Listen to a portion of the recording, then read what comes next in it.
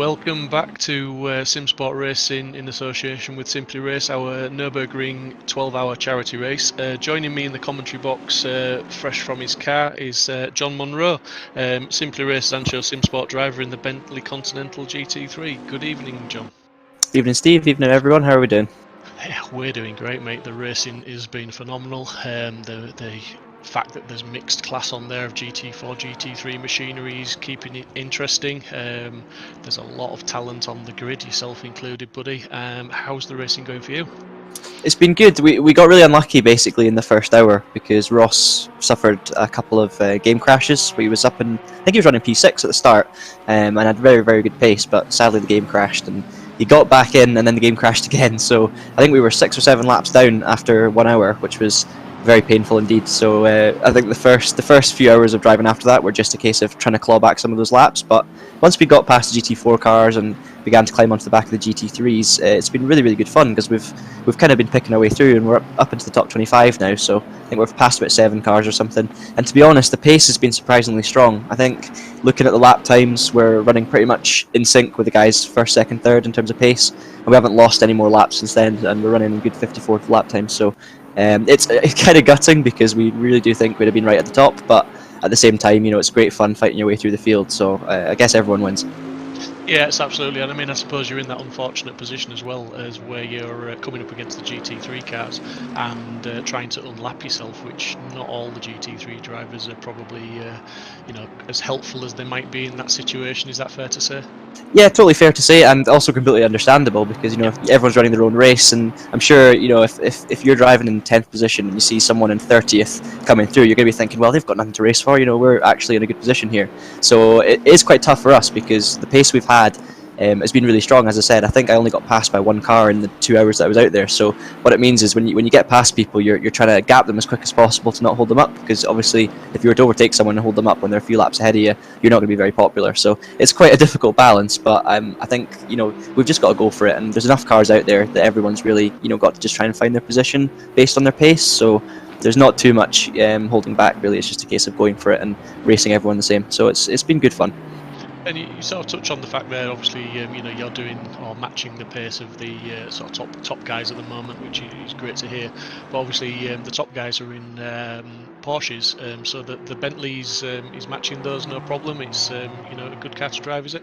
Absolutely. I don't think the Bentley's the quickest over 1 lap. It's definitely never been a qualifying type of car, but to be honest, we were really happy with qualifying. We've qualified in the top 10, and we were only about half a second off of pole, which for the Bentley we thought was quite a good job. In terms of pace, it's been surprising. I think our fastest laps are mid to 54, but there was a couple of laps that could have been like a 54.2 at one point, but traffic kind of got in the way. So I think we're, you know, maybe not right on the pace with the very first car, but we're definitely up there with the guys in like second, third and fourth. The main thing with the Bentley is that it's super consistent and it's really good in its tyres. So what me and Ross have found is we've both been kind of keeping our speed pretty well throughout the stint. And whenever we've been on track against other drivers, I think Now Jocks was behind me at one point, and the gaps are staying very, very similar, and we were able to kind of maintain that speed. So for an endurance race, the Bentley's always a really good shout. Yeah, absolutely, and I know the Bentley has that advantage of the bigger fuel tank, which has been a little bit negated with the 70-minute driver stint within this race. But yeah, usually it's a good shout for any endurance race based on that fact that it can go a lot longer between stints. I mean, it's a bit of an empty question, I suppose, now. But you know, what's the plan for the rest of the race? Where do you see yourself getting to? I mean, you've still got half the race to go, so nothing's over and nothing's out of the question. But you know, what's your aim? Just to head down and keep going, but where do you think you'll end up?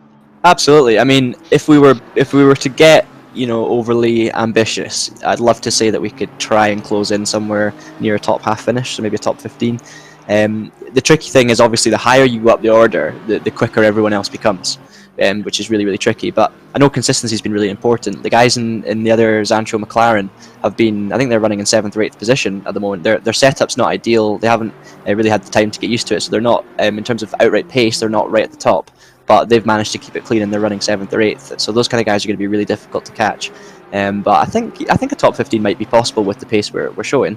We've just got to wait and see. The fuel thing definitely does help us as well, because even though we can't obviously make the most of the fuel tank and run longer, we can run with less fuel in the first place, because we obviously burn less, which means we have a lighter car and means we can keep up the speed, and also that helps the tyre wear even more than it was already. So we're just going to keep the head down, keep having fun, and just see where we can get. But at the moment, we're picking off maybe 1 or 2 positions each stint. But every time you pass someone, there's maybe a half a lap gap to the car in front or a full lap. So it's tough, but we're just gonna see how we end up. Credit to you, buddy, for keeping going. It's say 6 hours to go, or just under now. Keep battling away, keep plugging away, as I'm sure the whole team will, and just make up those positions. And look forward to seeing where you finish, my friend. Yeah, thank you very much. Well done. Thank you. Cheers. Enjoy the race, guys. Thanks, John. Bye bye.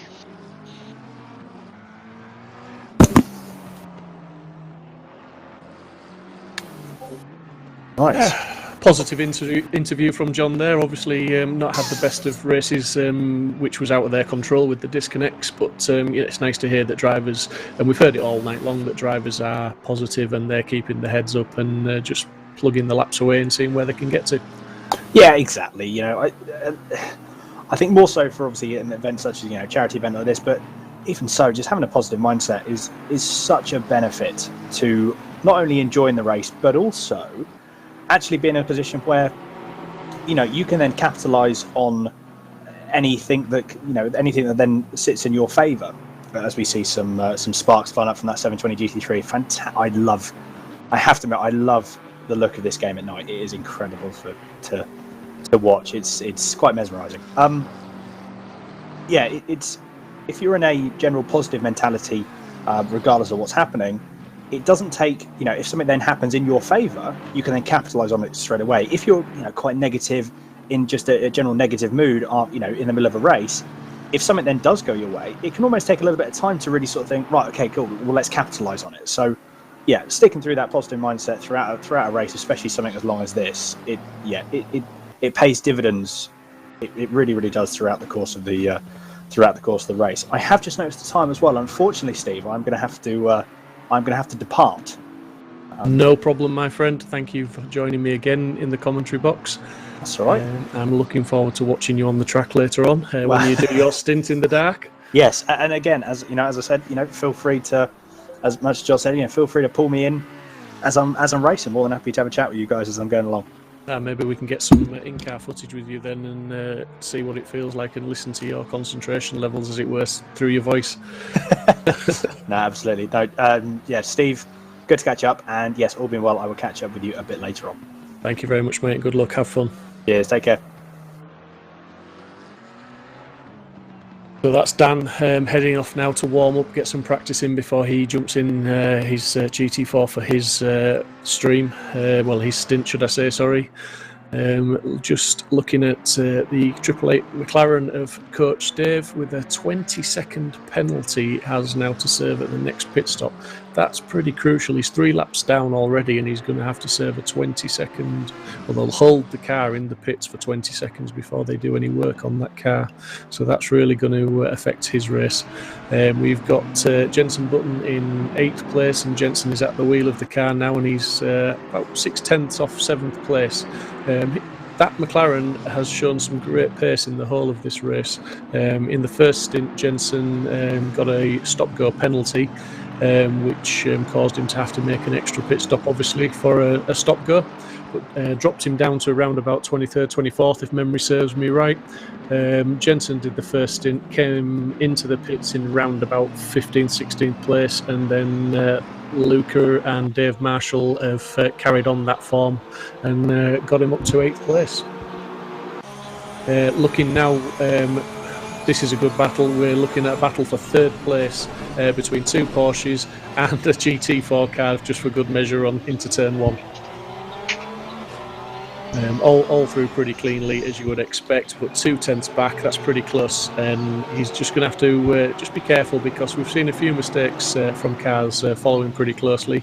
Just patience is the better venture here, and just don't push too hard.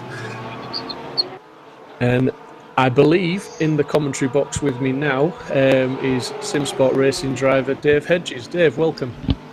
Hi Steve, how you doing? I'm doing very well, mate. How are you? How's your race going, buddy? It was alright until we had a disconnect 10 minutes into my last stint. So yeah, we were obviously pushing into 16th. Their disconnectors just put us back now up to 28th again. So just fighting back to where we got, try and get back to where we were again. Yeah, absolutely. I mean, I mentioned to Steve Hindon when he was in the commentary box that you were fighting back up to 18th, which was your start position, and you were in 19th at that point. So it was absolutely fantastic recovery drive. That's a shame to hear you've had that disconnect. We're just watching a battle now for third place, which is really close. Two Porsches duking it out, as it were. Literally 3/10 between them.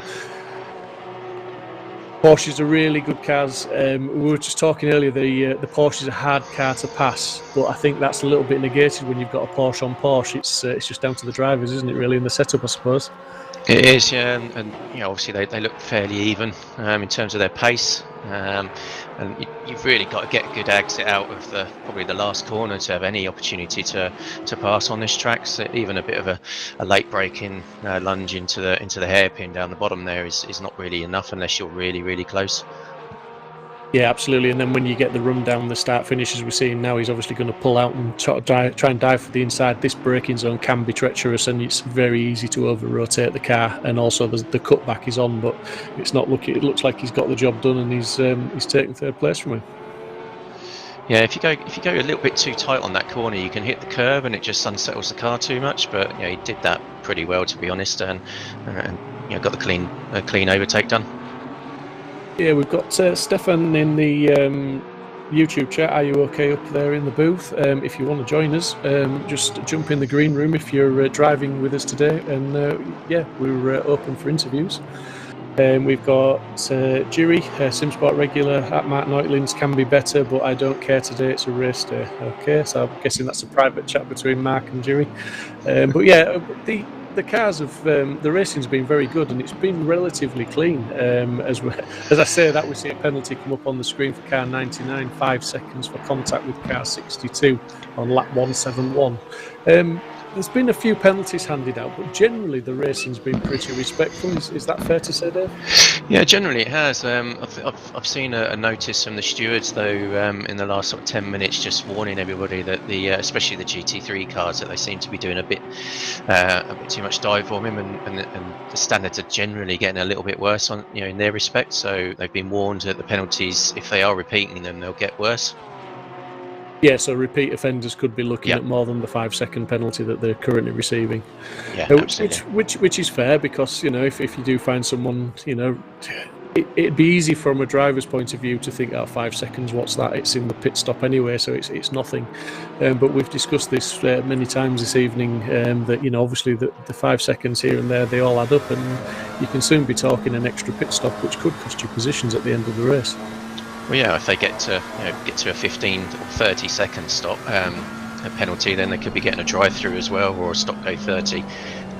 If we're seeing the infringements happening for the same drivers, then the stewards will start taking a dim view of it, because we've still got half the race to go, and if it's the same people involved all the time, then they need to up their ideas up and improve their driving standards. Yeah, absolutely. I mean, we're riding on board with Jenson Button at this moment in time, and he's still within that half a second of the car number 40, Aston Martin, chasing down P7. And I was sort of telling the viewers before you joined, I don't know if you caught the tail end of it, but the McLaren of Button, after the in the opening session, he was down in 23rd or 4th, I believe. He ended up serving a stop-go penalty. So for them to get back up into sort of 8th and be challenging for 7th, that's a pretty good recovery drive from that team. It is, yeah. I think we passed them in the pits when Jenson just went in for his stop-go. It is unfortunate when you get those, but we had one of those when we come into the pits for the first time as well, and we had the damage from the turn. It was the full course yellow where we got hit from behind. I think it was about 45 seconds of damage, and it's just one of those things. But obviously we also had a good recovery drive, and Jenson's doing a good job, and Dave Marshall obviously is very quick in that car, as you'd expect. Yeah, and Luca Burke, obviously, he made a fantastic drive as well. He made up a lot of positions, so they're all three of them. It's a strong team, is that one, obviously. But Darren King in first place at the moment with Sean Arnold as his teammate. 187 laps in, 187 laps there. fair old number of laps, and they've still got 5 hours and 43 minutes to go as we see Jensen closing up on the Simsport GT4 car. He's just going to easy enough past there, flashing the lights, but he's still got that 7th place in his sights.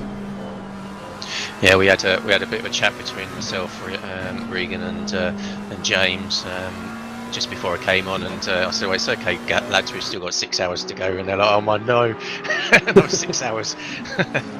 It does take a toll on you. Even just we obviously do anywhere between half an hour and 2.5 hour races, and just doing those individually is hard enough. But this, you have to keep your wits about you, especially when you sat around for a couple of hours, just grabbing some food and some drink, and you're just trying to relax a little bit, so you keep your concentration when your stint comes around. Yeah, it's difficult, isn't it? Because I would imagine, and speaking from experience, that when you're in a team and you get out of the car and you've got a couple of hours before you get back in it. When you first get back in the car, it's getting back up to speed. Does that take a little bit of doing? Is it a couple of laps where you're just finding the grip levels and you're just feeling comfortable with the car again? To be honest, the car takes a couple of laps for it to get its tyres to come in, especially the right front. In these temperatures, that takes maybe 3 or 4 laps, but most of the time you're pushing within 2 or 3 laps, and you're back up to speed. It doesn't take too long for us to, as drivers, to get back back on the horse. So I think it'll be okay for most drivers, to be honest. Yeah, I mean I would say that's probably my biggest weakness in endurance races. It does take me a few laps to get warmed up. So, but yeah, it's phenomenal driving from everybody tonight. And one man in particular that's impressing is Henry Wardell in car number 88 in 27th place. He's trying to complete the race on his own because his teammate could not join the server at the start, unfortunately. Yeah, that's a hard job to do, 12 hours. I mean, I think when I've done some races at Simply Race, there's a couple of chaps there that tried 6 hours, and even I think they gave up after 4, because it takes a toll on your body, your knees especially, sitting in the seat, because it's you're pushing the pedal pretty hard. It's especially with these guys that have got load cells. They're needing anywhere from 70 to 120 kilos of brake force just to push the pedals down. So it does take a toll, and dehydration sets in. So I hope he's got some lots of water near him, so when he goes into the pits he can rehydrate. Yeah, absolutely, buddy. I'm just going to drop down into the interview room because we have a driver in there waiting to be scrutinised and questioned by the commentary team, I believe. So just bear with me.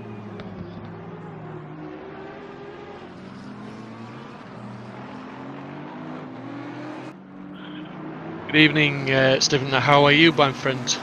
Very quiet, but also very joyful, so that's good. Yeah, I'll just introduce you to the viewers. You are from Team RIP 101, driving the McLaren 720 SGT3, car number 101, correct? Correct, yes. Great stuff. And how's your race been going? Well, we're basically trying to avoid other people and just race our own pace, because we're definitely not on the same level pace-wise as these wonderful guys. So...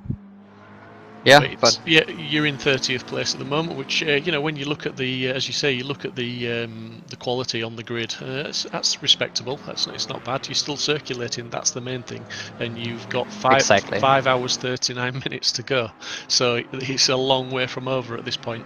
Exactly, and we're just enjoying it, embracing the race, and just being able to race these guys is awesome.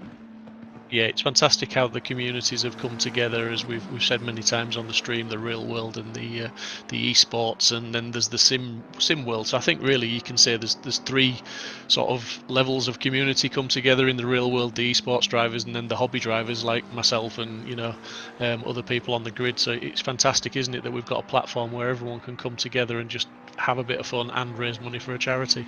Exactly, wonderful. Yeah. How are you finding the McLaren for pace and grip? Obviously, you're in the same car as Jensen Button is driving, but you're just a couple of positions back. Yeah, that's pure unlucky. That's yeah. Yes, the same amount of skill and the car setup. No, of course. It took it a little while to get used to the handling, I think. But we're also racing this car in our sim league and at SRHI. So we're kind of used to it, but not in this setting at all. And how are you finding dealing with the GT4s on track? You know, we're getting pretty good feedback so far today and this evening with dealing with lapping cars. Are you experiencing the same sort of thing? It's all going well? Yeah, I've sometimes it feels a bit like we're driving in GT 3.5, so we're both lapping the GT4s, but we're also getting lapped all the time by the other guys. Yeah, So it's kind of there's a lot to focus on, but I think people are in general doing good, showing great respect where it makes sense, and also still have that bit of edge to it still because it is a race. So.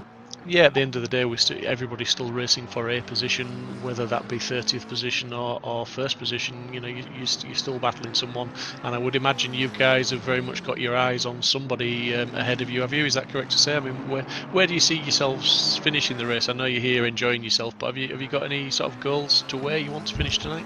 To be fair, we didn't want to finish behind any GT4 cars, and we kind of wanted not to be last and have somebody beaten in a race condition and not by retirements and problems and such.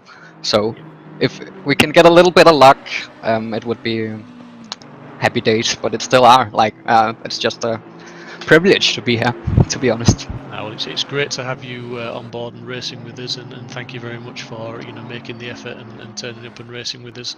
And good luck for the rest of the evening. And when are you back in the car? Is it very soon? I think so, because we lost the driver yesterday, so we're only 2 racing right now. So it's okay, but one stint each. We'll do as you did that time. I mean, if you want to pop in for a chat, you can either just shout us out on the YouTube chat, or you can come straight into the green room and just we'll bring you up for a chat. But good luck with the rest of the evening, my friend, and wish you all the best. And I will keep watching you. I'll see if you can finish on your promise where you beat somebody and don't get beaten by a GT4. Yes, we'll try our best. Thanks for the stream, guys. Good luck, good luck. Bye. Bye. So that's just shows the real spirit, Dave, of the field that we've got there. We've got Stephen racing sort of down in sort of last place at the moment with the GT3s, but still with a very much a positive attitude that he's going to try and make some places up. Yeah, he's been top on Discord, to be honest. The way that we obviously communicate with all the drivers, been very supportive, and obviously, unfortunately, he did have one of his drivers drop out very late last night. But we managed to get them off the entry list and get them racing without any penalties, which is obviously perfect for them. It looks like actually they're probably about 4 or 5 laps ahead of the first GT4, so I think they've probably got it in the bag, their target, unless they have some serious issues with disconnects or something. But probably put a commentator's curse on it now. But at the moment they're looking all right. They're looking all right for the GT4. He did say he didn't want to finish last on track as well, excluding retirements, and I think they're 30 seconds behind the GT3 car that's in front of them. So, but we're seeing Jenson Button now really applying the pressure for what is 6th place now. He's pulled that into 4/10, but I think they're finding with that McLaren now that they are climbing the field and the competition is getting a bit stiffer, so they're not making inroads quite as fast as they were earlier on as they were coming through, shall we say, the lower positions. So yeah, it's certainly got a bit of a race on their hands now, and it's getting a little bit more difficult for them to make positions up. Yeah, I think getting past, obviously when the GT4s come into play, that's where they really sort of get a lot closer. Obviously you can see him right now. He's really up behind car 40, just trying to take the opportunity, and that little GT4 there just seems to have a bit of a close shave with the Aston. Jenson obviously backed off there. You could see that potentially there might have been a bit of an issue, but yeah, he's now back on his tail, so putting the pressure on massively. Yeah, he's really sort of, obviously, as you would expect from a real world driver, and not only that, a Formula 1 world champion, and he's sort of using his head as much as he's using the car. You can see him sometimes when they're going into that last corner, instead of taking a tight line onto the start-finish straight, I've noticed a few laps that he'll take a wide swing into it just to try and aid the momentum. So he's got a bit of a jump start onto the start-finish straight to get a bit more speed. But the McLaren is very good under the braking. He does seem to close up quite a lot under the brakes compared to the Aston Martin. Yeah, it's a really, really well balanced car. You know, when they introduced it into the sim, it was very easy and pliable to drive. They obviously bopped it a little bit because it seemed to be a bit too fast at Silverstone mainly, but yeah, some people really get some speed out of that car, and it does seem to have a very good drive and top end. Yeah, as we see, they're just passing another GT4 there, which has stopped Jensen taking that wider line into the last corner. But I wouldn't put it past him to, maybe get down the inside if he can get a good run here, because he has done a couple of cars in this term. And he's even done a couple around the outside, as I was sort of saying earlier. When they go defensive, he's not afraid to go around the outside. No, absolutely, and I think he's actually coming up to Regan at the end of the straight, so obviously he's got a couple of back markers to deal with soon, which is going to be a bit more difficult because the blue flags don't seem to be followed very very heavily with some of the back markers, but it can be a bit of the way in these endurance races. How's the track limits going in your car? Has the car had a few warnings, or are you all good? Well, before the disconnect, we only had one, so we were pretty good. It was the stability of the car was good, so it was fairly easy just to sort of put in the lap times every time round. Obviously, the lap times go up and down, as you're probably aware, with GT4s coming around in front of you. You can swing sometimes 4 seconds a lap, depending on what you come up against in the lap. But yeah, I think it's going to be fairly easy, and I think the Aston runs wide there. Yeah, he ran wide into that last corner with the GT4, and I thought that was going to present an opportunity to Jensen, but it didn't. He managed to cover it, but he's really he's driving under pressure now. As Jensen's just maintaining that distance and keeping that pressure. And I was saying to Dan earlier, I think it was Dan, or was it maybe Tobin? I've commentated with a few people this evening, and I've said a lot of things. But just at night time, when the cars are up as close as they are behind you, the lights just add that bit of extra pressure to the defending driver, don't they? They do, yeah, and especially if you've got a white car. That GT4 went wide, and Jensen just could not capitalise on that there. The GT4 went wide and compromised the Aston Martin, but Jensen couldn't capitalise on that. Well, that was very close. Yeah, sorry, Dave. No, that's okay. It was very close there. Just he's lucky actually to keep it straight. The GT4 there looked like he was going to spin in front. But yeah, obviously Jensen's still got a bit of a run potentially here on the straight, so we'll see how he gets on there.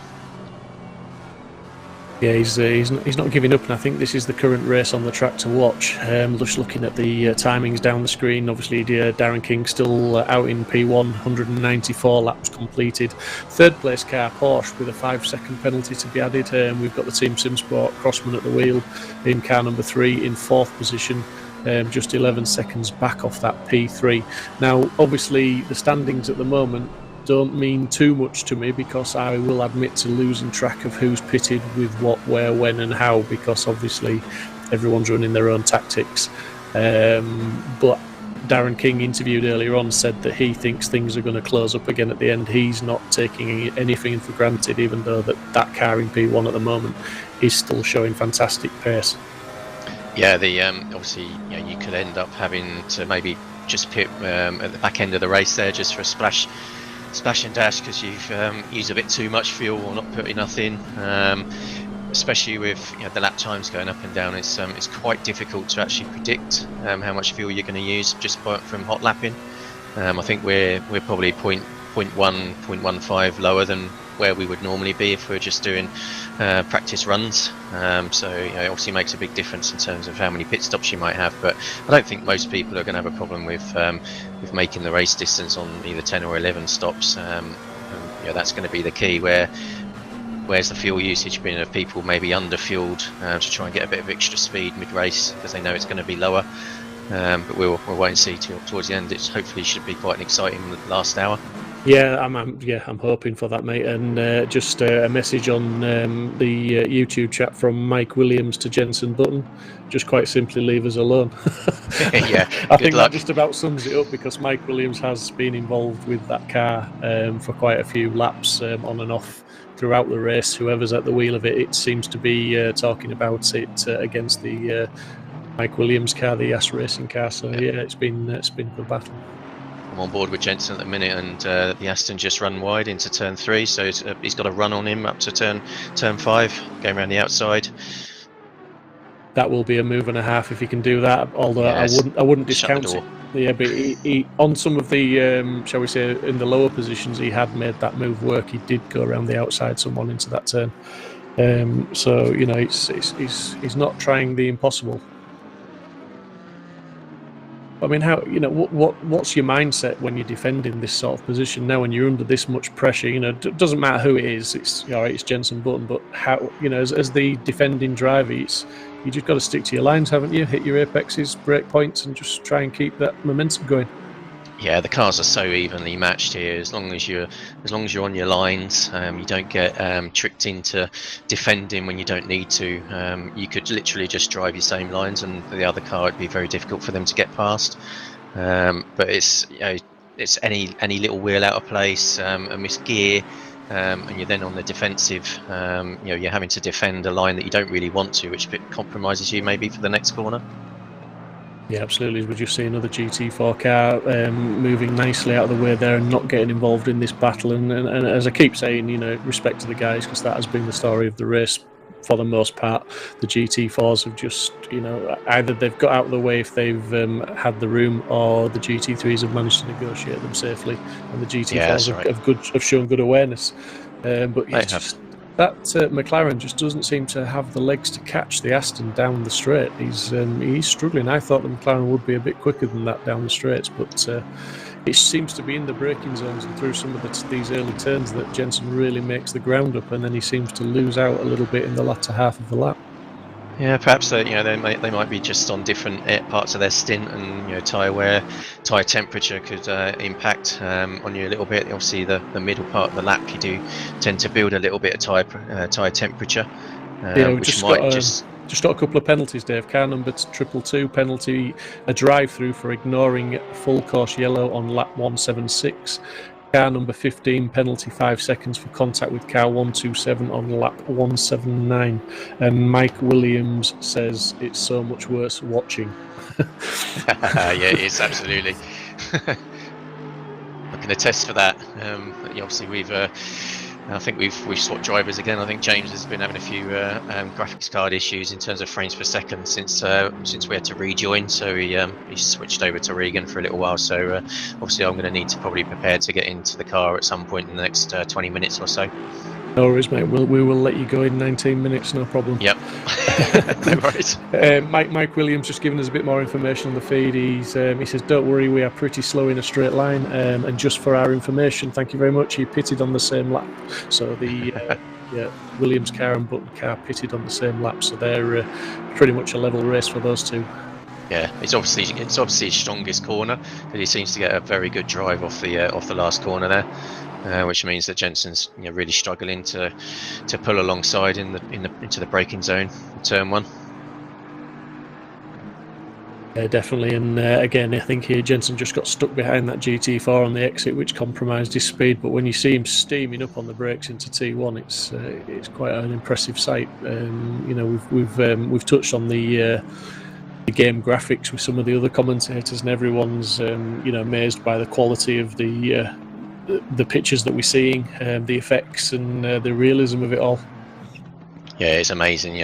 Obviously you have to have a pretty meaty PC to run this game to the levels that we're seeing now. But when you do have it and you get all the sparks, the dust flying up, and which is very difficult to actually see through with your headlights. It makes it for a really good experience. It's a shame we haven't got a wet track, because that would be even better. You took the words out of my mouth, mate. I'm here doing a rain dance in my seat. Well, I'm not. No, you're probably not, buddy, but from where I'm sitting, it'd look pretty impressive, I think, and it might just shake that whole field up a little bit. But just so people are aware, the server settings are 87% chance of a dry race, 11% chance of light rain, 2% chance of medium rain. So it is pretty low chance of rain, but there is a chance of rain, and with 5 hours 23 minutes left, we've still got time for that rain to come, haven't we, Dave? Well, there's still time. Obviously, we saw quite a grey period after the sort of the first hour and a half, where the temperatures were pegged back. Unfortunately, obviously for those wanting the rain, it didn't quite amount to anything, and the sun came back out just in time for my stint, which I was pretty happy about. But obviously at the moment, the stars are out. Doesn't look like there's any clouds in the sky, so it's going to take a bit of a change to get any weather. But there's still plenty of time for us to get some showers later on. Yeah, I've just Mike's chatting away in the YouTube chat. Mike, you come to the green room, mate. We'll have an interview. We'll have a quick chat with you, and we'll listen to that fear in your voice when we're talking about this little battle that's going on the track. Please come and join us, buddy, and we'll have a chat. Yeah, but it's just sort of broken away a little bit from Jensen now. He's got the gap back up to about a second, hasn't he?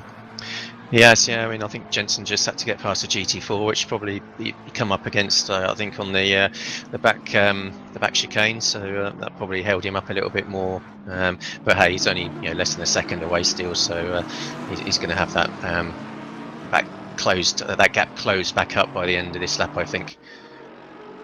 Yeah, and just another comment, Mark Riddell, thank you very much, buddy. Enjoying the video. Well done, Steve and the Simsport team. Yeah, we appreciate that, mate. It's the admin of Simsport have worked tirelessly, and especially in the last few days, just dealing with all the changes. An event like this does take a lot of putting together, and the admin team do need a shout out. They've done an absolutely fantastic job, and Dave, who's in the commentary box with me especially as well.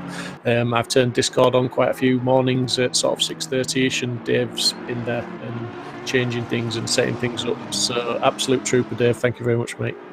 Yeah, no worries. Obviously, the main thing is that we get a good amount of money for the charity and have some fun, and have a good show for everybody on YouTube and all the other streaming medias that we're using. And obviously the guys out on track are also streaming in their own channels as well.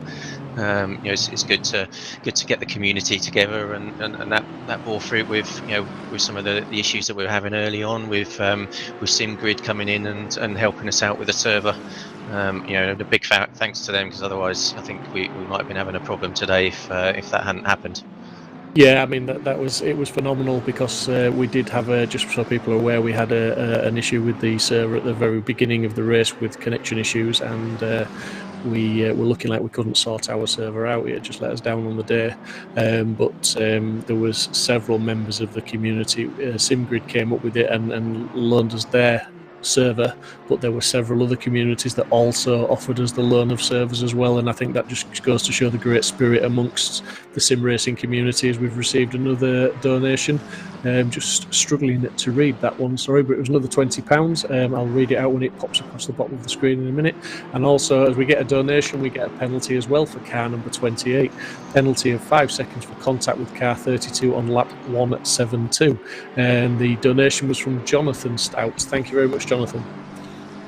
Yeah, thanks very much. I mean, the total, running total of 2,766 is awesome. We've obviously got a little way to go to get to our £4,000 revised target. So please keep giving. It goes to a very good charity that is obviously close to a lot of people's hearts in and on the grid. And they do a lot of good work out in the community in the UK mainly, and they've obviously got a lot of good ambassadors out there as well, and it was good to see some retweets of the race from them as well. Yeah, absolutely. I mean, the whole community, Twitter, Facebook, Instagram, sim racing, railway racing, esports has just come together and made this event possible and promoted the event as well. And I'm glad you were talking then, mate, because the chances of me commentating on that stream of cars that was coming down the start-finish straight with blue flags waving furiously was something to 0 chance, I think. Yeah, you can just describe that as a train of cars. Although they look lovely. But yeah, no, it's great, and at this point, still in the race, with 40 cars plus still in the race, I believe. That's an educated guess. And Henry Wardell, the hero of the day, solo driver, is in 26th position. I can't emphasise enough how well that lad's doing. He started when the lights went green, due to his teammate not being able to connect. He's having to drive on his own, and he's chosen to try and complete. His teammate came on YouTube not so long ago and said he was struggling a little bit, but he's trying to keep going. And that's another donation of £20. Thank you very much. £20 more in the coffers, and I think that might just take us over the £2,800 mark. Yeah, very close. It's great. That we're getting all these donations coming in, and obviously Henry's obviously a trooper, and it's just unfortunate that some people were having a little bit of a problem joining. I think there's a couple of issues with Vicky Thompson's PC as well. She might actually not be able to do her stints. Ah, right, okay. Because I do believe I saw her name on the leaderboard at one point as if she was in the car, so not sure if she'd got that fixed or whether I was maybe my memory's failing me. But it's looking like we're in Darren King's stream right now. This is P1, and this is his stream. As you can see, he's working hard behind that wheel. Yeah, I think people don't realise how hard it is when you're obviously doing these races, when you can just see the concentration, and he's driving a lot like I do. I lean like that as well when I'm driving. You best get yourself strapped in, Dave. You might fall out. You've got a very low. I'm glad I haven't got a motion rig. Although you have got a low centre of balance, so you're not too bad, mate. Yeah, whatevs. But no, I mean, on a serious note, these guys, Darren King there in particular is running in first, sort of nearly 7 hours into the race, and he's still lapping in the 155s. Yeah. That's just shows some talent, doesn't it, really? Yeah, I think it's obviously a benefit that we are doing a tyre change each pit stop, so your car's staying fresh. If we were going to have the ability to do double stints on tyres, which would have probably only been able to happen at night when the temperatures aren't as high, you probably would have seen maybe a bit more variation in the tyre in the lap times. But it keeps it steady. Obviously, the only thing that really is the variables is the driver's quality in terms of their lap time and the GT4 cars or GT3 cars coming past. Yeah, just going to jump in there. We've got Jenson Button's finally got past the car. Sorry, Mike Williams. Maybe if you'd have come in for an interview, that might not have happened, mate. We could have talked Jenson out of it. But Jenson Button up to 6th place now. Can he pull a gap on him? That's the question, because I don't think he, always the Aston's run a bit deep into that corner. But I don't know if he had a lot more pace compared to the Aston, Dave. Would you say? Oh, he was obviously able to maintain the distance as the Aston runs wide again. So I think he might be able to pull away. He might not be very quick, maybe 1 or 2 tenths a lap, but unless there's mistakes happening. But it looks like he's got the measure of the Aston now. Yeah, I think, obviously easy for us to say as commentators, and the Aston just needs to sort of settle down and just stick to his pace. It's still 5 hours, 15 minutes to go. That McLaren, okay, it's got past him, but the race isn't over by a long way. No, it's still got, 5.25 hours, and we're close to 200 laps now, if not just over for the leaders. Leaders done 201 laps. Yeah, so there's a lot to go. A lot can happen in that time. If we get a spike in temperature or it does rain, then that it becomes a bit of a bun fight. Yeah, we've got the Porsche number 137 now in the lead after 201 laps. I'm just interested to see what the gap is between them and Arnold in 2nd place. The Simsport Racing's Chris Crossman in car number 3, P4. Do you think they'll be happy with where they are at the minute? Do you think they're sitting comfortably and looking good for a podium fight towards the end? I think they're looking looking good. I mean, I think they're only maybe 30 seconds behind 3rd position. which says to me, probably knowing those guys like we do, and their speed, they might be on slightly different pit windows. So that's going to seesaw in terms of their overall gap. But I guess we're going to need to watch that, because that will be one that will come alive in the last couple of hours. Yeah, we've just jumped into, I think that's Kieran Vidago's stream, isn't it? I recognise that bit.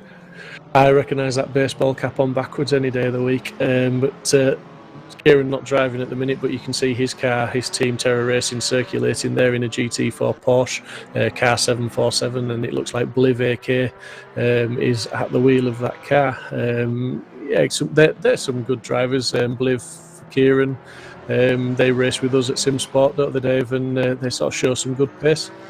I do, yeah, and I'm just wondering if Kieran twiddling his moustache actually makes him go faster.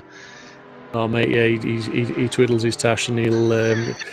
It's funny when I've raced him previously in races, he makes mistakes, and when you watch his Twitch stream back, it's usually when he's looking at the chat on his Twitch that he makes the mistakes. So he's definitely races at a disadvantage when he's doing things like that. But yeah, it's good to see. Again, I've said this many times.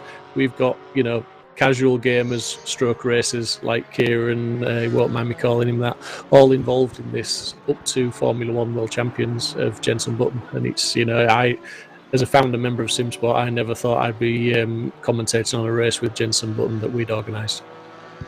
No, and it's obviously you've probably already said it, but it was awesome that he gave up his time in the week, to come and race with us. And obviously it's good to get some of those names like Colin Turkington and even some of the fast sim racers. Obviously they have a lot of exposure on their own Twitch streams and YouTube streams, which gets the attention to the race. And at the end of the day, like we said, we're here to raise some money for whatever charity and get some fun out of it. Yeah, I'm just looking as well. Considering we're at 1:53 a.m. on the server and the temperatures are down at 9, we've got Conor McLaughlin in car 119 PSR Team 1 car. Just put his fastest lap of the race in 1:55.3, so a respectable time. And the car behind him, Peter Herbar, also putting in a 1:55.2, his fastest lap of the race. It's a strange time of day to be putting your fastest laps in, wouldn't you say? Well, it depends. Obviously, if you've got a reasonably good setup and you're not sliding the car around too much because of the temperatures, then you can actually put in quite good times. I think when I had my disconnect, I was probably in the top higher parts of the 54s. So it's a bit easier to do because you don't overheat your tyres so much with the lower temperatures. But obviously you've got to maintain those temperatures as well, because you start dropping off on those, and it just reduces the overall lap time. Yeah, thank you, Jiri, on YouTube. Simsport Racing pushing the limits to the sky level. Hats off, guys. This is the best sim race I've ever watched. Yeah, thank you, Jiri, mate. That means a lot to us, mate. And, Jiri's been a member of Simsport, I think, pretty much since the beginning. Dave, he's been with us for 4 years, as well as other community groups, and he's raced with us many, many times. Shame you're not on track tonight, Jiri, but understand why, mate. All the best. Yeah, he's obviously been a good friend to us, and he's normally battling out with Mark Newtolins and Ranjiv Kelsey for those spots, and they always have a bit of a joke at how close they qualify to each other, and normally end up having a little bit of love taps here and there. They just obviously want to be together. Absolutely, mate. Yeah, and that's the community racing, isn't it? It's not about winning the race, although we'd all like to stand on that top step. But it's about your own personal battles within the grid. As we go on in car with Peter Hobar in car number 22 in 20th position. And that's the sole Lamborghini in the race, in P20, 1.5 seconds back from that PSR car. So that's why those two guys were set. That's why probably Peter set his fastest lap when he did, because he's chasing down McLaughlin. Yeah, the Lambo is it's a very quick car. It's quite a difficult car to drive, which is probably why there's not that many on the grid. But obviously, being this pretty much the same spec as the Audi, you'd expect it to be very similar in terms of its overall pace. Obviously, Dean Riley in that car as well is is a very quick driver. We race with him every couple of weeks in the GT3 class races that we do. And he's proven himself to be very difficult to pass. Yeah, as Jensen's just passing the car, 42 Simsport Racing Porsche Cayman GT4. Not quite sure who's at the wheel of that one at the moment, but that's another donation in. Thank you very much. Another £20, I believe, from Roy Munro. £50 indeed. Roy Munro. Thank you very much. I think that John Munro's father. So that takes our tally now. We're nearly so close to £2,900. Fantastic if we can get to £3,000 in the next sort of 30 minutes or so. Would be absolutely awesome. Give us a chance of making £4,000 before the end of the stream. But we really do appreciate all the donations that have come in, however big or small. They all mean the same to us, and thank you very much, guys. I do. I just see Ranji's cock-a-hoop that we've mentioned his name. So hi again, Ranj. Hands in your pockets. Let's have some donations. 5 minutes of fame and he's not even driving. He's got it cracked, hasn't he? Actually, he's probably had more fame than me, this racer. Yeah, don't keep talking about him because he'll spam us. He'll be Ranj chat. But yeah, back to the racing, and Peter Hobart is he's still trying to chase down that Bentley 119, but they've got a car in between them at the moment, and that's a GT3 that's in between them. So it's not going to be the easiest thing for him to get past, is it? Without some sort of willingness to let him by. It's not, and obviously if you're not fighting for position, and okay, the blue flags might not necessarily be helping. It looks like he's giving a bit of a flash, and just letting him know he's there, just to make sure he's got the best opportunity to either unsettle him if it is for position or get moved on. I mean, it looks like the guy in front in the Bentley 1.7 seconds ahead. So yeah, I mean the Porsche is obviously on a slightly different part of the track, different part of the race. So hopefully he'll get past soon enough. Although it does seem to have pulled a little bit of a gap out. So he's going to have to take stock and regroup and get that car back up behind the Porsche. Yeah, he just needs to, like you say, just focus. But I see car number 16, the Lexus, has got a drive-through. I would imagine that's possibly for track limits, unless it's a penalty I've missed. But yeah, he's got a drive-through. Yeah, I'm not seeing any penalty come up yet, so I suspect that'll probably be a drive-through from track limits. Just while we're talking about John Munro there earlier, we mentioned his dad. Thank you for that donation, Roy, £50. John Munro is in 25th. Now, they suffered with 2 connections right at the beginning of the race, which dropped them to dead last, but not only dead last, they were a few laps down. So to get back up to sort of 25th is a pretty good performance, I think. Yeah, it is. Well, obviously, the first couple of full course yellows is really unfortunate that happened. But unfortunately, these things happen in sim racing. It's no different to car failures. Obviously, we get very few car failures, but we do get technical issues with our computers and internet connections, which is like the world of motorsport. We just exchange them for IT issues. Yeah, but I mean to be 100% fair to John as well, he came down for an interview. We had a good chat, and his head was high. His spirits were up. He was just there. He said, "Look, it's happened. We're just going to get on with it." And when I said to him, realistically, where are you aiming for? And he sort of said the top half of the field would be fantastic, but he wasn't quite sure whether they would get that. But I mean, to get to P25 now, 5 hours to go. Because anything's possible, really. I mean, they are. When you look ahead of them, they are a few laps down on the top half of the field. But if they can get into the top 20, that would be some drive. It will, yeah. I mean, obviously, I don't think they got collected in any incidents either. So literally just those technical issues. It's it's a really good effort to get up to 25th, and they've only got 1 second behind 24th. Actually, it looks like they've just passed 24th. Probably moving in for his drive-through. They're not far behind the other. I think maybe 8 seconds behind number 23 there, or is that them just behind? Actually, I think they're actually just behind, 0.7 seconds behind. So they could be up to 23rd very soon.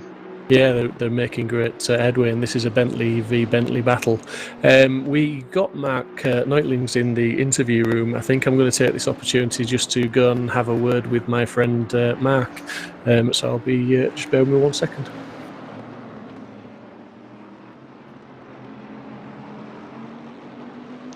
Mark, good evening, my friend. How are you doing? All right, good evening, Steve, Dave. How are you doing? Are you enjoying yourself, my friend? Let's say we had better days, but we're doing not too bad. We had one bad stint, really bad stint that threw us back a lot, but we're holding on and going to the end. That's the plan. Can you shed any light on what happened to Paul Lindsay when I know you were in the interview booth last time when he sort of shot off on turn 1 straight into the barrier? Was that he just caught the dirt on the left-hand side of the track from what we saw, but was that what threw him off, or was there another issue? No, he had a couple of GT3s around him, and he completely missed his braking point. And well, at that moment he ruined the car, tried to get into the pits. He was really mad and angry on himself, so he gave the car to Reese, but Reese wasn't really prepared for it, and well, that threw us back a lot. But Paul did a second stint, and he did a way better job, so it's all good. Yeah, it's difficult, isn't it, when you have an incident like that and you're in a team. You do feel very responsible for what's going on, and it's hard to keep your head high. You know, it is what it is. But the credit to you guys is you're still going, you're still battling, you're still racing, and we're all still raising money for charity, and that's what it's all about at the end of the day, isn't it?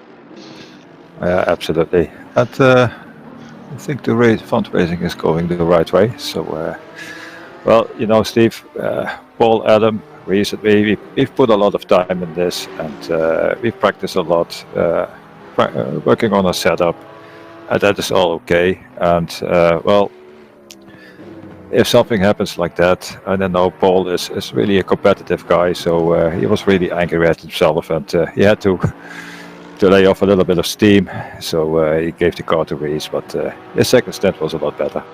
Yeah, I mean, that's probably the sensible thing to do, because sometimes if you try and carry on driving when you're in that mindset, then, you know, bad leads to worse, doesn't it? But, I mean, you must take some sort of pride out of the fact that we've had Simsport Racing, GT4 Porsche Cayman, car number 42, they've been in for an interview, and they were telling us that they borrowed your setup.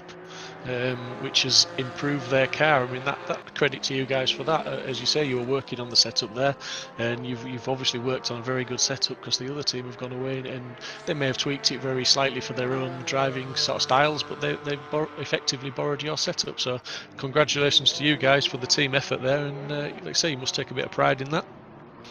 Absolutely, we did.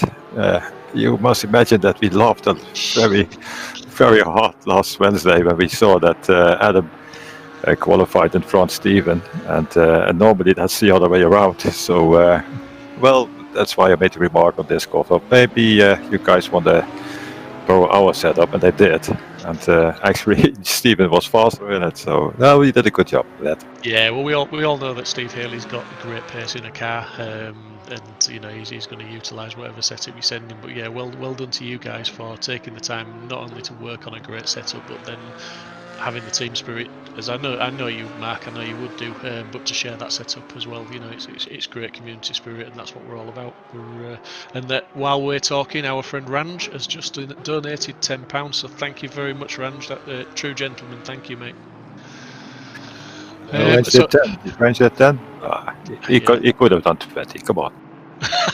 You said that, Mark, not me. I'm not going to bully him into spending more money, but if you said it, it must be right. Come on, Ranch, 20 quid. But no, Mark, I mean, you know, we're asking everybody, and you've been asked this question once. Has the answer changed? What's the expectations from where you are now, mate? I think we are a few laps down. Don't think we will get any better like this, but it doesn't matter. Our goal now is to finish, and if it's last or second to last, then so be it. But it's all in good spirit, all in good fun, and we are laughing a lot. So that's what it's all about. Thanks very much, mate. And Mark, thank you very much for coming to the interview room and telling us how things are going. And again, we've got a long way to go. It's just clicked under the 5-hour barrier. So hopefully, we'll get to talk again later on tonight, and you may have had a couple more good stints under your belt, as it were. So good luck for the rest of the race, mate. And I really do hope to speak to you later on, mate. Okay, Steve. Thank you. Thanks, Dave. Mark. Till next time. All the best, mate. Bye bye.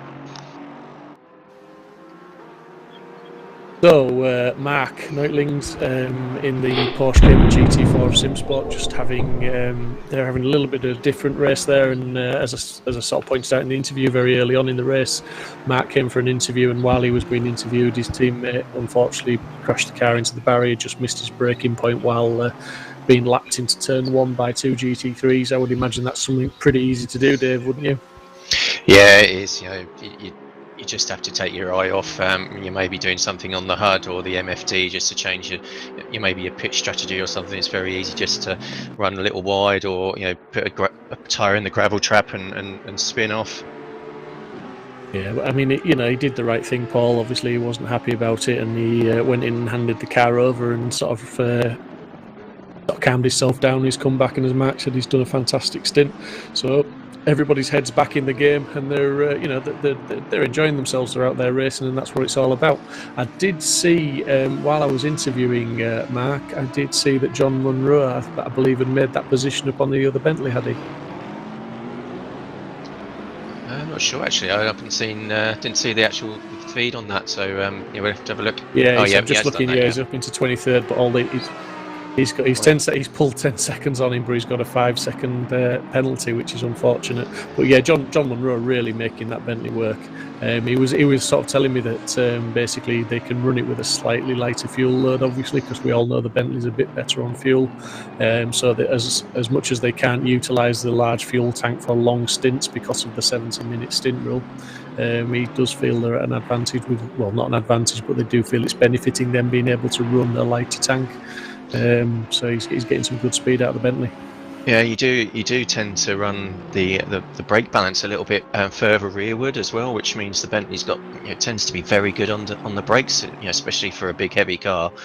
So it's a benefit having slightly less fuel. It does have a good top end as well when you get the setup right.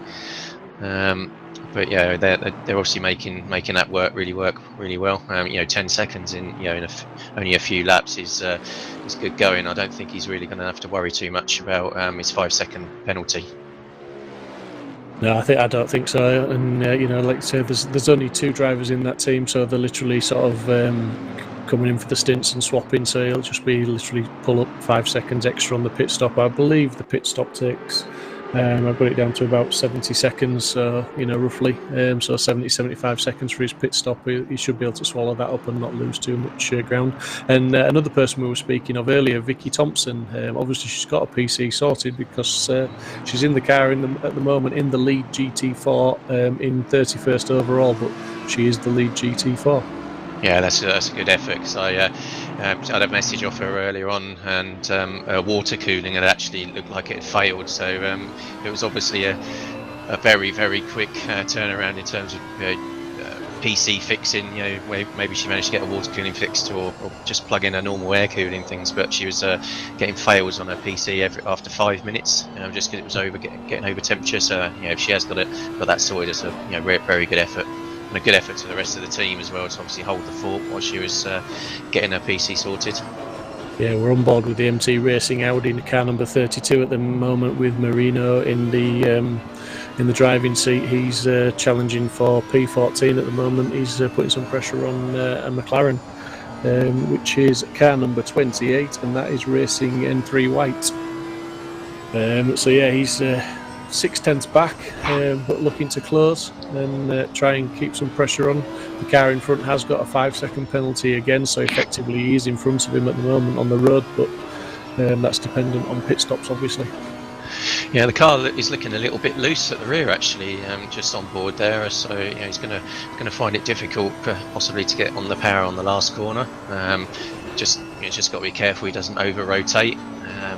It looks like he needs to get get a good run down the final straight there. I think he's just pulled away a little bit as well. Good under the brakes though. We'll see how he gets on with there. What would you say the main advantage of the Audi is over the McLaren, or isn't there a main advantage? It's just a bit of a package difference. Yeah, I mean the Audi tends to have a very good front end on it. You can get the car pointing around the corner very easily and very, very quickly. It's good around this track for that.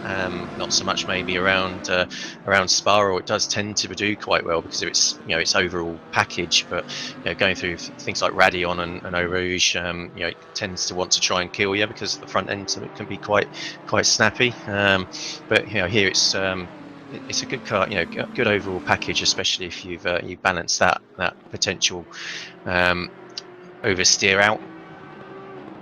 Yeah, I'm just looking at Steve Haley's in the chat, mate. If you fancy coming in for another interview with myself, just please jump in the Discord, mate. We can have a catch up and see how your race is going on, buddy. Yeah, it'll be good for Steve to do because I have actually now got to go back to my team, guys. All right, Dave. Well, thank you very much, soon, mate. Yeah, thanks for joining us in chat, buddy. Really, very much appreciated in the commentary booth, and great job done, buddy. You're welcome. So with that, Steve Haley in the interview lounge, I shall drop down and have a chat with him. Good evening, Mr. Haley. Good evening, Mr. Proudly. This could be the longest interview of your life because I am now alone in the commentary booth, mate. Oh, baby. Buddy, some of your teammates have been on and having a chat about how the race is going in general for you guys. Obviously got caught up. Harris got caught up in an incident in the early part of the race that was no fault of his own. Steve Hindon was telling me how he a bit flustered and got a drive-through, a stop-go penalty, I believe it was, for speeding in the pit lane, as we see Jenson Button's car just lapping a GT4 quite aggressively there. But yeah, I mean, it's been a bit of sort of an indifferent race, but the one thing that all the guys have said is Steve Haley's got the pace. Are you enjoying yourself, mate? And is the race going as you thought? And is that setup of Adam Azalevich working for you? We have a hybrid setup of Adams, slightly tweaked to more to our liking. It does have pace, so I'll put it out there and thank Adam and his team for that. We was hoping for more of a cleaner run, as it were, but obviously you've got to roll with the punches. Now we've kind of get the little daft things out of the way. It's time to just get his heads down and put the laps in. My last stint, it could have been better. Our team boss, we need to sack him. He put me back on an old set of tyres. So who's the team boss, Steve? Just I can't name and shame him. Come on. I can't possibly say Harris. Harris from Kunos. That's got to be worth some donations. Come on, guys.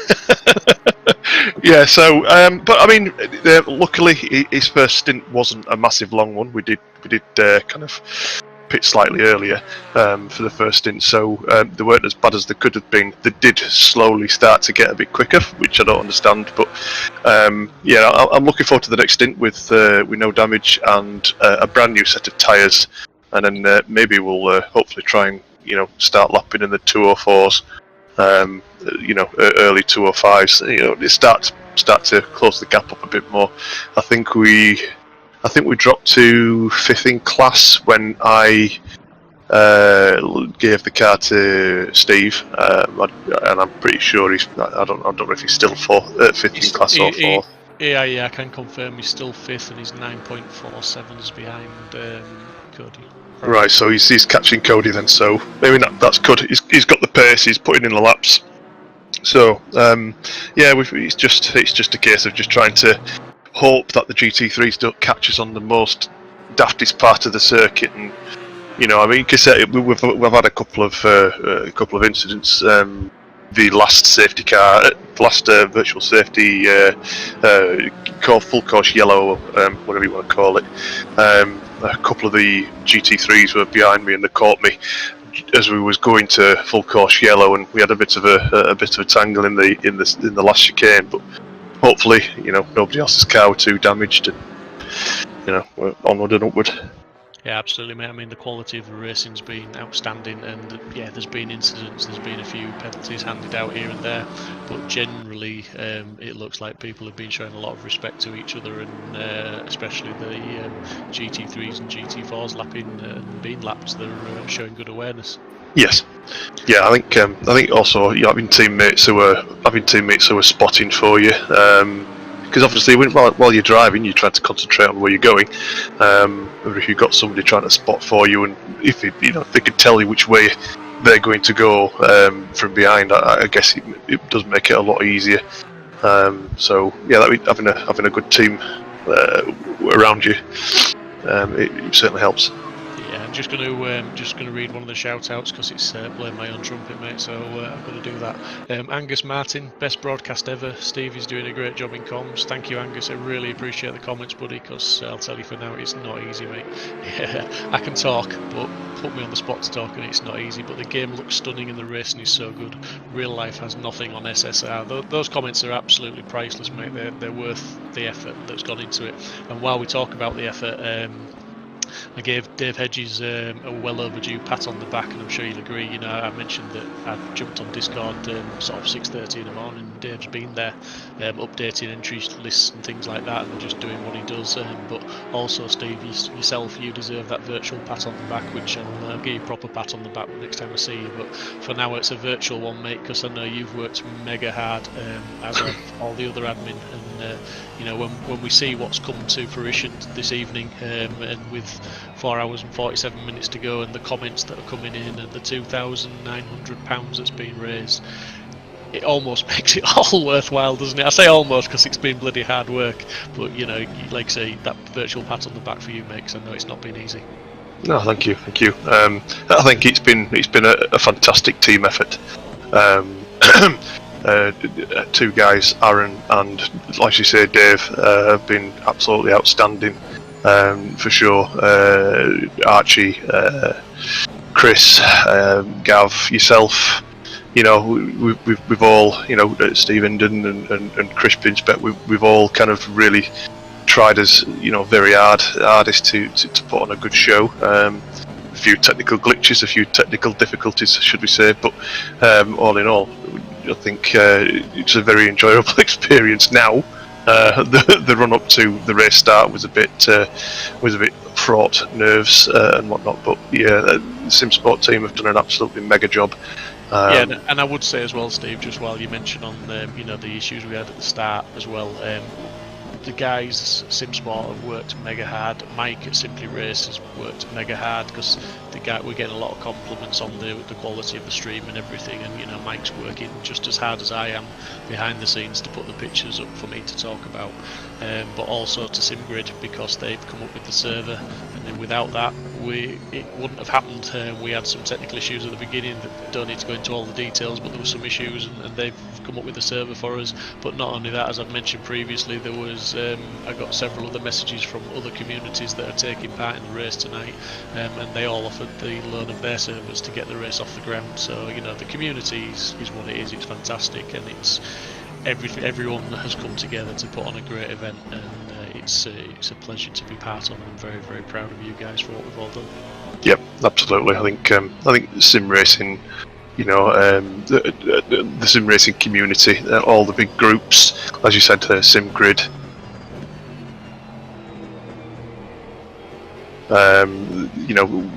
when things go wrong, sometimes it's good to see everybody rallying around and supporting each other, and that's fantastic.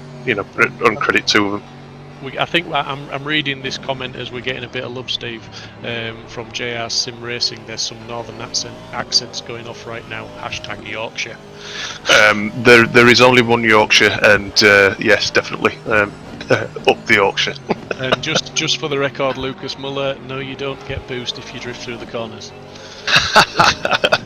Hey, this ain't no Mario Kart. Absolutely not, mate. I think he was comparing us in his previous comment to Need for Speed, but no, it's not happening, mate. No, but Steve, mate. I mean, I'd love to keep you in the commentary box for even longer, buddy, because I am here on my own. But to do that, you'd need to share the Discord stream and jump in on TeamSpeak with us. And I know we're not set up to do that, so No, I'm not going to keep you hanging on any longer, buddy. No problem. What time are you back in the car, or how long before you're back in the car? Mr. Hinden's in at the moment. Mr. Pinchbeck will be taking the next one. Then it'll be back to Aris, the boss, and then I'll be back in again. So I would say, what is it, 2.5 hours roughly. Then I'll be back in the car. Hopefully, it might be getting a bit lighter then, or it'll be perhaps be mega early morning. But like I say, with some new tyres and whatnot, I expect to have a more enjoyable stint the next one.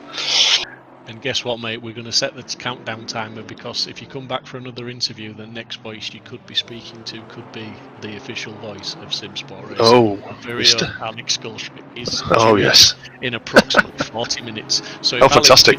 If you're in your hotel room munching on a big steak watching this, just never mind the digestive system, get it down you and let's have you in this commentary box.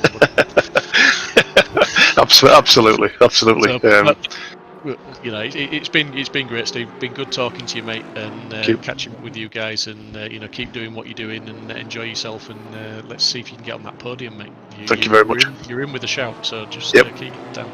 We're gonna give it his best shot. It ain't over until the fat lady sings, as I say. So she's warming up, mate. She's warming up, but she's got 4 hours and 42 minutes to warm up. Yeah, crazy time. Absolutely, mate. So yeah, like I say, thanks, mate, and I'll speak to you very soon, I hope. No worries, buddy. I'll speak to you after the next stint. Cheers, mate. Bye bye. Later, ta-ra, mate. Got Steve Haley there from the Simsport Racing Porsche Cayman GT4, car number 42. Had a few issues at the start of the race, as he was saying, but they've worked themselves back up to 5th place, I believe, overall in the GT4 class, and they were around about 9 seconds off 4th place. So potentially a podium's not out of the question. We've obviously got 4 hours 40 minutes left to go, so there's plenty of time to get some consistent laps in, and that's what it's going to take to climb up the grid. So you know, good luck to those guys. Keep going. I noticed while I was talking to Steve, we were having a lot of close battles on the screen, and one of those close battles is Gillon, I believe, car number 53, looking to put a move on car 999. Chasing him down the straight now, as we see, he's just not quite close enough, I don't think. There, concentration's got to be difficult for these guys at the moment. You know, we're sort of well over halfway now. They've all done a couple of stints. You know, depending on how many guys are in the team, obviously, to how many stints they've done, or how long they've had away from the car. And as I've said before, you know, jumping back in the car, Dave Hedges said to me that, you know, it takes a couple of laps for a car to get back up to temperature and get back up to speed, so that gives you that adaptation time. But I know, speaking from my personal experience of doing this sort of racing, I'm a bit of a slow learner in that respect. It takes me maybe 4 or 5 laps to get back up to pace, so I do lose a little bit of time because you know, I'm better for racing than for driving. I'm not one of these guys that can just jump in a car and hit those hot laps straight away. As we've seen that car 53 really hounding car 999 now, and he's looking indeed to go down the outside, but that's I don't think that's going to work there somehow. I think he's going to struggle to make that one work, and indeed, yeah, he's just closed the door on him. It's good to see the racing is still just as close as ever, with 1.5 tenths between the two of them now. So yeah, another donation there from Anonymous, €30. Really appreciate the donations, no matter how much they are. Every single penny counts. I know it's a cliche, but it really does. And with all the effort that's gone into this stream, not just from the admin, as I was mentioning earlier, not just from the producers, you know, but from the drivers as well. They've put 12 hours, you know, they put all the practice effort in. They're racing for 12 hours to put this show on, and this show is absolutely fantastic. It'd be really awesome if by the end of the stream we could hit that £4,000, and we've got quite a way to go just yet. So please, you know, if you can give anything, however big, small, whatever, just give us something to help us on our way, because it would mean an awful lot to us to think that the show we'd put on for you was worth the £4,000 target that we are chasing. And back to the racing, car 50. Niels is, in chat. Someone's asking where Niels is. He's in the bottom right of the screen there, looking like he's in P8. He's had a bit of an up and down race, I would say, as Niels. He's been battling most of the race with somebody, but he's he's still in the top 10, still racing hard. And still in with a chance of a high finish, because obviously, like I say, 4 hours and 39 minutes to go, and this battle between the Aston Martins is really warming up. It's literally staying within that half-second mark, and when they're coming into the braking zones, car 53 is really poking his nose and making his presence felt there, as he's doing it again up behind car 999. Fantastic driving from both drivers, and a real gaggle of cars there. That looked like a GT4 really scuppered the plans there, and indeed he has. He's just got in front of, I think he got in front of car 53. You have to forgive me if I've got that wrong, because there are absolutely cars, headlights and all over the place there, and it's very difficult to keep track of at this moment, but it'll all pan out in a couple of corners and we will get back on track with where they are. One of the Team Simsport cars, I think that's car number 42, being lapped by the GT3s. Steve Hinden at the wheel of that one. And indeed, car 53's 7/10 back now, so yeah, the car 999 J. Core really benefited from the traffic there. Having said that, it looks like he may have just got impeded again on the exit of the last turn, and there's an off on. Yep. Somebody's just turned into one of the other cars there. Might get a replay of that and I'll try and work out who it was for you, but that was not good. That was just too many cars in one place and somebody not aware of the presence of someone else on the inside. Get my breath back. That was a little bit tense and a bit exciting, but car 53 now in clear air by the looks of it, and it's looking like he's going to put a lap on at Simsport Racing's second Cayman GT4 car number 4. And car 53 in fact has the Peter Herbar in close attention in that Soul Lamborghini. He's chasing hard and he keeps popping up on the stream. He's having a few battles and he's around about that 20. He's battling for 20th position, so he's putting a good show on in the Lambo, and he's there showing his nose to car 22.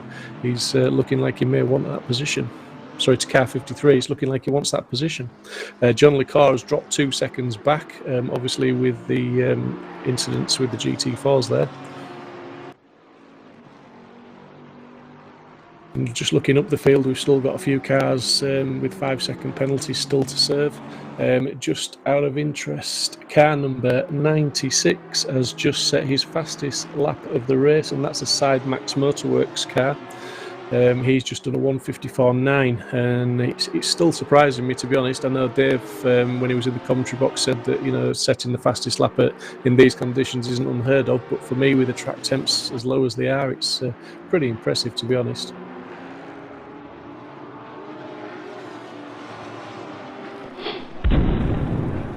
Got a replay now. Wondering if this is going to be the start-finish incident. We were focused on the PPR car GT4 at the moment. To be fair, I don't think he did anything wrong there, in my humble opinion. But obviously, that would the stewards will look at that one. He was very unlucky. There was no room on his inside, and it didn't look like he'd moved across. But he was only, last time I looked, he was only around about 9 seconds ahead of the Simsport Racing car number 42. So that may have played into their hands. Steve Haley, who was just talking to, may benefit from that one. Not the way he would want to take the position, but it's looking like it might just play into their hands as we're back on board with Peter Herbar. And looking up ahead, we had a few cars close together, and we've got McIntyre back in the Jensen Button car in P7, half a second off car number 40 in 6th place. So guessing that was the Mike Williams car again, Yas Racing. So Mike's going to be getting back on chat again, I would imagine, at some point, and telling us how stressed he is with the watching this. There we go. This Jensen car sticks like glue. Thanks, Mike. I'm still waiting for that interview, buddy, and roundabout now would be a really good time to come and have a chat with us. And my wish has been answered. I'm just going to go down and have a chat with Mike now and get his thoughts on this battle that we're seeing.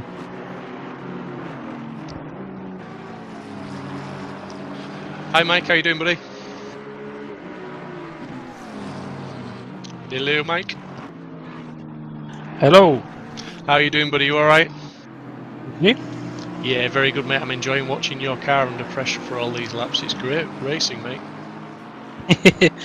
It must be the car that's giving pressure rather than receiving, but yeah, we'll take it. Some outstanding driving, buddy. You know, I mean, a few little mistakes here and there from a few drivers, but generally the driving is, you know, it's faultless considering the pressure under. And as you pointed out in the YouTube chat, when you're under pressure from a Formula 1 world champion, you know, it doesn't get much tougher, does it really? No, the pressure. I was telling my teammate, just treat it like any other car, but obviously it's not that easy. No, it gets into the mindset, and yeah, but he's doing a great job, and I think you'll agree. There's you know, most of the drivers on the grid today are doing a fantastic job. There's been some pretty good racing, some pretty good respect shown throughout the field, and you know, a few people have had issues. There's a few small penalties issued here and there for small infringements, but on the whole, it's been a good race so far. Absolutely, the driving style has been really good generally. No issues apart from the right at the start of the race when I got nerfed from behind. Managed to keep the car away from everyone else though. So since then it's been really clean. So really enjoying it. Yeah, good. And are the strategies playing out pretty much as you expected, as you planned, or have you had to adapt as you've gone a little bit? Well, I managed to drag the car through the first stint with 15 seconds damage on the rear, so the car was very nervous. We were hoping for a VSC to pit under, but we never were in the right position when it was activated. But since then, yeah, it's been to basically to the 70 minutes pretty much since the start. So yeah, we don't have to fill the car up with the Aston. It's pretty good on fuel. Yeah, absolutely. And I mean, P6 in a field of this quality, and you know, I've been sort of saying how your team is amongst that quality of the very highest standard. You know, it's an awesome field, really, isn't it? Absolutely, yeah. I mean, you get someone like, for example, again Jensen coming in, and Colin Turkington, I think, who's in GT4 as well. Yeah, excellent field, and yeah, really enjoying the racing. Yeah, unfortunately, Colin Turkington didn't get to turn a wheel. They had a bit of a glitch. The GT4 went into the pits to hand over to him, and it wouldn't start on his starter button, so they had to retire the car.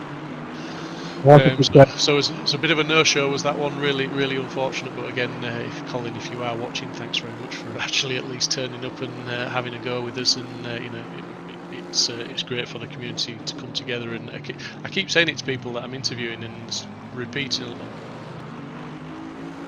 I'm sort of repeating myself a lot of the time with the sort of questions I'm asking, but how the communities come together, as in the real world, the esports, and your casual sim racers, you know, to race on the same track, and as we've said, to maintain a standard of racing that is acceptable and clean enough for all. It's pretty impressive, isn't it, really? Absolutely, yeah. Where the communities come together, especially since the pandemic, it's been awesome, and I'm just glad to be a very small part of it. And the race today has been very respectful. A lot of cars giving good room when battling, so it's been really good. And just sort of going forward with the rest of the race, obviously 4.5 hours left. That's an awfully long time left. What's the expectations from where you are now? I mean, you know, you've sort of said pretty much the race is going more or less to plan, albeit the first stint was a little bit difficult. But you know, what's the plan? Where do you think you'll be come 4.5 hours time, or where would you like to be? As I say, trying to predict after 4.5 hours, who knows? I mean, if we can stay where we are, that would be a fantastic result for us, I think, especially after what happened in the first lap. Valentin's in the car currently, and he's doing double, and then it's probably going to be me again. and then we'll see how we go from there. Basically, we're sort of winging the stints really. We'll see how people feel, and Happy's doing it in VR, so fair play to him. Yeah, well, to be fair, I mean, there's that would be my choice as well. I'm a VR racer. I'm not very good on the screens anymore. Once you switch, I think it's difficult to go back. But I think the concentration level in VR, I think it's a little bit more demanding, isn't it, when you've got that headset on for all that time? For sure, yeah. Especially when having to adjust tyre pressures, because ACC's not that well optimised. You have to look around, still trying to hit apexes. So. No, but while we're talking about the sim, I mean, it's come on, hasn't it, since it was released? Obviously, the updates and everything that come out, and it's certainly, in my opinion, it's a sim to beat for standards of detail, of physics, and drivability, and any bugs that come along. They seem to be trying to work the hardest to work any of them out, sort of thing. It's certainly a great sim, isn't it? Absolutely, yeah. No sim's perfect. ACC does a brilliant job of, not that I've ever driven a GT3 car, but from what I would guess, yeah, there's a great job of emulating the cars, and the way the car feels really responds to you, which I really like. So, like I said, I had a good 10-year break from my last sim racing. So, the last one was GTR2. So. Yeah, and in 10 years itself, I mean, in 10 months it seems to come on nowadays. So 10 years, it's really, it's come on hand over fist, hasn't it? But I mean, just one final question with regards to the car, if I can. How did you come to the conclusion of entering the Aston Martin? What made you choose that car? It's the car we can all drive. Yeah, so it's adaptable to all of you, and you've got the setup on there, and you're doing really well with it, to be fair. And in a 12-hour race, obviously you don't want anybody uncomfortable in a car that they're driving, do you? Because it's a long time to suffer. Yeah, I mean, that's where the first stint showed that. With the bad damage on the rear, the car was very, very nervous to drive. So I certainly didn't really enjoy the first 70 minutes, but yeah, since then it's been brilliant. It's just a nice, easy car to drive, so all of us can drive it well. So. Great stuff, buddy. Right, well, really thank you very much for jumping in the commentary booth for a chat. I know I sort of called you out a little bit on YouTube, and I really do appreciate you coming in for a chat, because it's when you're commentating on your own, it's good to have someone to have a quick chat with now and again. Thank you very much, and good luck with the rest of the race, my friend. Thank you very much. Good luck for us to stream. Thanks, guys, for putting on a great show. Cheers, Mike. Thank you very much. Christopher, good evening. Well, hello there. How are you doing, buddy? You enjoying yourself? Yeah. You having a good race? So far, so good. P2, can't complain. No, I bet. Is that where you expected to be? Well, to be quite frank with you, I didn't have any expectations, because when one of the guys with the team asked me if I want to join the race, I just said yes, didn't do any practice, and now we're in P2, so yeah, going great. In your face. Pretty much. No, your team, I mean, obviously it's a team event, and the guys are doing an awesome job, and like you say, to be in P2. We've had an interview with Darren King a while back now. I mean, the time is really flying by. 4.5 hours left to go. It doesn't seem that long ago since we started from where I'm sitting, and I have been here since the start. I don't know about how you're feeling about it, but he thinks it's going to close up towards the end. He's not taking anything for granted, although their car is still setting some pretty reasonable lap times, albeit I'm just looking at the last lap time they did. They did a 1:56.5. Your car did a 1:55.3. So the lap times are there or thereabout. They're yo-yoing a little bit, and I'm probably putting that down to the GT4 cars that you're catching and passing in. Do you think P1's out of the question, or are you happy where you are and you're just going to see what happens, or are you trying to actively push? Well, Steve, you made a good point there. I mean, it's a 12-hour race, still 4.5 hours to go, 4 hours 25 to go, and the race is won once you cross the but of course, since we're in P2 right now, the win is definitely something we strive for, but anything can happen.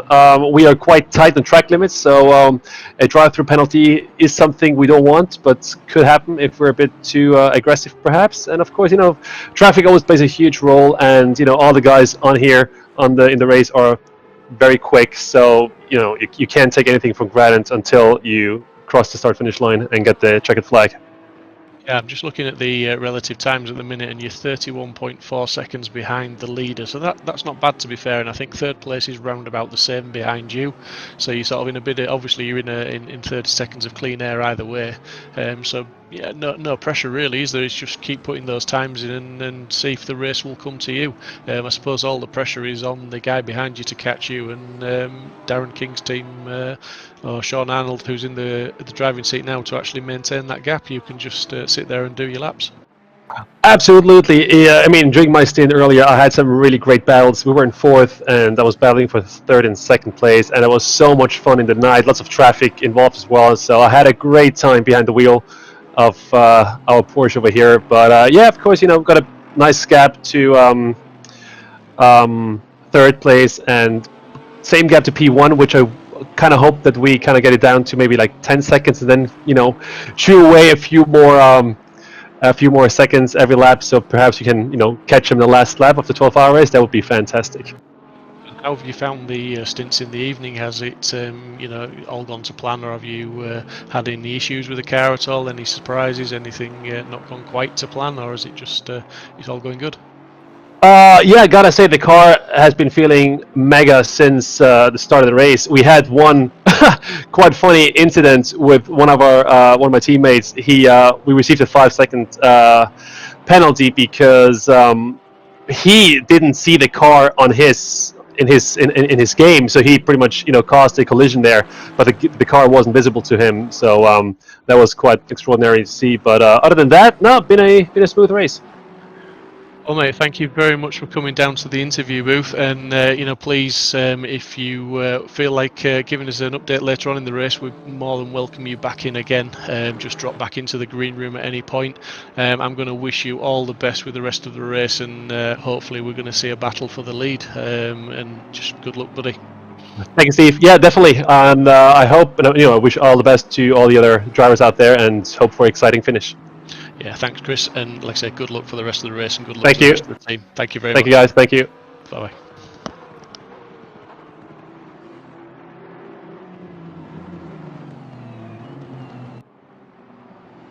Currently running in second place. An absolute fantastic performance from those guys.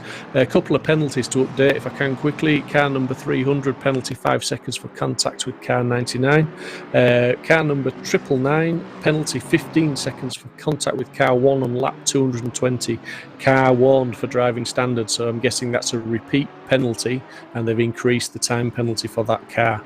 So as Dave alluded to, the stewards are warning drivers, and they have gone into the chat channels and warned the drivers that repeat offenders are going to start picking up more severe penalties. So we have got 4 hours and 21 minutes to go. So, there's a long way left in this race, and it's important that those driving standards are maintained, and we have racing of the highest standards if we can. We've got Claire Robb 2510, fantastic stream and brilliant commentary, well done all. Please can we see a bit more of the GT4s?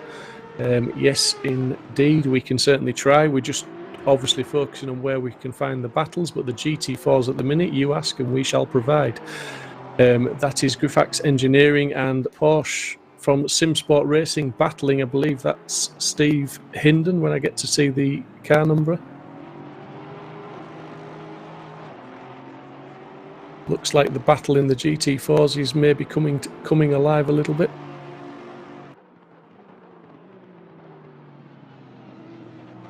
Has to be said that the Grifax Engineering number 11 car has basically had a pretty, I think, unless they want to come and correct me, it's had a reasonably trouble-free race. It seems to have been running pretty much at the sharp end of the GT4s for the whole race, and keeping its nose relatively clean, so to speak. We've got Steve Hinden in car 42 in third place, but obviously let's not forget Coach Dave Academy, Vicky Thompson in car 889 leading the GT4s currently in 31st position overall, so she's doing a great job, and it looks like she's got at least a couple of laps on second place, so they're sitting pretty comfortably, it has to be said, and looking like nothing's over till it's over. 4 hours 20 minutes to go, but they're in a strong position with a couple of laps in hand. Be very interesting to see. I'm just looking down there. We've got Reese Wiggins driving the other Simsport Porsche Cayman GT4 in 41st overall. That's the car that we saw earlier. Adam Azalovic put that onto, I believe it was 4th on the grid in qualifying, so great performance from him, but they've had a few issues during the race. Guys, if you haven't donated as yet, please, if you can, do so. We're wanting to crack that 3,000 mark just to get that bit closer. We've got a total of £4,000 that we would love to hit by the end of the stream, but anything, any figure will do. Just please donate, give what you can. We really do appreciate it. The guys have worked very hard to put this race together. The community's come together, and it'd be nice to round it off with a nice sort of decent amount of donations for Mind. Very important charity that we need to keep giving to, and we're just going to go to a Mind video just to tell you a little bit more about them.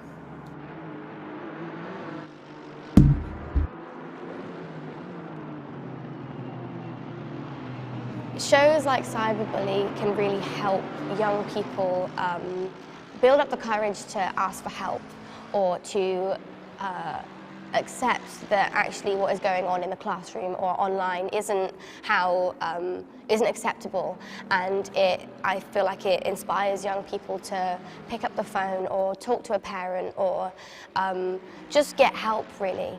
And I think after Cyberbully was aired in the UK, we had the anti-bullying line on afterwards, and they had a massive influx of calls from kids and teenagers who have been too frightened to speak out and try and stop whatever is happening, and I feel like it gave them the confidence to do that. In Casey's situation particularly, after her friends and family found out about her mental health issues and her struggles online, they didn't judge her, they accepted it, and they were very forgiving and very helpful. And I think seeing that for someone who may be going through something similar would hopefully be uplifting, and it should be uplifting. No one's going to judge you, and there is people out there who really do just want to help you. And yeah, I hope that's the message that people get from series like Cyberbully.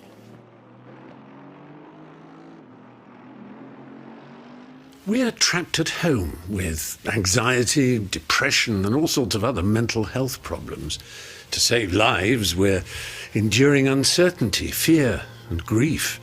The impact will be long-lasting. One thing seems certain. Our mental health, yours, mine, our friends, family, and frontline workers will suffer. Please, give £10 to Mind today, so that their mental health support services can be there for everyone who needs them.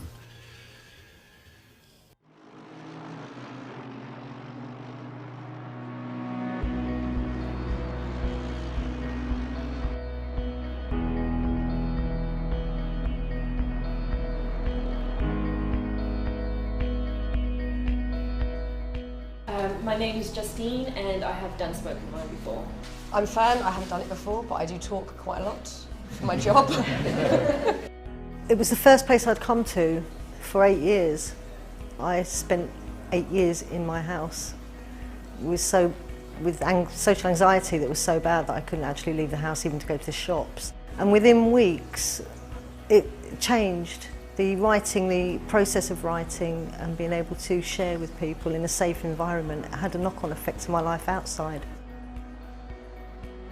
I just basically came to Spoken Mind feeling in a bit of a dark place, and I didn't really know how to express myself completely to everyone, but through Spoken Minds and Wanda being incredibly helpful to everyone, she would invite us into a safe space and we would talk about our feelings, and not only talk about our feelings but how to develop them within poetry. And over time it became a really safe space for everyone, and we created like a little family. I'm going to invite you to look at your colour and your object and just write.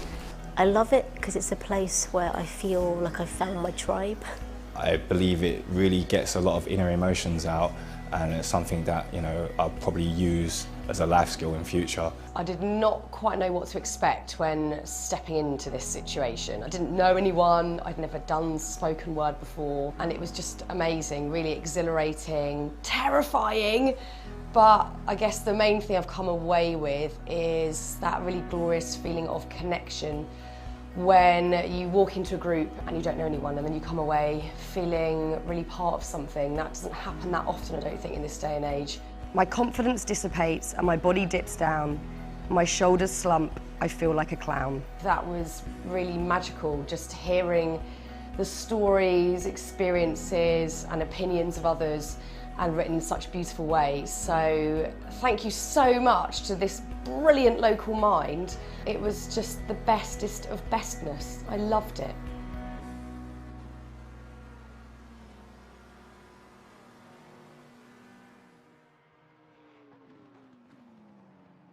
Welcome back, guys, and obviously a couple of very worthwhile messages from the charity that we're supporting this evening, you know, Mind, so please just give what you can. I keep asking, but that's what this is all about this evening.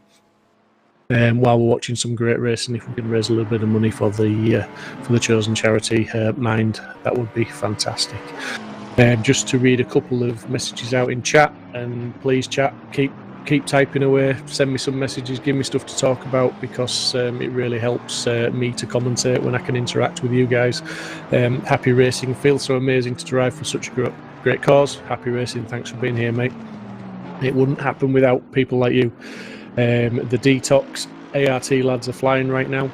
We may catch up with the ART lads and let's have a look and see how they're doing. You know, but it's just fantastic to be part of this and really enjoying myself as we focus now on Aaron Martin Pilkington in car number 127, the Mercedes, half a second back from the Bentley. And I've raced with Aaron personally a few times, and he's a very quick lad, and he's not someone you want to mess about with. It's showing him half a second back, but actually the car in front has gone into the pits, so I'm hoping that's going to refresh and give me a realistic time in a minute to see where he is. But yeah, Aaron is a great driver.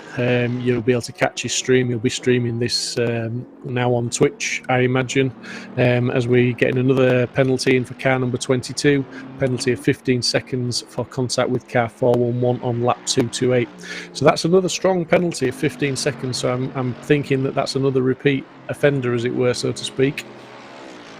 Yeah, so it's looking like Aaron Martin Pilkington, just back to him, is running in a little bit of clear air there, as I'm sure 23 seconds flashed up there. So the guys have all got pretty much spread out now, obviously, as we're looking at the times to update. But looks like people have found a bit of space on the track as we're ticking over to 3:53 a.m. on the server time. 4 hours, 12 minutes left to go of this race. So yeah, the guys have found a little bit of space, which will give them somewhat of a respite. And when you're doing an endurance race like this, it really is, you know, absolutely crucial that you can relax and just fall into a rhythm and get the concentration levels maintained. Angus Martin, thank you very much for the £10, buddy. Really appreciate that. All adds to that total that we're chasing, mate. So thank you very much, buddy. Yeah, I mean, the concentration level now of some of the lads, especially some of the lads that are in teams of just 2 and 3 who've done more stints, it's difficult, you know, it's hard. I mean, as Dave alluded to, telling me when we were chatting earlier, you know, the load cell pedals that you run for the brakes, they take a lot of pressure to press to full effect, so the legs will be aching, the force feedback on the wheels, the arms and the shoulders will start aching. The lads that are racing with VR, it's very difficult because it's very focused, it's in front of your eyes, it's in your face. Again, the concentration levels are high, so the mental fatigue is hard. So we might start to see, we don't want to see, but we might start to see 1 or 2 mistakes creeping in here and there. But yeah, all the guys are doing an absolutely awesome job. And the fastest lap of the race so far still sits with Archie Clifford Roberts of a 154.114, and he set that pretty much in the opening laps of the race, I believe, probably you know, in the first dozen laps anyway. Within this first stint he set that time, so that's an awesome time. But the guys are still lapping relatively respectfully. We're getting some in the 55s, some in the 56s, but it just depends where they hit the traffic, as we see a gaggle of cars going into turn 1 right now. That's a couple of GT3s lapping a GT4 there. looking at the car 747, that's Team Terror Racing. Team Terror Racing, a fantastic team, fantastic community. If you can look them up on Discord, you get some good racing with those guys as well. We had Kieran Vidago in the commentary box earlier on for a bit of a chat with us to tell us how his racing has been going. We even jumped onto his stream, but at that time, unfortunately, he wasn't driving. So, yeah, good luck to those guys and happy to have them. At Simply Race on the Just Grooving page, the video playing is not live. That's because it's the first half of the video, guys. Yeah, it's possibly not been updated with the second half. I will sort that out shortly. Once we go to another break, I'll deal with that one, guys. Thanks for letting us know. The penalties, yeah, we've got penalties of 15 seconds for some of the guys. The stewards have been, I'm just repeating myself, but just to make you aware, the stewards have been into the Discord chat just to make the guys aware that repeat offenders are going to get a more severe penalty, and that is 15 seconds at the moment. And 15 seconds doesn't sound a lot, but it's added on at the pit stop before the guys get the cars worked on. So if you imagine you drive down that pit lane and then you sit still for another 15 seconds before anything happens, and then the pit stop itself is 30 seconds.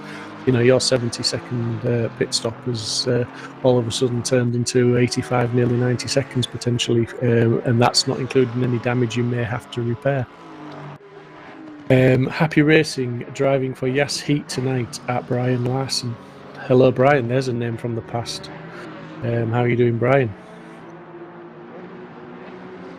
Brian Larson says, Happy Racing equals Simsport Racing. Yeah, it's good to have you on the stream, Brian. We, just for the viewers, used to race with Brian a few months ago. He's a great community member of Simsport and Exiled, who are also on the grid today, Exiled Racing. On board now with car 747 still, Bliv Terror Racing. Still hammering the laps in, just under pressure from a GT3, but that's going to move around the inside, no problems there. And that is one thing that we've taken from tonight, that you know, we were all a little bit worried about how the GT4s and GT3s may interact on the track, especially under the race conditions when they're all battling for position. But it's been pretty clean, to be fair. It's been very good. There's been massive respect shown. We keep saying it, but we can't emphasise it enough. It's absolutely awesome as we see the Jensen Button car looking to put a lap on the GT4 of Terror Racing, and he's run out really wide there, left plenty of room, and yeah, good move. Well done to Team Terror Racing, and it looks like they're going to Grifax Engineering are looking to put a move on them as well. Potentially lapping them, I would imagine, at this point, which is yeah, that's a GT4 lapping a GT4. So Team Grifax have really had some good lap times. Could be that Team Terror Racing and maybe they've maybe done an extra pit stop, and Grifax may be due a pit stop shortly, but it could also be just out and out pace, and they get that job done going into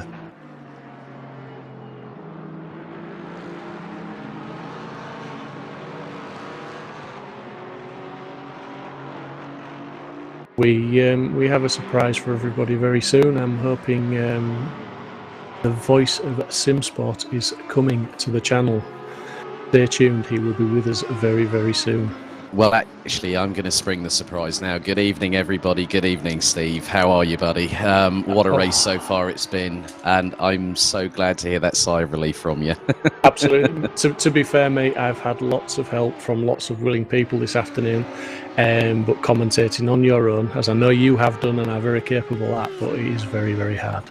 Well, especially as you've been going through for nearly, 8 hours strong, including a few coffee breaks. I was wondering whether your alcohol consumption might have gone up throughout the broadcast, but obviously that seems to not have been the case. So plenty of coffee breaks at regular intervals. But really good to see that, coming on to what you were saying earlier about, you know, it's now 4:06 on the server, 4 hours and 5 minutes and 30 seconds still remaining. Mistakes will start to creep in, even on a 12-hour endurance race. You know, the drivers are going to be mentally and physically tired, regular breaks, and especially in the nighttime, Steve, it can be a bit of a double-edged sword. You know, you can absolutely go hell for leather, but you've got to keep it consistent and try and make sure that your laps are you know, you're hitting your braking points. You're making sure that you're negotiating back marker traffic. I mean, I've seen through the amount of warnings that some of the drivers have been given, the GT3 drivers specifically, of just don't banzai up the inside of GT4s whilst trying to lap them, and you know, it's part and parcel of sports car racing. Yeah, I mean, it's been. I mean, to be fair, Alex, the standards have been amazingly high. It has to be said this evening. We've had lots of interviews from drivers. The community's been absolutely fantastic that's been involved with this race tonight. They've been willing to come in and chat. They've been putting a great show on for us on the stream. And the driving etiquette, although there has been penalties put out there, the driving etiquette has been of a very high standard. And just to give a shout out to Chris Crossman in the chat. He's basically just having a rest after his last stint. Chris, if you fancy a chat, come in for an interview, pal. It'd be really good to talk to you and see how your race is going, because you are flying high, buddy. Your team is flying high in 4th place at the moment and currently have the fastest lap of the race in the bag. So yeah, it'd be nice to have a catch up with you. Yeah, he managed to get me mixed up by saying, "Oh, nice for Mike to join you, Steve." Alex, sorry guys, a little bit tired. Chris, your excuse, mate. I mean, the way that they've been pushing like crazy. So yeah, we're now with the number 2 of Simsport Racing, and then we switch quickly to John Monroe in the number 15 Bentley Continental GT from Sancho Simsport. Just to give you an update on John Monroe, Alex, I'm sorry, I'm going to jump in and try and give you the crucial updates as and when we can. Forgive me if you already know, I'm not sure where you're at with it, but John Monroe, obviously they suffered 2 disconnects at the start of the race almost, and had to, obviously that means they're back to the pits, and there were several laps down at the start of the race. Now John came in and had a chat with us, head held high, spirits high, and basically said if he can get to the top half of the field, that would be something special for them pretty much. He was aiming there, wasn't sure if that was realistic, but to get back up to 23rd is an awesome drive, to be honest. They're sticking to what they've said they're going to try and do, and it's really reflecting the spirit of the event, that there's a few drivers had issues, they've come in, had a chat with us, and they're just, yeah, we're just going to go for it, we're just going to see where we end up, and it's a long race and we're not giving up. Yeah, one of the big things, and I love the dynamics of ACC, where you see John Monroe committing to the chicane, and that was the NGK chicane, sparks flying from the back splitter, and Chris has just said, I'll jump in the interview chat soon once Archie is back in the server. So yeah, be good to speak with Mr. Crossman himself. But yeah, it's been really, really good to see the amount of donations that have come in respect of racing money for Mind for Better Mental Health. I see that we're nearly at the halfway, you know, we're at 73.8%, it looks like, of £4,000, so nearly £3,000 raised, and a big thank you for everybody that has donated money, especially those that got us up to, what was it, £1,500, I think, by the end of qualifying on Wednesday night. So it was actually, I think it was about 16 and a half, mate. It was nearly 17, somewhere around there. It was high. It was really good. Yeah, that's just really, really good, and a big thank you to everyone that has been. It's a shame I've not been able to be more part and parcel. I'm only going to be on for a couple of hours because I've got a very early start in the morning, a lot of karting to commentate on. I'm actually currently in Genk in the Limburg region in Belgium. But thank goodness for 4G full hotspot here, Steve. That's one good thing of being able to join you guys and be part of what's been a fantastic event, and a big thanks to everyone behind the scenes here at Simsport Racing to make that happen. Yeah, it's been a fantastic community event. You know, it's really come together with a lot of hard work and a lot of community input, and you know, even down to the final leg of getting everything working at lunchtime today, we got help from other members of the sim racing community to bring it all together, and it's just shown fantastic spirit. We've had, unfortunately, Colin Turkington didn't get to drive. He had an issue in the pits where when they swapped to him, his car wouldn't start, so they had to drop out at that point, which was really unfortunate. But Jensen Button, you know, he came on and had an interview with us first thing today at the beginning, and when I asked him what time it was with him, obviously he's over in LA, and it was 6 a.m. I think he said. So you know, it's just good commitment from everybody. You know, the communities, the real world, the esports and the sim racing communities. We go into a full circuit yellow for someone to rejoin. But yeah, it's been fantastic, the commitment from the levels of and the people like Jensen Button down to the sim racers who just do this for a hobby. Everybody's put so much into it, and we really appreciate it. So just under 4 hours of the 12 hours of Nürburgring here on Simsport Racing, the place to race. Head to simsportracing.com if you do want to get involved with our community, but also be able to take part in events like this in the months to come. Car number 222 has had a 5-second penalty issued for car number 1. Now that is the car that I think Alex Seibel is in the number 1 Audi R8, and that was on lap number 231. So just to give you all a heads up that Mike Yao, big thank you to him from Simply Race for being able to broadcast such a high quality stream. If there is a stream quality drop, we can only apologise, and a full quality stream will be posted in the not too distant future after the event has concluded. As we now go to Roy Moman in the number 222.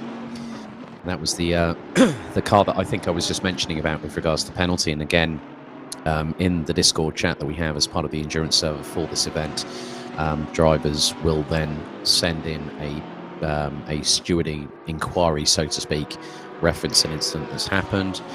We do have live stewarding at the moment, I believe, Steve, if memory serves me correctly, so that then we'll be able to have those reacted upon in a concise manner, so at least things can be dealt with expediently, and it means that people can carry on with amending their strategies accordingly, don't they? Yeah, absolutely, 100%. That's where all the 15 seconds and 5-second penalties are coming from. We've got the stewards looking at any complaints that are submitted by teams and then acting accordingly and issuing penalties. And as I've sort of said a couple of times so far, the penalties are creeping up. So where you're seeing the 15 seconds, that's for repeat offenders. I believe a Porsche just got tagged there in that corner. Maybe not, but we just cut away from that action there. But yeah, 15-second penalties is generally, you might see that there's a few repeat offenders, as we see car 747, that's Team Terra Racing, Porsche Cayman GT4 with a stop-go 30 penalty. I'm guessing that would actually be for speeding in the pit lane. They may have just pitted and they've speeded in the pit lane. Yeah, normal standard default as per the system software through Assetto Corsa Competizione. But please, if you are watching at home and you have a couple of spare quid in your pocket, please help raise money. Help us raise money here at Simsport Racing. Let's have a look at a replay here. So that is the 222 Porsche, and there is a car coming up behind. I think that's the, is that the Lamborghini? I think, I'm not too sure. That is the Lamborghini just behind. Oh, it's the Sancho Bentley you've got behind there as well. And yeah, the Sancho Bentley has to narrowly avoid there. So that was very, very lucky indeed. So the Porsche got a tag from behind by the Lamborghini, and the Sancho Simsport car had to get out of the way quickly. So good avoidance there, even with, you know, the fact we're in the dark of night, the headlights are ablaze on the cars, the brake lights glowing in the nighttime sort of seance that we have here. So really good to see that a lot of drivers still keeping on the black stuff as best they can. It's not easy in terms of a nighttime situation because, Steve, one of the biggest things I would understand from a driver's perspective, that in the nighttime you're having to use different markers, so effectively it's not going to be easy to hit the braking points and hit the apex and all that kind of stuff. No, it's not. I mean, you've got different brake marking points, obviously, because you're limited to what you can see. But not only that, there's obviously, when you're running with other cars, as we've seen now, these cars coming down the start-finish straight, there's reflections from other cars' lights which can distract you. So there's a multitude of things that can affect, obviously, the driving in the night and making it harder to concentrate and just to hit all those apexes and braking markers, as we've seen the Team Exiled car running through the shot there. Yeah, the 133 currently piloted by Nick Curry, currently 29th, and it looks like the 747 is from Team Terra Racing in the Porsche Cayman, looks to be now serving their stop go 30. Cosmidis in the 420, rounding at the top 27, looks to have a 5-second penalty issued. I'm working from my laptop and my smartphone here, so I've got the smartphone open on Discord on my phone, but not connected like my laptop is at the moment. So I'm very much at a disadvantage, Mr. Proudly, I'm afraid to say. The cavalry is very much appreciated, mate, and it's good to be working in the usual team. As I said, Dan's been on for quite a bit today. We even had Dave Hedges in the commentary box for a good length of time. Dave did a fantastic job on his maiden outing commentating. We've had Steve Hinden in the commentary box. Again, his maiden voyage at commentating. So we've had some firsts with some guys. Tobin Lee, he's been in and commentated with me as well. So I've had the privilege of working with some guys I've not worked with before, and a couple of guys have had a go at commentating that have never commentated before. And the feedback we're getting on the stream is pretty good. So we're very more than happy, and we really appreciate all the help and all the comments we're getting as well. Yes, thank you to everyone for their welcome input, and it's so nice to be able to put on such a great charity event for us here at Simsport.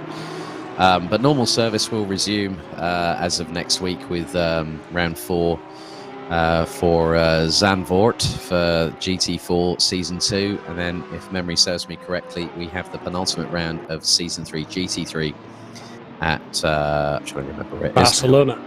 Thank you very much for reminding me. It's been a long day here. I've been up since 6 o'clock local time. I've been in the commentary box at the Home of Champions karting Genk, and we've got a yellow flag that's briefly retracted as we go on board with Dave Marshall in the number 27 Team Rocket RJN McLaren 720, which saw Jenson Button behind the wheel. Also, Jack McIntyre was brought in to the team. They're currently running P6, but it's the number 38 Porsche that is leading the way with just over 3 hours and 53 minutes to go. Yeah, I'm just I see just looking at the timing sheet actually, and Crossman's dropped, showing him in the car, and he's dropped down to 13th. So I wonder if they've had some sort of issue in that Porsche there. Just caught my eye because they're still holding the fastest lap. Yeah, I think in the night time, we are gonna. I am gonna reinforce this. Yes, on a 12-hour endurance race running on a 24-hour clock server, it is very, very difficult. We're going to be probably in the next few moments or so heading towards sunrise, and that's when the drivers will see the glare of the sun as opposed to the glare of the headlights that they're currently having to contend with in their rear view mirrors. As more sparks fly, one of the cars goes off at the NGK chicane and literally flat lines it. And I think that was the Team Terrorizing car that went off at the literally straight line the second part of the chicane there. So they'll love you for that name, mate. Team Terrorizing. There you go. It's Team Terror, buddy.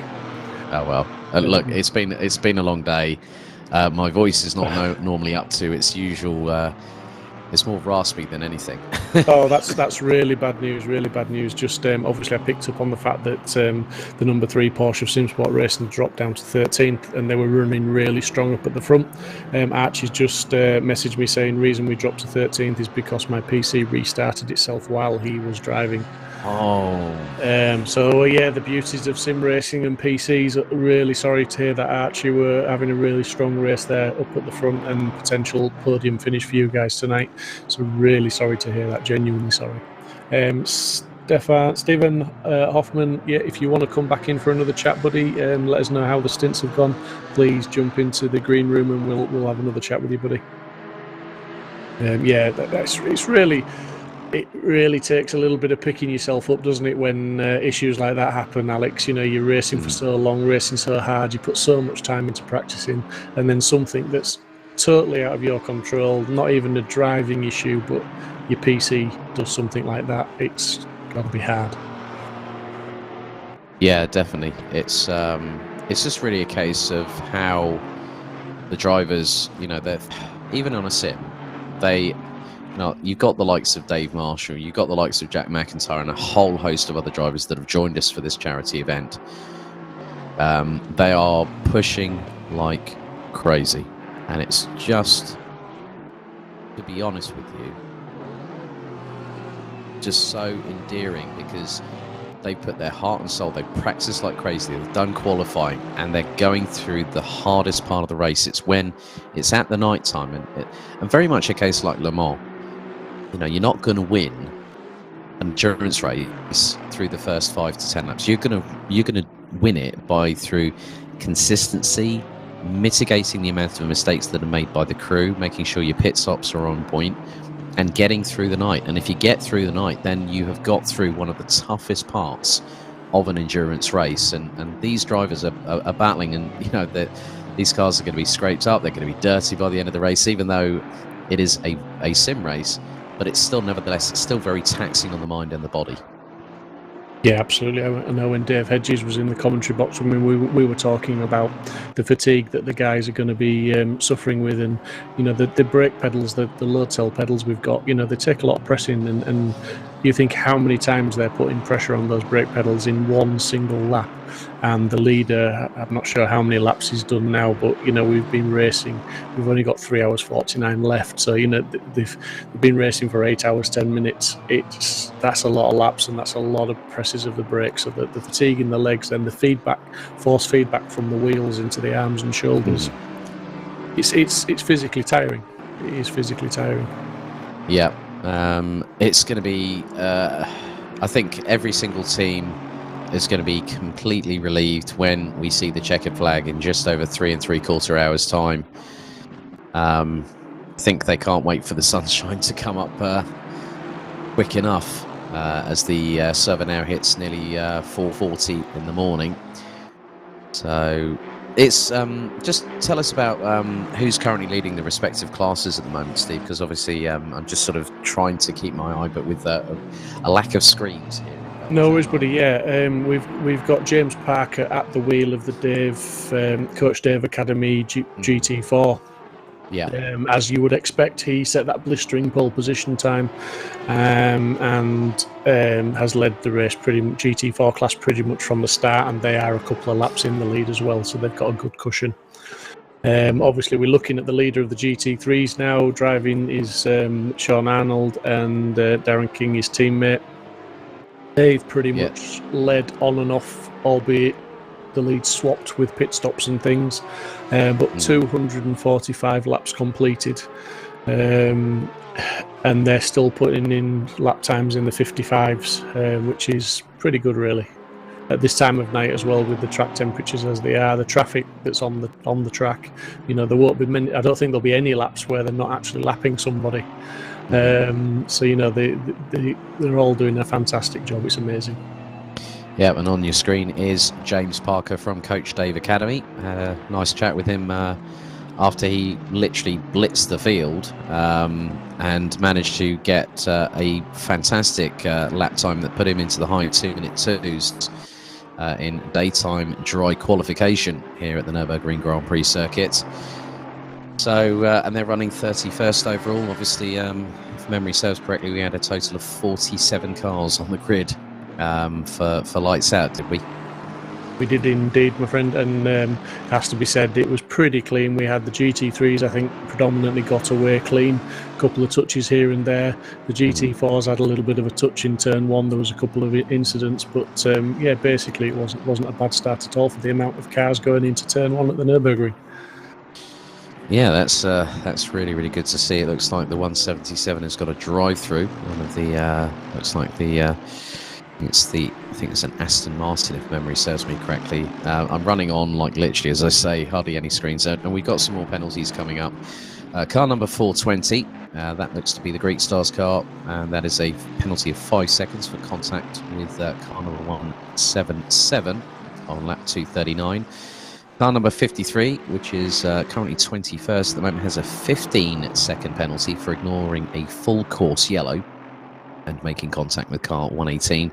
And car number 177 has now got a drive-through penalty for overtaking cars and ignoring a full course yellow. Well, that's going to give them a bit of a long trip down the pit lane, doesn't it? And looks like that is Sean Buck behind the wheel, and they are in the pits, I think, looking to serve that drive-through pretty quickly. Yeah, it's unfortunate. Any penalties, unfortunate, but penalties are there. They're given for a reason. So if they've infringed the rules, then obviously it's just the bitter pill they have to swallow and come back out and get on with it. We've seen that's Team Terror Racing getting lapped by Dave Marshall in the RJ and Rocket McLaren of the Jenson Button team car. Yeah, so really good pace, and he's 3.8 seconds behind Harmson in the number 52 Porsche. So the Jensen Team Rocket RJ and McLaren 720S GT3 doing a great job with a fantastic effort from all the team, considering the fact that when we spoke about Dave Marshall, he was put in the car for quali.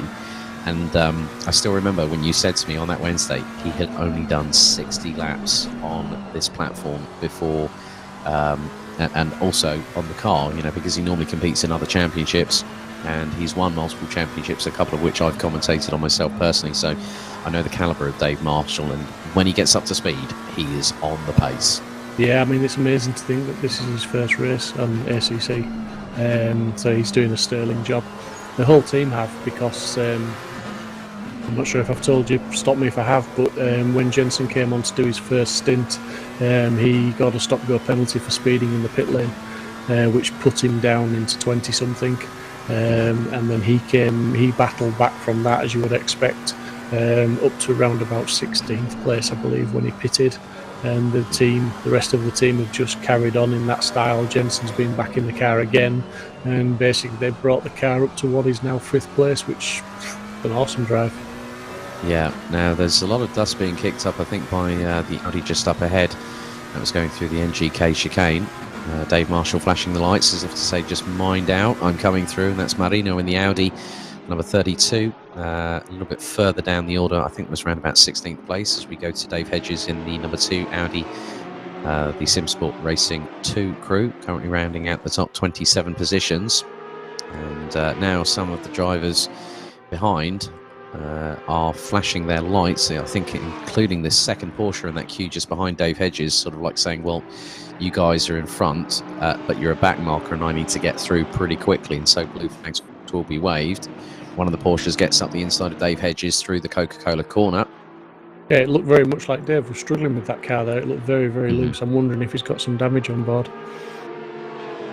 Yeah, that could be the case. I mean, especially if it's the back end of the car. We now go on board from a driver's viewpoint perspective, on board with Dave Hedges. And I've just noticed his last lap time as well. It was a 1:59, which is pretty much off the pace for Dave and that GT3. Yeah, so, I mean, how long has Dave been in the car for? Because also, not just the fatigue of the driver, mentally and physically, but then you've also got to consider fuel levels. You've also got to then consider the tyre degradation over a stint. You know, how hard has the driver been pushing? Have the tyres been sort of pushed too hard early in the stint in order to try and catch up with those in front? And that's not easy, especially when you consider how much these drivers are pushing like crazy, because they're trying.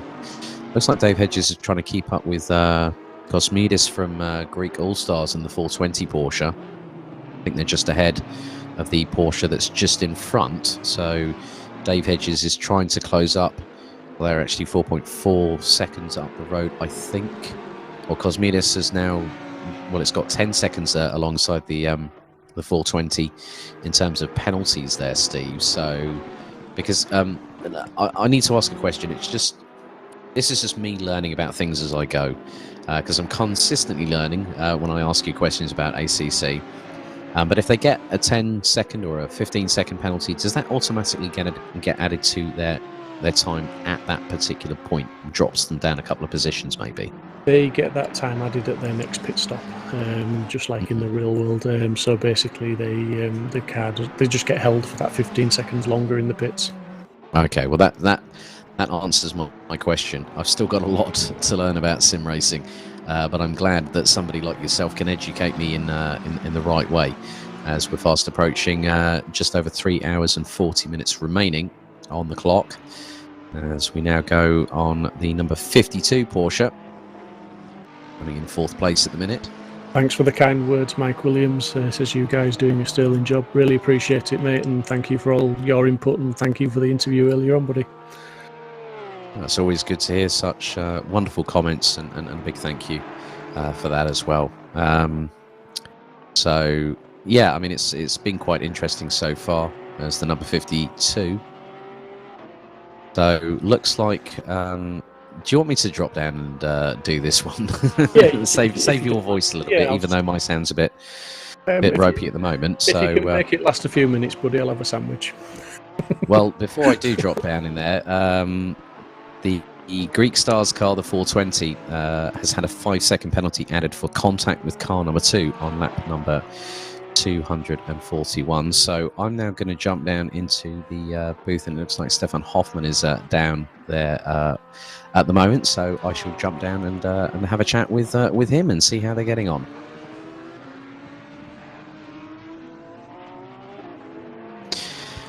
Well, Stefan, just give us an update from your perspective on how the team's been getting on. It's been a tough race so far, just over 3.5 hours still to go.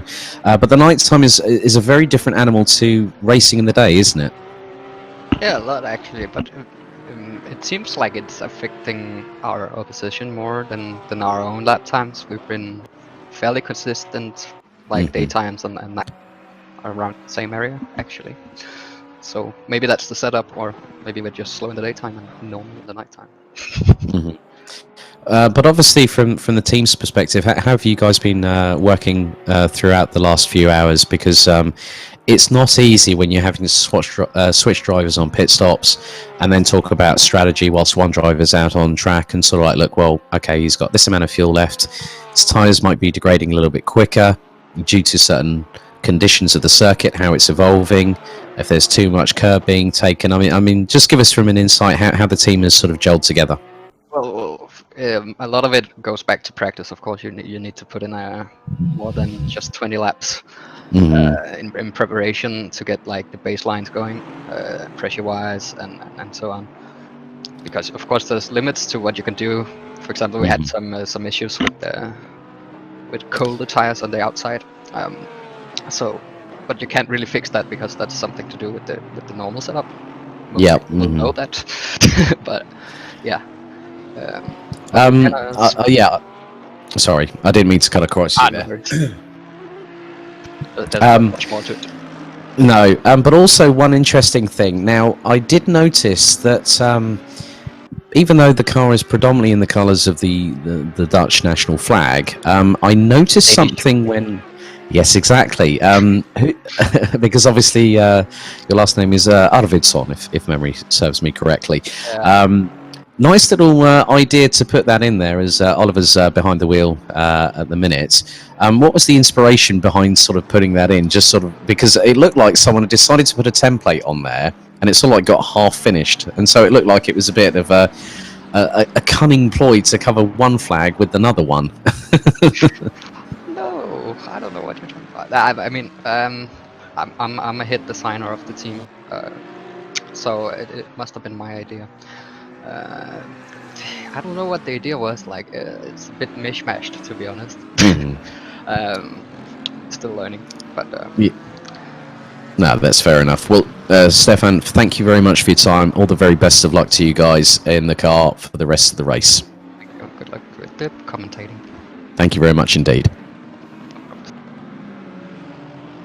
So, a big thank you to Stefan Hoffmann Arvidsson for talking to me just then, as we see the Team RIP 101 McLaren 720S GT3 currently running in 30th position at the moment. So Cosmidis, I think they were showing another penalty there a little bit earlier on. A big thank you to our live stewarding team that are currently reviewing all incidents that have been reported, and also any incidents that they do find out on track. And we have Michael Horth in the 299 SG Stern Mercedes GT4. There's two teams in the GT4 class for SG Stern. And Michael is currently running 33rd overall.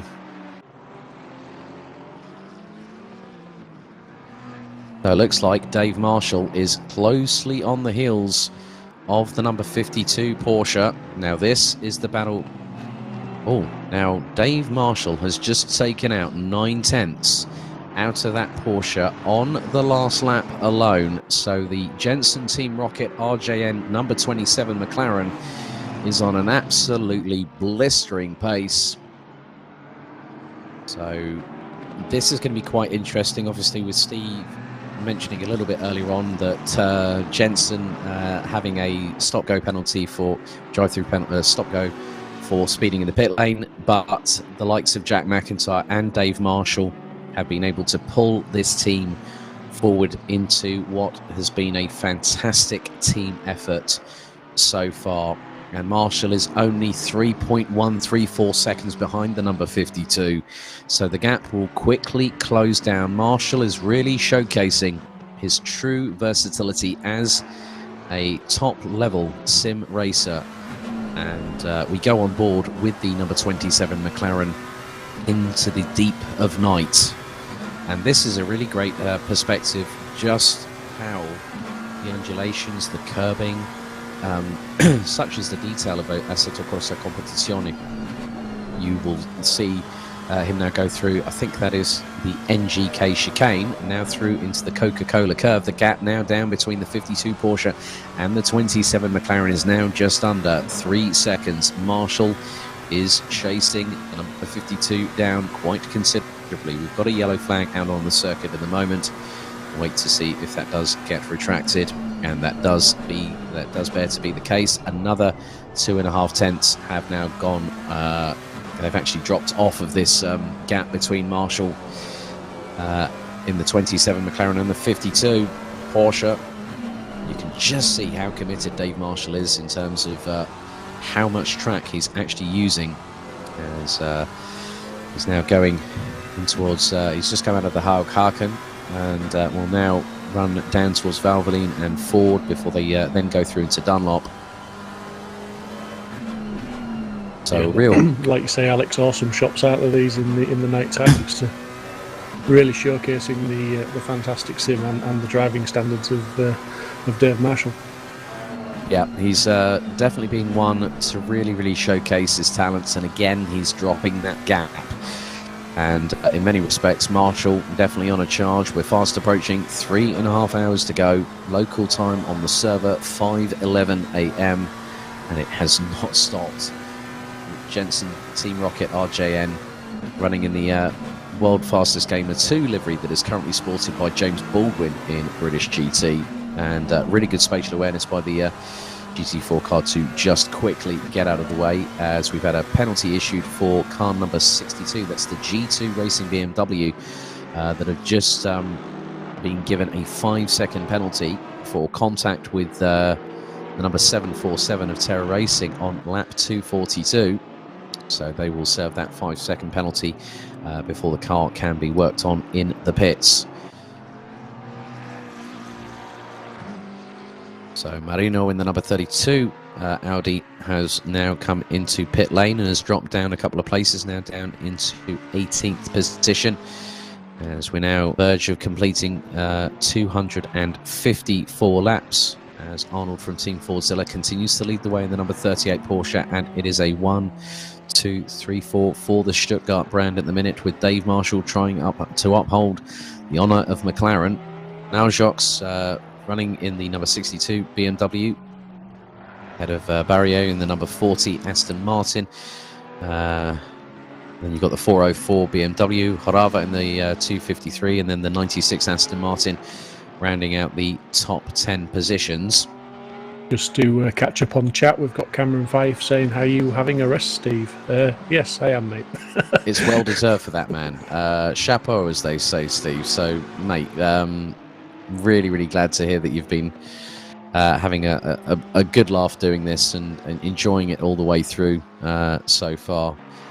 It has been, to be honest, mate. It's been an absolute pleasure. It's been hard work as the admin. I've been congratulating all the admin team all the way through this and the communities. It's been very, very hard work, but we have been rewarded with not only a fantastic stream provided by Mike, as we say every single race that he streams for us, but a fantastic race from all the guys on the track. The racing's been second to none. We've had comments within YouTube from people that aren't part of the Simsport community saying this is an awesome race, this is the best sim race they've ever watched, and the coverage is awesome. So when it comes from within the community, it's special. When it comes from outside the community, from people you don't know, you know that they mean it, and it's absolutely awesome. It's great. Yeah, looks like we've had another donation in. Looks like £8.90 has been put in the kitty. A big thank you to Positive Perception /Express Team UK. Thank you very much. Really do appreciate that. And I think that is now going to take us just over the £3,000 barrier, if memory serves me correctly. Well, not £3,000, £2,961.14, 3.5 hours to go. And I think we have a returnee, Daniel Handover. Welcome back. Good evening, everyone. Thank you very much for having me. Hi, Dan. How are we doing, chaps? How are we doing? Yeah, my voice is rather ropey, as you can probably hear. Not quite the dulcet tones that I had on qualifying on Wednesday night, but it's been a busy day. So I think Dan might leave you to do this one. I think we've got Aaron Walker down in the interview booth. So do you want to have a quick chat with him? And Absolutely. Yep, I will go and have a chat with Aaron now. Give me 2 seconds. Talk about yourself, chaps, and I will be back.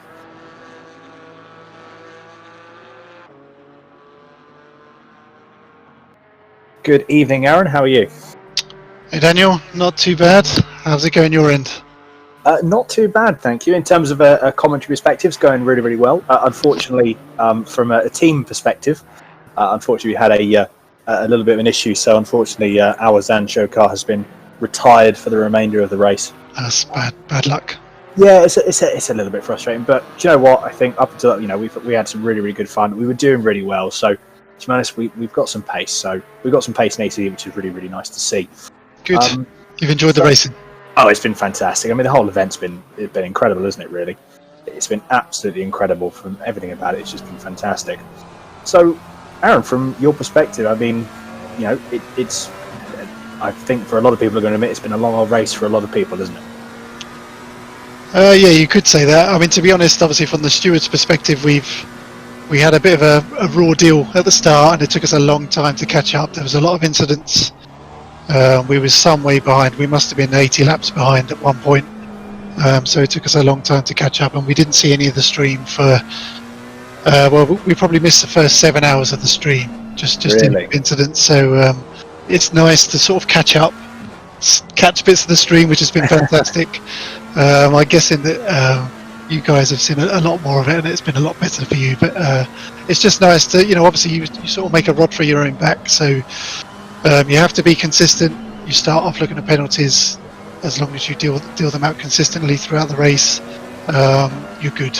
And we put out a warning to everyone because we was getting repeat offenders, mainly GT3 cars, dive bombing GT4 cars. So we did up the penalties sort of midway through, and they have reduced. So hopefully we should see reduced penalties. Brilliant. No, we have been saying in the stream, and we have been saying it for a while, but it's really, really good to it's really good to see the fact that you guys have been taking obviously a real close eye on the incident points. You've been really sort of looking at them and scrutinizing them, and I think that instills a lot of confidence in the terms of actual for the event. You know that it's being policed correctly, it's being run incredibly well. So no, honestly, really kudos to yourself and all of the other stewards for really making sure that the event is properly maintained and properly scrutinized as well. It's really, really good to see. Thank you, Daniel. Yeah, we have tried hard to be consistent and fair. Obviously, we don't want to hand out penalties, but when you've got cars turning other cars, causing them large time delays, obviously we're going to hand out penalties. That's all you can do, isn't it? But absolutely, it is one of those things where, as you say, no one really wants to do it, but it's one of those needs must. In certain scenarios, and as you say, everyone's on a level playing field. Everyone is everyone is in the same boat at the end of the day. It's one rule for everyone, and it's up to the drivers and the teams to make sure that they stick within those boundaries, isn't it? Exactly. And I'm still amazed that we've had hardly any cars drop out. I don't think I've ever seen an endurance event where, they've had so few dropouts, and the full course yellows have worked very well. What we're seeing, hardly anyone has got it wrong. There's been a few penalties for full course yellows, but generally it's been very good. Yeah, exactly. That's another thing as well. I mean, this is my first big endurance event. To be honest, this is my first event on ACC, really. Yep. And it has coped really, really well. We were saying, obviously, the almost the virtual safety car, as it were. Full course yellows has been a solution that has worked. It has worked really, really well. As you say, some drivers have unfortunately missed. May have caused a few incidents because of it, and some people have maybe missed a few of those. But all in all, like you said, majority of the teams, majority of the drivers, it's just been really, really close, clean battling and racing all throughout the field, isn't it? Yes. Oh yeah, definitely. It's been great to watch. What we've seen. Certainly, we're seeing some more racing in the second half. Hopefully, those incidents are going to reduce even further, and we'll get to see the end of the race. But so far, the stewarding team's been fantastic. It's been a joy to work from.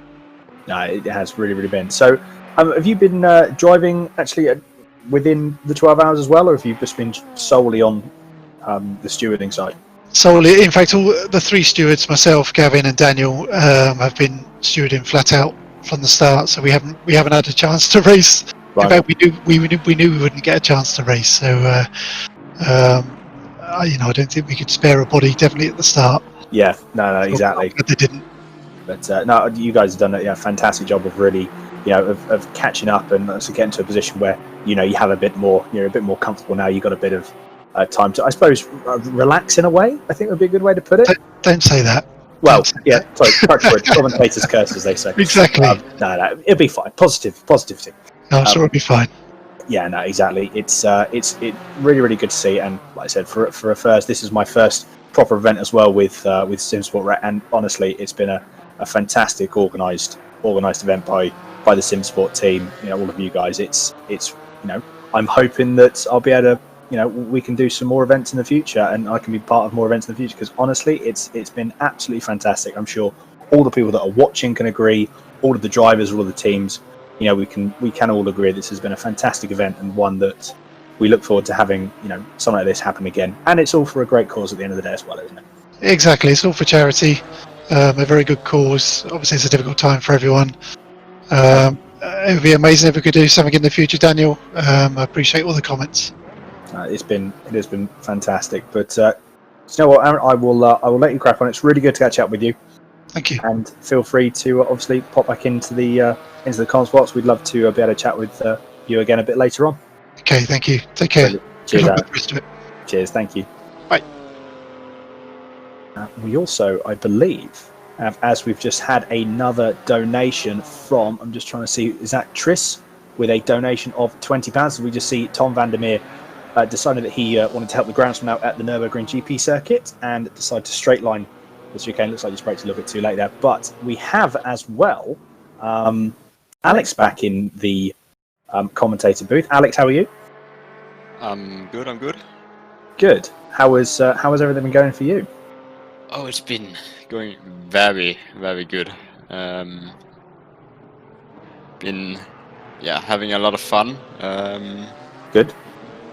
That's the main thing as well. So I mean, just look at you guys have really been plugging away with the old V8 Vantage, with the old GT3 V8 Vantage for Yas Heat. So what has been, since we last spoke, 'cause we spoke a good, probably getting on for at least four hours ago now. Probably not far on from that. So what's really sort of any highlights particular for yourself for the since we last spoke?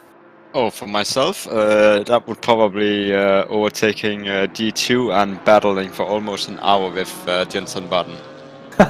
I mean, to be fair, as things to tick off your bucket list, that's definitely up there, isn't it? It definitely is. That was that was a really good moment. of my life. Yeah, no, it is fantastic. Speaking of it, we have got your car currently driven by Valentine, now the number 40 V8 Vantage. So no, it's been fantastic to watch you. Currently running in P7. So is it any more? You're 6 seconds behind, or 6.1 seconds behind Niels at the moment. What are your sort of thoughts? What are you going to be trying to gun for P6, or do you know recently you're going to try and make some positions up in pit stops? What's the sort of general strategy with the team? Obviously, again, if you can't divulge it, I appreciate you can't say too much, but is there anything in your head at the moment, or Our goal is actually to see if we can catch up to the McLaren of Jason Buttons again. Okay, brilliant. We had a drive-through sadly, but the pace is definitely there, and I really think we can, maybe have a chance for the P5 tonight. Fantastic. Well, we're looking on the screen as well. So we've got Niels in the number 62 BMW G2. That's got a 5-second time penalty next in the pits. So it's going to be very, very close because you're only about 6.5 seconds behind. Actually, 6 seconds now. You've taken another 10th. Valentine has taken another 10th out. So I think with that 5-second penalty, it could become very interesting for you in the next when the next pit stops happen. It could really be, there's still 3 hours to go. Like a lot can happen, but we really hope for something special happens. No, absolutely. It's been a fantastic drive from all of you there, especially as well. Qualified P13 on the grid to having worked your way up to P7. It's a really, really good achievement. And let's be honest, this strength of field is absolutely incredible. Yeah, it's really strong. I must say, to every driver out on the field, you guys are driving amazing. Like, it's really been so fun battling and just driving with all of you. It's so fun. Absolutely, and we've been saying before. Hopefully, this is something that we can do again. Is we've got 2 more anonymous donations. We've just had 2 more £20 donations. That brings the total to just over £3,000, and we've still got 3 hours and 20 minutes left. So it's I know we do keep saying it, and this is for an incredible cause. It's an incredible event that has been hosted, and still 3 hours left, and with the money we have raised, it's really, really incredible. So it sounds like you've got some positive thoughts going forward, Alex, which is really good to see. You've got some targets that you've set yourself and the team has set. So it's good. I think it's always good to have those targets, especially now you're coming to the latter half of the race, the latter stages of the race. So you've really got to have those, have that drive to continue going. So I really, really wish you the best of luck for yourself and the team. Thank you. And before I go, I just want to say thank you for hosting this for such a great course. I think the general, it's been a fantastic event. I think yourself, a lot of people said this has been a really, really good event. So yeah, well, but I'm gonna have to go again. So no problem at all, Alex. It was great to catch up with you, and feel free to pop in again. We'd love to speak to you later on in the race. Yeah, cheers. Cheers. Good luck. And I believe that's everyone for the moment that's in the comms spot. So I think we're going to move back over. I'm going to move back into the main comms booth with Alex and Steve. Right, well, that's brilliant. We've now hit over 75% of our £4,000 target. Thank you very much to those 2 anonymous donations, taking us north £3,000. Dan, that's just been really, really good to see, hasn't it? Just now to go at £3,021.14, and as you said, we've got just over 3.25 hours. Come on, people, please donate to a great cause for mind, for better mental health. And just to give you all a bit of a reminder, hang on, we've just had a £50 donation come in. €50 donation, that was. €50 donation, so that's about £42. Yeah. The money is fast coming in. That is absolutely fantastic. Wow.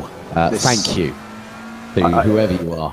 I think this is something that we can really say, and it's one of those things that we cannot say enough, isn't it? Really, we can't say thank you enough to everyone who has donated, and it's one of those things where we're looking at that 4,000 target. It's becoming, it's just getting closer and closer and closer, and it's, I think, very quickly becoming into the grasp of something. Just had another donation there from Dominique. Well, there's another £10. So thank you very much, Dominic Kramer. So Dominic Kramer has just donated another £10 to the cause. Now we see Bram Harmsen in the Pulse Simsport Porsche that has now been overtaken by Dave Marshall. Oh, into the back of the 135 goes the Pulse Simsport Porsche. Now that's exactly what has been.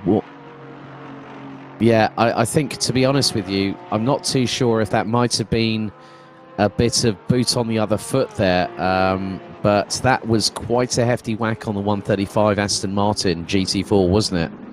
It was indeed, yeah. And I know Aaron touched on, they'd warned the GT3s of getting potentially more severe penalties for exactly that type of move.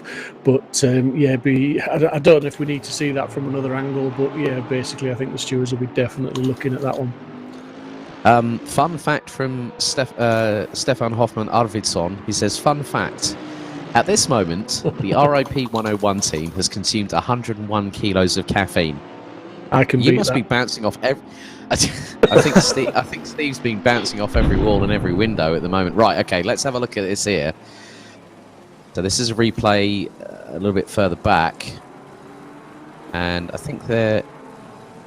Now someone's just been turned around into the barriers and it's collected another car, and that was the Now, was that from that looks to be the earlier incident, the Porsche from Pulse Simsport.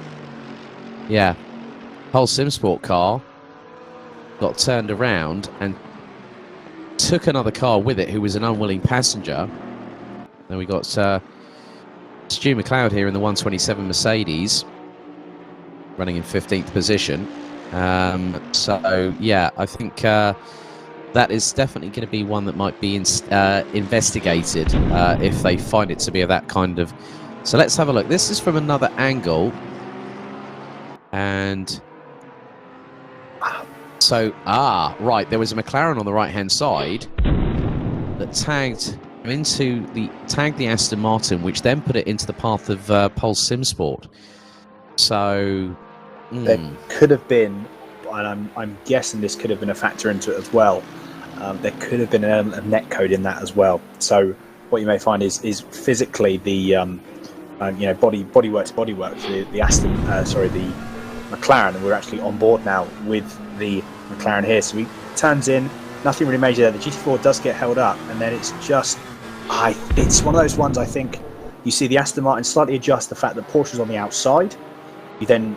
At that point, it was just unfortunate timing. The McLaren then obviously went right with good intentions to obviously try and avoid it. And I think that was one of those ones where it was, poor. It was wrong place, wrong time. I think for pretty much everyone involved in that incident. It was a tricky corner. It's a very tricky corner to get. Obviously, the McLaren had a really, really good run, and would have been okay. I think the Aston just maybe ever so slightly tried to adjust this line because the Porsche's on the outside. I think in one of those scenarios, that initial scenario, I think that could be put to a racing incident. Again, the stewards will have lots of different camera angles they'll be looking at that, as we have another anonymous donation of £10. Thank you very, very much. And another one from Marzek for €5 as well. For €5, yeah. These are flooding, it's fantastic. But yeah, which is going to put us a lot closer now to nigh on £3,100, so we're now nearly at 70. We're going to be over 77% of target. But one of the biggest things, gents, is that it was a completely different Aston Martin that was involved in that accident. Yes. By the colour scheme, as we've now had a third, and that is from. I did notice the surname. That was Fran Hedges, I believe that's Dave's wife. £30 has just been put in the kitty. Fran, thank you ever so much. As we've got the 133 of Wilson, I think, in 29th place, now serving a drive-through penalty. So, yeah, the biggest thing about that incident is that it was a completely different Aston Martin that was an unwilling participant in that. So I'm not too sure with that whether the incident with the 135 whether it might have just that they might have seen Aston Martin taillights, I'm not too sure. It's very difficult to sort of judge these kind of things, isn't it, Steve? Yeah, it's always difficult, and I know myself and Dan earlier on in the daylight hours we saw an incident and we both had a sharp intake of breath and sort of judged it to be a bit of a rough and ready move, as we would say in North Yorkshire. But then when we saw the replays a couple of times, we sort of thought, well, to be fair play, it wasn't as bad as it initially looked. It warranted a steward's inquiry, but you've got to be very careful not to judge things too soon, and try to keep your opinions a little bit sort of muted until you maybe see a couple of different angles on it. Yeah. So we're back again now. This time with Lukas Müller in the 299 SG Stern. I need to get my false teeth put back in. But to be honest with you, I think I'm going to... I did say I was going to come in for a few hours, but if I'm honest with you, I am sort of flagging a little bit. But to come on with this event and to see us hit over £3,100 is so great to see so much enthusiasm to help raise money for a great cause. And a big thank you to all the Simsport Racing crew for getting everything done. Steve Hinton with deliveries. Gav Utley, Dave Hedges, Aaron Walker and Daniel Parker are live stewards, as we've had another 20 in the kitty. And it is Jack Mack's uncle Paul. There we go. Thank you, Jack Mack's uncle Paul. Yeah, thank you very much indeed. So that is getting us ever closer to being at nearly 80% of target. So I'm going to sort of call time. I did come on a little bit earlier than anticipated, but gents, it's been a pleasure being a part, even though it's just been for 60 minutes.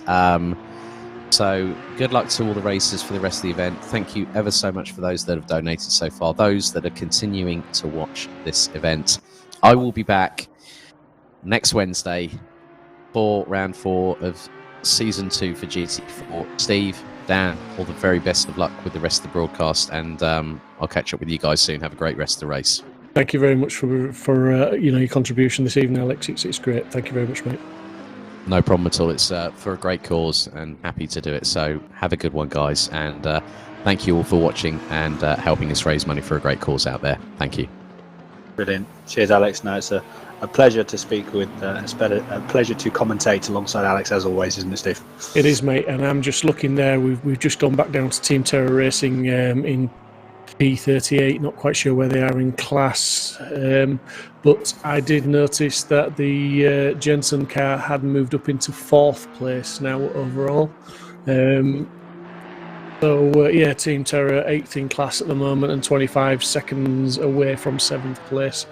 So Team Terra having a pretty good race.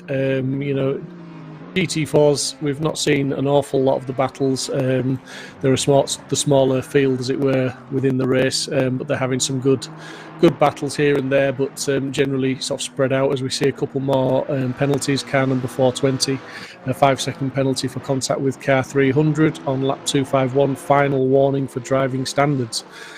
So yeah, things again a little bit tasty with the stewards now. Obviously they're giving that car a few previous penalties, and car number 62, penalty of 5 seconds for contact with car 177 on lap 256, a warning for aggressive overtaking on a GT4.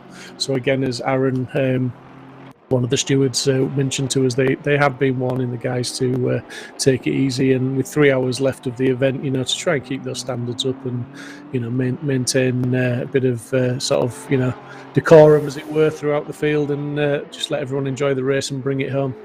Exactly, they've got to make sure that. So there's 3 hours left. We don't want anything to happen. I know Alex said obviously he was starting to flag a little bit. To be honest, I'm not surprised that drivers are starting to feel that effects as well. Regardless, even if you've got sort of 3 or 4 people within the team, and this is one of the things that I've always thought is you've been looking. I mean, we've done a few.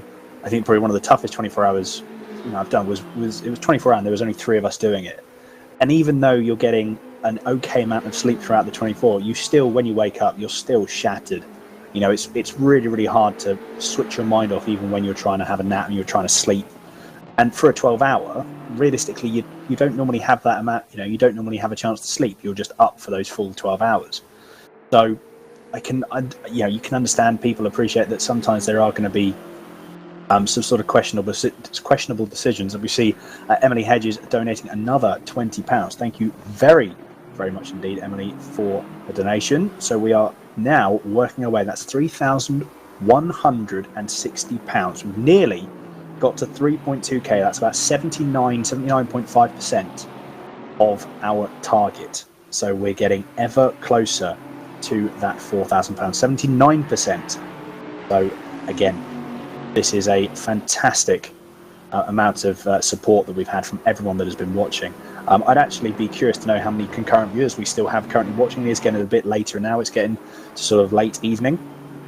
So it'd be interesting to see how many people we've got watching. As we've got Ross McGregor for the Zansho Simsport Bentley GT3, car number 15, currently in P21. This is a recovery drive for these guys. Obviously, they had a few connection issues with several laps down.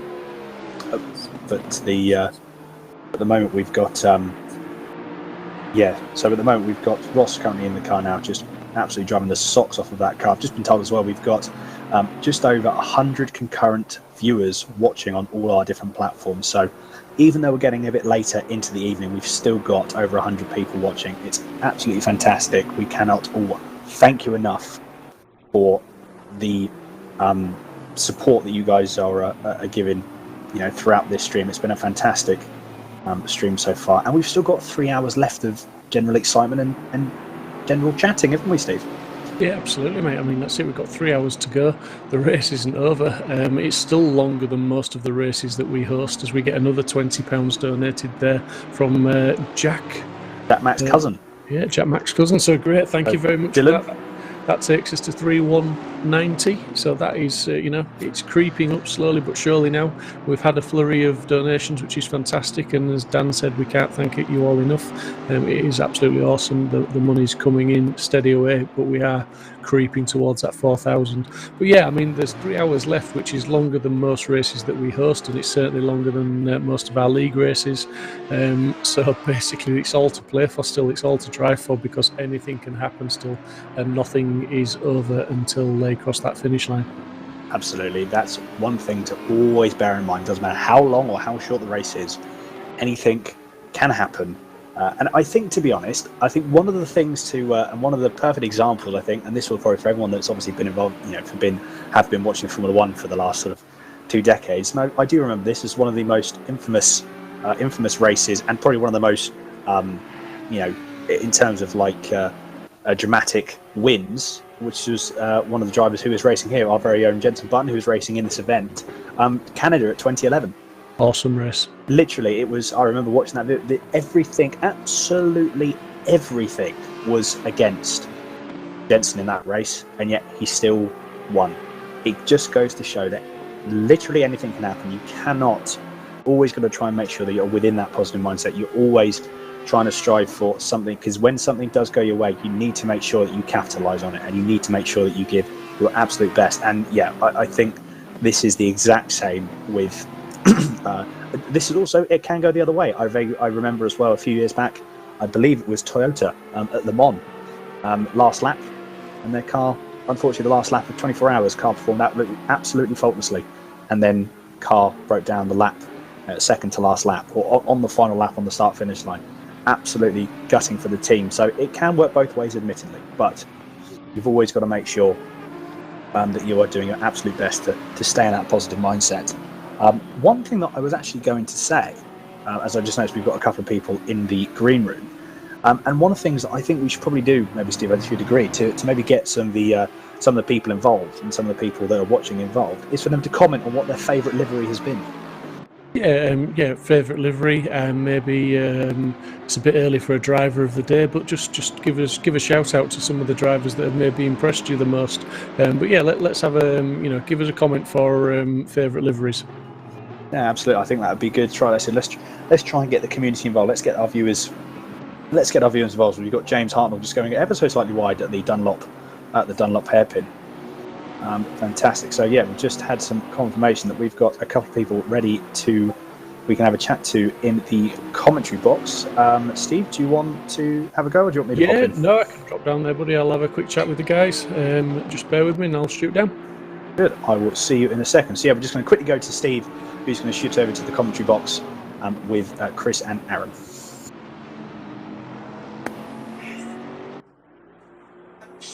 Good evening, gents, and I say good evening with a few hours left on the clock. 3 hours just and 1 minute left to go. Fantastic event so far. I'm going to come to you, Chris, first, because I've been watching your progress, obviously being the Simsport car in the race, and you've obviously got some news for us, mate. Yeah, we had a little bit of bad luck, to be honest. Archie's PC kind of died in the middle of one of his stints, and it took a while for us to figure out what was going on. So yeah, eventually I just jumped back in the server. We had to do the rejoin system, and I just joined back in. It obviously messed up our stints and everything in the way that we did kind of have it timed perfectly to do the bare minimum amount of pit stops, but obviously we kind of messed that up now. So I just jumped up and done about another 40 odd minutes and or half an hour-ish, and then Kev Critchley was able to join because he was away while that was happening. So I basically had to do another stint. So Archie looks like he's actually out of the race because his wheel something with the power, and it's got no force feedback, and he's been trying to get it to work. So it looks like it's between me and Kev to try and finish it now. But yeah, we had some. We're doing well as well, to be honest. The first half of the race, Archie he actually got spun. I don't think he caught it on camera. We got spun by a back marker GT4 and lost a little bit of place. And when we came out, Kev done a great job. And then we've been, I think we had the pit strategy nailed, to be honest, assuming touch wood it stayed dry. But yeah, we kind of obviously lost out a little bit now, but we're still going to try and finish it. And it's a big ask, but hopefully we can try and get closer to that top 10 now and just see what we can do in the last 3 hours. But it's been a great event, guys, and kudos to you, Steve, for doing so far about 9 hours worth of commentary on the trot. Oh, mate, yeah, don't remind me, but I've had lots of help on the way. But, I mean, I really felt for you because I sort of gave a bit of a shout out on the stream when I saw the car dropping down the order like it was, and because I'd been watching you, and literally you were in podium position for most of the race once you'd sort of recovered from that early spin, but you were literally, you were in position to battle for the podiums. And then when I saw you drop down and you popped into the YouTube comments about Archie's PC, I was just chatting on there and saying to Alex, it must be absolutely heartbreaking, and when things like that happen, something that's absolutely totally out of your control. It's not a driving error, it's not a decision that you've made that's gone wrong, it's something that you could not even foresee coming, and it must be hard to keep going. But well done on keeping going and keeping that positive attitude to aim for the top 10, mate. It's credit. Yeah, well, that's the plan, mate. Obviously, we've not had the best of luck this team in most endurance weight races we do. I think this is the third 12-hour now that we've had a disconnect, but we rejoined and everything properly this time. So, yeah, we'll just plug along and see where we get to, mate. Yeah, no worries, mate. And as one of the members of the admin of Simsport, I've thanked all the other admins that have come in for a chat. Just thank you very much, mate, for all the effort you put in. And I know you were obviously heavily involved with the promo video with Archie right at the beginning when we first announced we were going to do this. That was no mean feat, and obviously you've been there helping us as we've gone along. So thank you very much, mate, and well done. Thanks, buddy. Good luck, guys. Cheers, Chris. Good luck, mate. And over to Aaron Martin Pilkington. How are you doing, buddy? I'm pretty good, man. I had a double stint right there, and I'm really happy with the way that went. It seems like late at night the pack kind of dissipated, so there was a lot of room for manoeuvring, and yeah, filtered through the GT4 pack. I don't think I ever cut anybody off. It felt really nice to drive, and times I was put down, I felt real comfortable. Hopefully now, I think we're in, like I said, I wanted to get top 20. We're in P15. I don't know if we can get any more places, but there's 3 hours of racing left to go. So yeah, absolutely, man. There's one thing I like about you, buddy. Whenever we talk, you're always happy. I've never heard you unhappy. It must. It's great. It's brilliant to talk to you. I know you've raced in some of our community leagues, and you're still doing so. And like I say, whenever we talk on Discord or whatever, you're always a happy character. It's brilliant to see, and it's really good to see that you're doing well in the race, because there has been a few issues for some people. Generally, the racing's been pretty good. There's been a few incidents. We've seen the stewards are getting a little bit tougher with some of the incidents now, and giving out a few more warnings to people that they're going to get heavier penalties. Is your race still going to plan? I know we talked to you earlier. Is it still on target? You're at 15th, and you're saying you're going to maybe try and get some more. What do you think's realistic? Maybe a couple of spots. I mean, the way it sits right now, I think we're actually we're able, because we had to pit early in the first stint, way earlier than we had to. We've kind of been leapfrogging people in the pits, and also it just, the planets aligned for us during the mid time of the race, because we went into the pits and a yellow came out, like countdown as we entered the pits, and then it counted down again to stop the yellow as we exited the pit. So it was kind of like a free pit.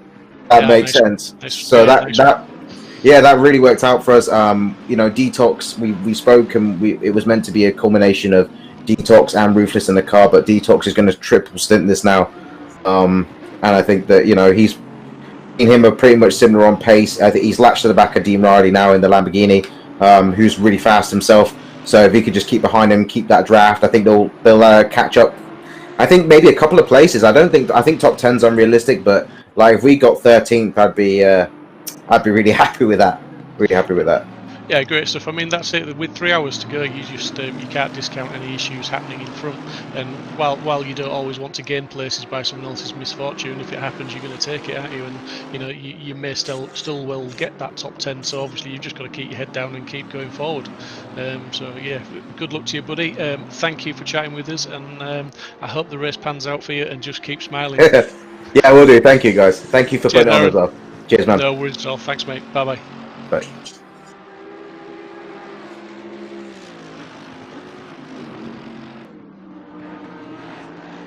Oh, yeah, I've seen a penalty on the screen there for car number 27, 5 seconds for contact with car 52 on lap 260. So that's car 52, which is the Pulse Simsport car, I believe.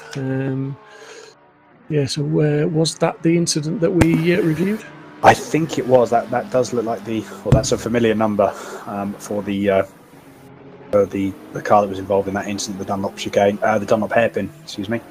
So yeah, bit unfortunate that, but only a 5 second penalty. So yeah, I think they'll learn from that. They'll put it behind them and go on. As we've just got, that's Tom Smith donated another £10. So thank you very much, Tom. Indeed, that brings the total now to £3,190 and 96 pence. Very, very close. We're 4 pence away from that 3.2k magical number. And we're just now on board. Sorry, I keep saying on board. We're not on board. On your screen now, we've got our eyes focused on Valentine, who has now moved up to, in the bottom right-hand corner of your screen, he's moved up to P4. Very motoring along, to be fair. The Yassi, obviously talking to Alex earlier on, their team is doing incredibly well. As now, and I'm guessing you can obviously see on your screen, it's getting lighter. It's starting. We've worked now through the night. The sun is definitely coming up. A bit cloudier today, though. Track probably isn't going to get as hot as it was yesterday morning in game time. So, it'll be interesting to see if that has any effect. I imagine obviously teams will be adjusting tyre pressures, accordingly as the track does warm up. But it won't be. I doubt it will get as warm as it has been in previous time. Only just noticed as well. So Valentine's only 3.9 seconds back from Nils, who's still got a 5 second stop and still's got a 5 second halt when he next pits. So that's going to put him down definitely into the clutches of Mr. McIntyre in the McLaren in 5th place. So I think, to be honest, Nils could actually not only lose one position, but if Jack starts really pulling out some lap times out of the bag, potentially he could even lose another position. Yeah, it's all to play for up there, isn't it, Dan? It's still very close, and as you say, they've got a couple of cars have got the 5 second penalties to factor in there as well. But yeah, definitely the podium isn't sorted, and with 2 hours 50 minutes to go, it'd be a bit silly to think it was really, I suppose. But just forgive me when you think we started with 12 hours on the clock and we're down to 2 hours 50. It does seem like there's not a lot left. If that makes sense.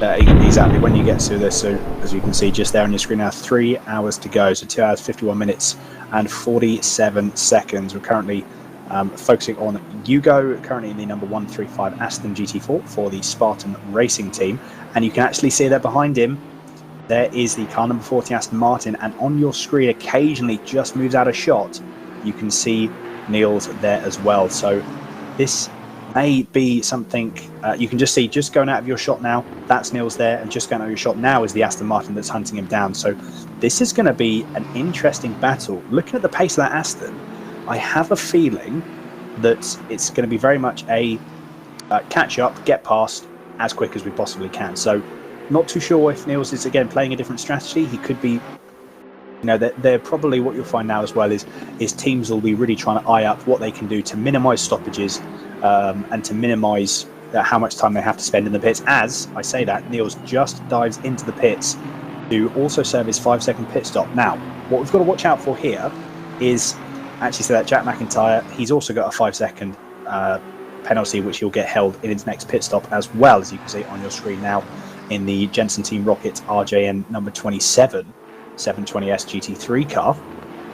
So actually, realistically, that actually won't make a difference. The only thing that Jack can really do is to really plug some quick laps in and to try and negate the difference of those 5 seconds that he's going to have to spend stuck in the pit lane. It's going to feel like an absolute eternity to him, as it is with Niels at the moment. Those extra 5 seconds are going to feel like an absolute eternity. They feel like they're never going to end, and it can put you in a little bit of a negative mindset. But again, as we keep saying, you just got to try and put any of these behind you. All of these little mistakes that do all sort of add up. You've got to really just put it behind you and just crack on.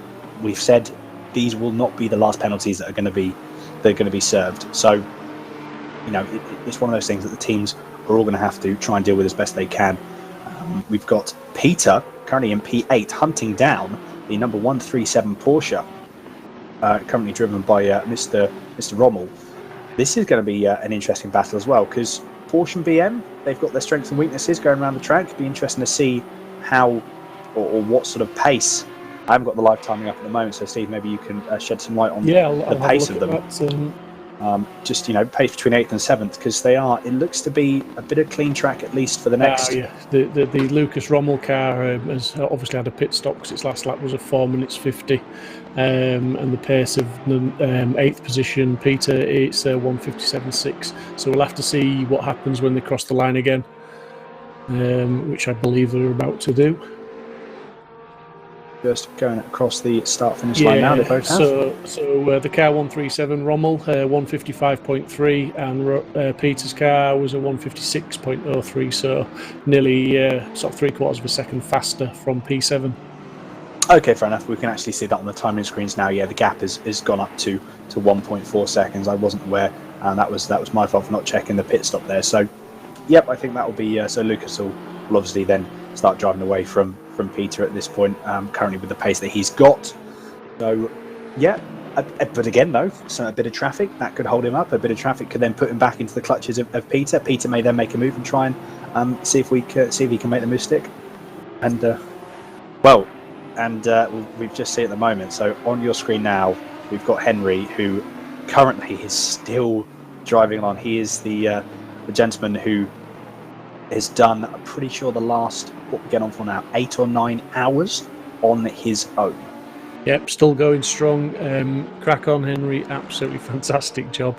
Credit to this guy. He must be absolutely whacked out. P28 still going. What can you say about the guy?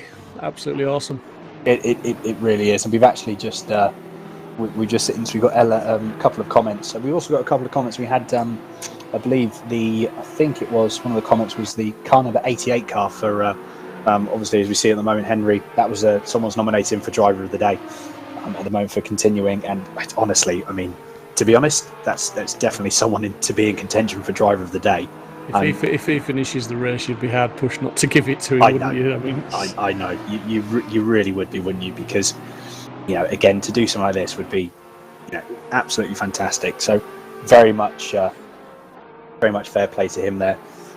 We've also got a couple more comments. So we've got is that AVD? So we had a drive-through for track limits when entering the pits, and the pit limit button didn't work. That's not good when your pit limiter doesn't actually engage when you go through into the pits. Something you don't want to happen, isn't it?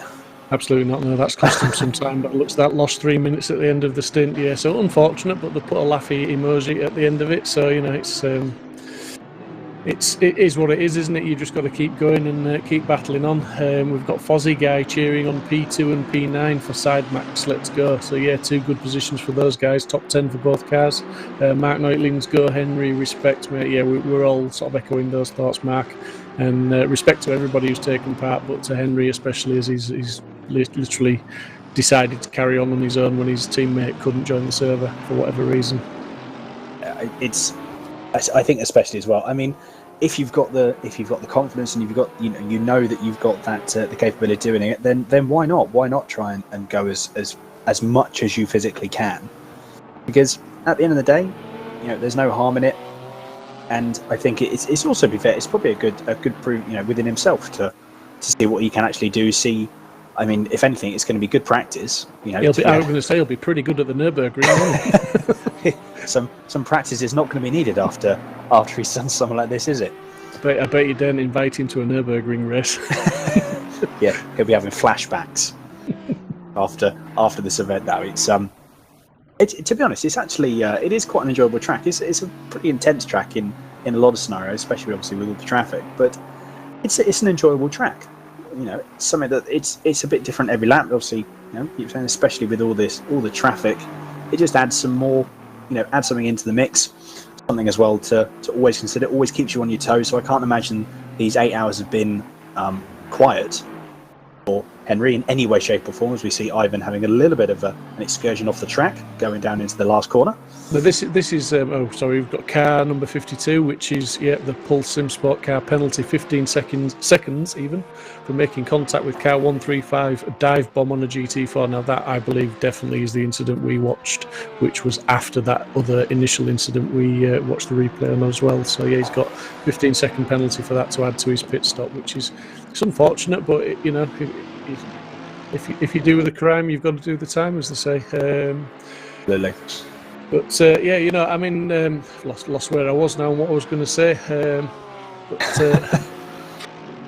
It's you were saying about the you were just talking about this. Like, if something happens like that, you've got to face the consequences, haven't you? Really? Yeah, absolutely. I mean, it was a bit of a rash move by anyone's standards. When you cause contact with a GT4 that you're lapping, and he had the corner. The rule is that the GT4 stay on line and the other cars go around. So you can't really do too much arguing about that. Exactly. We've got Oliver Anderson, I believe, is in the commentary box, is in the green room. So I feel we may be able to pull Oliver, and this is Oliver from Team #RIP101. I believe these are the people. These are the people that have been. Was it consumed like 100 litres of coffee or something, wasn't it? That's the one, mate. Yeah, I mean, I know what I was going to say before I lost my train of thought. To be fair, Team Griphax, who are running P2 in the GT4s, they've impressed me in this race because I've said it already, but I'm going to say it again. They've pretty much kept their nose clean. They've been running at the sharp end of the GT4s for most of the race, I believe, and along with obviously the Coach Dave Academy GT4, which is a couple of laps ahead. Absolutely credit to them. They've kept it clean, they've kept out of trouble, and those two are looking pretty solid for P1 and P2 in the GT4s at the moment. I think the other positions behind them are up for contention, at the moment. Yeah, I think what we're probably going to see is it's going to be a little bit difficult because people are going to be on different strategies. People are going to be on generally just different. We don't really know. And we don't really have much of an idea. I think we have a general idea as we've now just jumped on board. I believe this is actually a stream. This is a stream from Christoph Muse Cars. This is on board with him in the GT3 Mercedes. GT4 Mercedes, even. My apologies. So it's really good to have some different onboard footage actually from other people's live streams. So I think probably until the last pit stops have happened, that's when we're really going to have that, right, we've got the idea, we know what's happening, we know where people are on track, it's now sprint to the finish. Just interestingly, Dan, sorry to interrupt, mate, just before we go from this camera, if they can just keep it on, obviously it's interesting information there that the drivers have got with the driving time left, and obviously you can see the countdown clock there that he's not got to let that time run to 0 before he pits, but also he's got warning, track cuts 3. So that means if he gets one more track cut, it's a drive-through. he's had his the car has had its 3 warnings, one more track cut, and it is a drive-through. So the track cuts are for the car, not for the driver. But yeah, it's just a little bit of information there that we don't normally get to see on the broadcast. So it's just good to point that out. Ah, fair enough. No, indeed, that's something that. Well, I can imagine that. Yeah, I can imagine that's going to be interesting for him. He's got to try and manage that for the next 2.5 hours. So fair play if they can manage it. I believe we are just going to jump in with Oliver Anderson into the commentary booth. So quickly give me 2 seconds, everyone, and I'm going to jump into the commentary booth. Evening, Ollie. How are you doing? I'm very fine and very tired, I must say. I can imagine you are. How was? Because I believe there's only 2 of you driving in this team, isn't there? Yes, we should have been 3, but our third guy ditched us yesterday because we actually don't know why. He just said he had different plans all of a sudden, so we're only 2 guys doing it now. Well, I mean, to be fair, kudos to both of you for continuing to do the whole event with 2 of you. It must be quite difficult. I've also heard as well that about 100 litres of coffee have been consumed by both of you collectively. About 100 litres of coffee and 100 litres of Red Bull. Not alive. What a mix that would be! What a mix that is. We are That's. literally buzzing. Our bodies are shaking. Do you know what? I'm not surprised. I think something like that. That's an insane amount of caffeine. That really is. So I think Ollie, I think one of the first things to for yourself is what's it been like for you, because we're getting to the point where we're almost 10 hours into this race. I imagine obviously there's been a few ups and downs for yourself and the team. So is it anything that what were your expectations? What were your expectations after qualifying going into the actual race? Well, we were just hoping to complete. Last time we did at 12. Oh, Ollie, we've just lost you. Are you there? Yes, that's it. I have pushed to talk on. I just forgot. Ah, fair enough. Sorry. Yeah, sorry. Start that again, if you would. Yes. After the last 12-hour charity race we didn't even make it to the start because of different issues. So our expectations for this race was basically just to complete it and try not to be last in GT3, which is not working out so good so far, but there's still a few hours left, so we'll see. We're at least on the same lap now as E29, so... Well, absolutely. Yeah, absolutely. It's good that, good to have that positivity and that positive mindset still there. It's really, really good to see. Like I said, 2 hours and 40 minutes left. A lot of stuff can happen in that time. A lot of stuff can happen. Oh, yeah. And yes, just during the last 2 hours in the night we gained about... Oh, push the door, Ollie. There we go. Yes. Yeah. I can imagine. We'll let you off. You are quite tired. We'll let you off. We'll let you off. So much that just tapping the phone. Oh dear, that's what about 400 litres of coffee and Red Bull does to you. Oh yes. So yeah, no, it's really, really it's really good to see that positivity. And to be fair, as you say, you had a general, you wanted to actually make it to the end. At the way it's going, compared to your, as you say, the last one, you didn't even make the start. A massive amount of improvement. You've done almost 10 hours of the next event. So, there's definitely the things to shout about in a positive light there, isn't there? Oh yes, definitely. In terms of also what you've been going through, has there been any particular highlights from yourself for the this could be anything from the team itself, from your own personal thing? What's been a good highlight of this whole event so far for you? Well, just starting the race was a great highlight for us. But I think the nighttime racing was crazy big. You can only see the front lights really of the other cars and the tail lights when they're at a distance. So you don't really know where they are on track until you're right there in the back of them. It's quite a good feeling. No, absolutely, and it's fantastic. It's really, really good to see the amount of cars that we've got currently still running as well. Kudos to everyone that has been racing. It's fantastic to see. Yes, and the traffic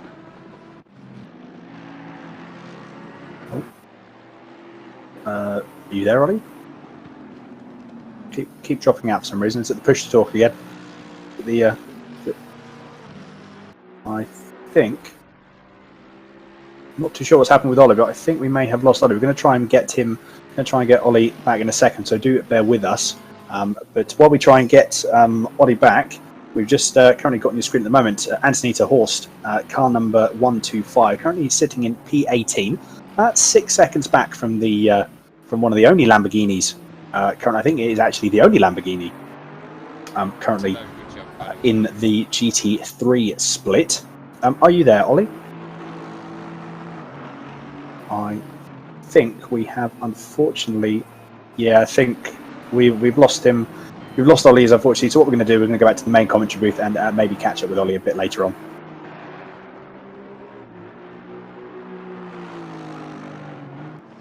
Right.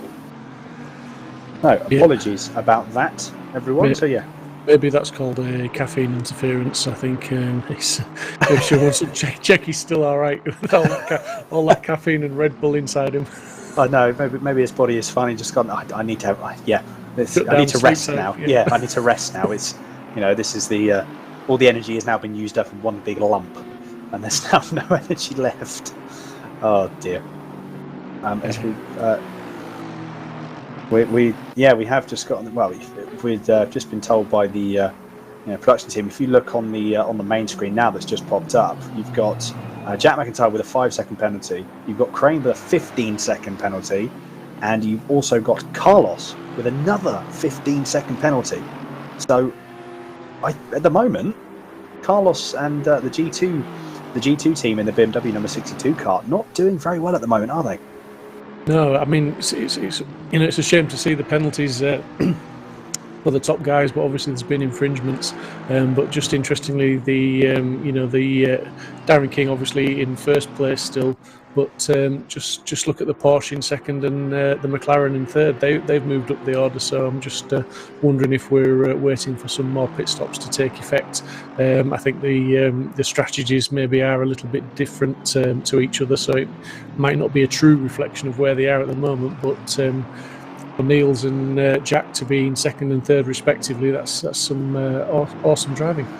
It is fantastic. We also had another £4.20 donation, so thank you very much to whomever did that. Brings the total to just shy of the 3,200 mark, so we're just shy of the 80% of the 80% mark. We've just had a comment from, we've got Bismarck852. We've got to, do you guys interview anyone who pops into the green room? Yeah, I mean, at the end of the day, if you fancy a chat, you've been either, it could be, so we've just said if you donate to the stream, then more than welcome to pop into the green room, as we've been told by our production team.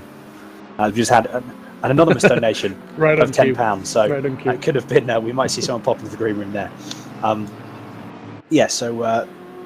We hopefully, and I said, the more people we get to speak to, the merit it gives us to have it. Gives us a chance to see some insights from other people, to have a bit of a conversation, and to also, to be fair, sometimes it even brings up different talking points that we then talk about throughout the rest of the stream. So no, please do if you can, donate to the stream, and then feel free to pop in for a chat. As we've got Mike Williams currently sitting in P5 now, working his way through, negotiating the traffic very, very well. I am quite surprised, actually, if I'm honest, at the amount of drivers who have now had incidents. I don't think we're going to see the last of them. There are going to be a few more, although we were used to seeing the sort of 5-second penalty here and there. Now we're starting to see 15 seconds. We're starting to see drive-throughs. Yeah, do you think that's something to do with the fatigue of the amount of stints the guys have done, and 100%. also, obviously we got that insight when we joined the Mercedes on board with the amount of track cuts that they've got. I wonder just how many of these cars are running around on track now with 3 warnings in the bank. So the next track cut will lead to a drive-through. We could see a few cars suffering drive-through penalties. And as we speak, car number 11, the Griphax GT4, the one that I've been very impressed with all race, has got a drive-through, which I'm guessing will be for track limits. But yeah, I think we might see a few more cars like that, especially as we come towards the end of the race, when some of them may just try and have that final push, and at the sort of risk of cutting a few track limits and getting those drive-throughs. Yes, exactly. We've just had a couple of comments on the YouTube channel. It says apparently rain in 15 minutes and then rain coming up. So, are we going to see a very, very large spanner in the works? As we've just seen Ricardo Marino trying to go on the outside of a little bit of contact there from the Bentley of the PSR team Bentley there. That was a little bit unfortunate, I think. I think that was a bit of wrong placement for Ricardo as he goes up the inside of those two GT4s. Although the GT4 cars behind the Aston Martin taking advantage of the Team Spartan car having to move out of the way of those GTs. Not too sure if that was for position, but yeah, I think with a couple of this, is that wishful thinking, or is that somebody? Is someone giving us an insight? Because obviously the drivers on their screen, when they're in the pits, they have it will tell them the weather forecast for the next 10 minutes, 20 minutes and 30 minutes, I think it is. Might be slightly wrong on the timings, but yeah, they get a 2 or 3 stage weather forecast in the car. So it could be that some information's coming directly from the teams to say that they're expecting rain. I mean, if you look, and I'm just looking at this myself, the sky doesn't look particularly clear, does it? No, and let's be honest, it wouldn't be the Nürburgring if it didn't rain in an endurance race, would it? To be honest, well, no. Based on last week's race, we need the there's one missing piece of the puzzle at the moment, and we've just got a very, very nice onboard shot. I like this onboard shot. This is very nice. Hopefully, we can have a few more of these because this looks fantastic. Yeah, pointing to the great almighty sky, and it doesn't look very clear. It looks to be some grey clouds there forming. So, do you know what? I think this could be, if rain does start coming down, this is going to be who's going to bite the bullet first, and this is going to be a very, very interesting 2.5 hours left, depending on how much it rains, but also depending on what drivers choose to do. You're going to have some drivers that are probably going to be maybe jumping in at the first sign of rain, to jump onto slicks to try and take the advantage. Here's a question for you, Dan. A question for you and a question for the chat. So let's get some answers coming in for this one. If it rains and it doesn't come a sudden downpour, if it just builds steadily, as we see a car running wide onto the gravel there, will it affect the GT4s or the GT3s initially first? Which class of car will have to go to wet tyres first? Oh, that's a good question, actually. To be honest, or will it be the same? In fact, obviously, it may be no difference. But it's a genuine question. I've not experienced. I've driven the GT4s in a wet race, and I think, if I remember rightly, I drove them on slicks because there wasn't a lot of rain. So I know the GT4s will stand a fair bit of rain before you actually have to go to full wets. That was just for the reference, just to blow my trumpet. That was when I started in P24 at Laguna Seca and brought it home in 4th place. Nice. In the wet. So that was on slicks. So I think just a chat question to everybody, really. What do you think? Well, I think it's what we've just been told from our production team that it's going to rain in the next 15 minutes. How much rain, we don't know, but it is going to rain. So that's been confirmed. So everyone on the chat that's fingers crossed for rain, wishes have come true. Can I just make a really unpopular comment? Go for it. Blooming marvellous. I can't wait. Bring it on. Do you know what? I think for us it's going to be very much a we're sort of rubbing our hands together trying to think, oh, more action, this is going to be fantastic. I think all the teams are going to be looking there going, this is not going to be good. I think it's with the class of drivers we've got on the track today, and when it's going from dry conditions to wet, as I say, it depends how heavy the rain comes in. If it just starts with a shower and just some light rain, which it'd be fair to think with looking at the sky, they're not pitch black. It's not looking like it's going to be a storm. then it could be a steady build-up, and it could make things very, very interesting tactically, because at the end of the day we have still got 2.5 hours left. So even if it's 15-20 minutes before it starts to rain, we've got over 2 hours of the race left. And obviously then you've got the cycle of how wet it gets, and then if it stops raining, how long before it dries out again. So it could really spice the end of this race up. Yes, exactly. So yeah, I think trying to go. We've had a couple of mixed ideas actually from people regarding what would be affected first. So you've got we've got Angus saying will downforce help GT3s in the rain versus GT4. To be honest, that would be something that you would need to take into consideration, having that extra downforce pushing the car into the road. The problem with the extra downforce, though, Dan, on the GT3s, I know from experience, the first thing I do, if it gets to sort of a wet track, is you raise the ride height of the GT3s. Yes. So, that could have the opposite effect to what you want to do. Yes, exactly. There's, like I said, it could actually, while it obviously benefits greatly and tremendously in the dry, actually having a car that's pushed into a wet racing, a wet racetrack or a greasy racetrack could actually turn out to be something that would actually hinder you when it comes to a wet or damp circuit. As we're on board at the moment with Ross McGregor, part of the two driver team from the Zancho Simsport number 15 Bentley, and they've worked their way up to P18. Awesome drive, awesome. And yeah, they were all the way down in P45 essentially at the start with all the GT4s, and I mean, they have not, to be honest, from what we have seen. Obviously, you've been in the comms booth a lot longer than me, Steve. I just don't think they've actually put a foot wrong since. They've had one penalty, but generally, their attitude was that they were just going to go out there, carry on going, and aim for the top half of the field. Now, when they said that, I said to John Monroe when I was interviewing him that basically you've potentially got to unlap you, and the drivers don't like to be unlapped, do they? You know what I mean? They don't necessarily give you the space, as we discussed before. So to get up to P18 is an absolutely outstanding feat of talent from both guys, and just dedication and commitment to keep going in this race and not only battle for position, but to probably battle quite hard to unlap themselves on many occasions. Yeah, very much so. It's very much a case of these guys, I'm sure they've been driving flat out, and obviously, we can see that because they have had an unfortunate drive-through. So they've probably been on the absolute limit of these cars for the last best part of 9-10 hours. So it's really, really fantastic to see. So definitely kudos to both Ross and Josh for the what they've been doing for the last 10 hours. It's been absolutely fantastic to see them just slowly climb up the field. They've been getting their heads down, cracking on, and staying out of trouble as best they can. And it has paid dividends for them in the end. It's really, really paid off. It has, and I'm just looking at the chat on the YouTube, and it's a little bit of a can of worms, isn't it? Which tyres to swap to and who it's going to affect. We're getting quite a few different answers and a few different opinions, and a few people elaborating with why yes and no. It's good. Keep it going, chat. It's always interesting to read.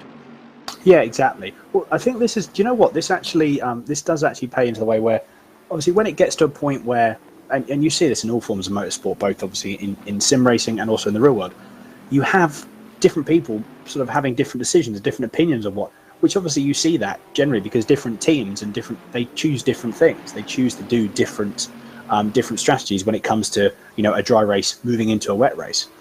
So it's really good to it's really cool to see, and it's really good to see the amount of difference in opinions when it comes to something like this, because there is no, I don't really think there's one set way. Obviously there is a preferred, there is an ideal. There's an ideal. Actually, to be fair, while I'm talking about this is actually a battle for position. So we've got Ross McGregor in the number 15 and also the number 125 Mercedes AMG. This is actually a battle for position, as Ross is all over the back of the Mercedes here. Probably going to try and make a move into turn one, I'm guessing. A cheeky little jink there from the Mercedes, almost a couple of double moves going down the straight, I thought there, in my humble opinion.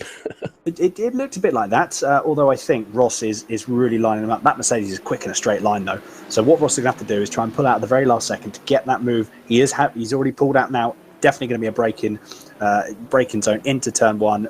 Mercedes isn't giving it up, going to try and do the cutback. Unfortunately, though, that is a done and dusted move. Ross is like, thank you very much. And now I think with the pace that Ross had, he is going to drive up the road and drive away. He's already pulled a little bit of a gap from that 125 Merc. So he's up to P17. He's still making positions up. And I'm sure there's more positions in it for him if he can continue, if both of them can continue that pace. Yeah, absolutely. I mean, it's been an awesome drive from both of them, a great team effort from those guys who had a really rough start to the race through no fault of their own. So, yeah, good to see them coming back up. Absolutely. We do have, we've been told, we have Adam in the commentary box. So I think one of us will pop into and have a chat with him. Steve, do you want to go? Or? Yeah, I'll jump down and have a chat with Adam. Fantastic. Right. Well, yes, everyone. I will be back in a second, but I'll leave you with Steve, just jumping into the comms box. Good evening, Adam. How's it going, buddy? Hi, man. I'm a bit of tired, right? Yeah. But it's going fine. We are getting near the end. Couple more steps to go. Yeah, you're doing really well, buddy, because I know obviously there's been a couple of issues, as there has for a lot of cars, to be honest, but, you know, yourself, Mark and Paul and Reese, you know, putting a good show on for everybody, keeping going. We saw Paul's crash very early in the race, which caused him to have to pit, but Mark came on, had a chat about that as well, and just said, you know, you've all got back into the car, got your heads down, and just doing what you need to do, and it's, you know, not putting on a bad performance at all, mate. Yeah, not bad at all. And this is for first Paul's endurance, so for his first appearance, it's not too bad at all. He had a bit of misfortune. He catch the grass on the braking zone and just went flying. He didn't like the paint of the livery and want that to change, so. Yeah, just needed a cosmetic design. Yeah, he ended up reworking the front end completely, didn't he? But yeah, he was unlucky because he was obviously unsighted in the braking zone by the two GT3s that were lapping him, which is obviously very easy done because he was probably looking left and right because they were at either side of him. And you know, it's like I say, easily done. But he got it back to the pitch. He got swapped over, got it repaired, and got back out. And you're doing a stellar job on track. And for yourself, mate, it must be a really nice feeling that you got a shout out from Car 42 from the Simsport Garage, which is currently in P4 in the GT4s. Big thank you for the setup that you sort of donated to them. They have modified it ever so slightly, but they've worked from your setup as a base, buddy. So well done with that. Oh, thank you, absolutely. I love to help out, so we just tried. I give them my setup just to try it out, and they liked it, and made them suitable for their driving style, and I'm glad that they're doing well with it. I'm still working on setups, and I'm still a rookie in that, and it's good to hear that some of those things worked. So. Yeah, well, yeah. Rookie or not, buddy, you're obviously doing something right with the setups, and you know, I mean, are you enjoying the race? Have you enjoyed the experience of the GT4 race for 12 hours? Yeah, it's a great experience. It's so hard to add one more factor to count into racing, and that's all of those GT3 cars that are rushing in left and right. So. It's difficult. I think it's more difficult than only do GT3 cars, right? You need to constantly watch your mirror, so it's really hard. But it was fun. We are still in high hopes for at least 10th.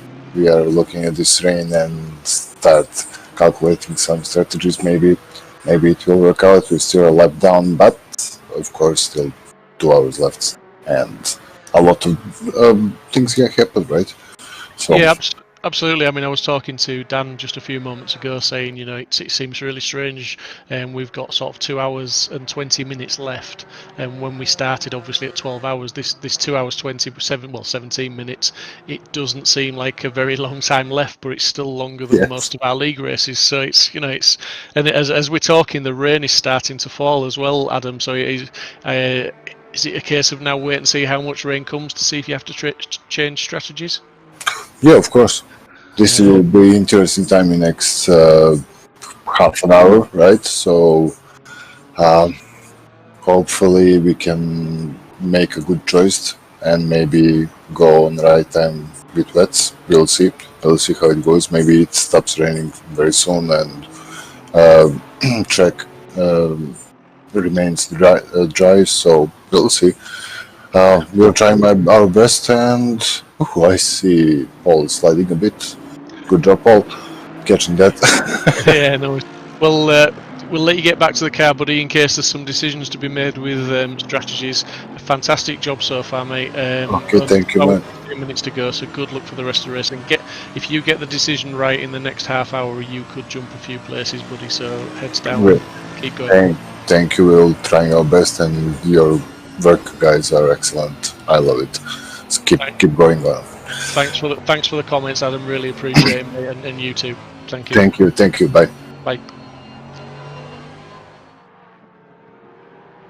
The rain is coming. Wipers are on. Let's see if the who blinks first or who slides first. More to the point. I know what I think. We're saying the rain is coming. The rain is already here. As we just saw Darren going a little bit wide there. Do you know what? I really think it's already starting to affect people. Now we just I think we just saw the Simsport Porsche that you can see there, number 4. I think that already had a little bit of a moment going into the complex. So do you know what? I'm just going to be just looking at Darren's now. I just want to see what he's trying to do and see what he's going to be doing. So we've just got car number 32. Penalty, a 5-second penalty for contact with car number 62 on lap 285. That counts down in 23rd position. Yes, that's the number 32 Audi Marino, Mr. Marino, who's currently driving that car, Ricardo Marino. I believe we did actually see that bit of contact earlier on in the race. So, as you say, Steve, it's who blinks first. I wonder if we might be able to get an on-board shot with either a GT3 or, to be fair, if we can get on board with anyone really, just to see what they're seeing. Speaking of that, as if by magic. Look at that, it's fantastic. Direct to magic there. To be honest, director that listens. Yeah. To be honest, it's not looking. Actually, it's not too bad, is it, buddy? No. Although this could be what you may find as well now is the track, because the track has been so rubbered in for so long. The actual rubbered parts of the track will now become incredibly greasy. As we just see Ricardo there actually trying to look to be a slightly different line compared to what everyone else is doing. That could just be the line he's been taking. But I think we're going to see potential some adjustments in the line that people are going to take. But as you say, who blinks first? I really don't know. It's worse for the guys up ahead. I think the top 3 in both respective classes, they're going to be the ones that everyone's going to try and follow. The only problem is if they make the decision it's the wrong call, they are going to lose out absolutely big time. So in the position of being a top 3, this is almost the worst case scenario, because you really don't know. You've got to try and essentially be the voice of, as we just had a little bit. See some corrections there, buddy. Some corrections, and just coming in on the chat now, we've got comments like the track grip level is now green, and also medium rain is coming. I think. Yeah, so I think it's not going to be long before we've seen the traction controls turned up at the very least a little bit. And then once we start to see a bit of spray coming off the back of the cars, then we might start to see some of the guys taking to the pits. Yeah, exactly. You can just see it now on the actual TV cameras. Rain's starting to come down a bit hard. You can also see some reflections now as well from the driver's headlights on the track as well. There's actually some quite large reflections that are coming off. So the rain is standing there, and they're not going to be able to get rid of it quick enough. Although, in saying that, GT4 cars, as I just say that, and Vicky Thompson having a very big moment coming to the latter half of the lap, well held. And by then, I can imagine the traction control, as you say, for all drivers will starting to be, will start to creep up ever so slightly. But yeah, it's very much what's going to happen now. Who is going to make that move first? Is it going to be someone at the front? I put money on saying someone is going to take the gamble a bit further down the field, if I'm honest. So Darren at the moment is the leader currently overall in this class, and the leader in the GT3s.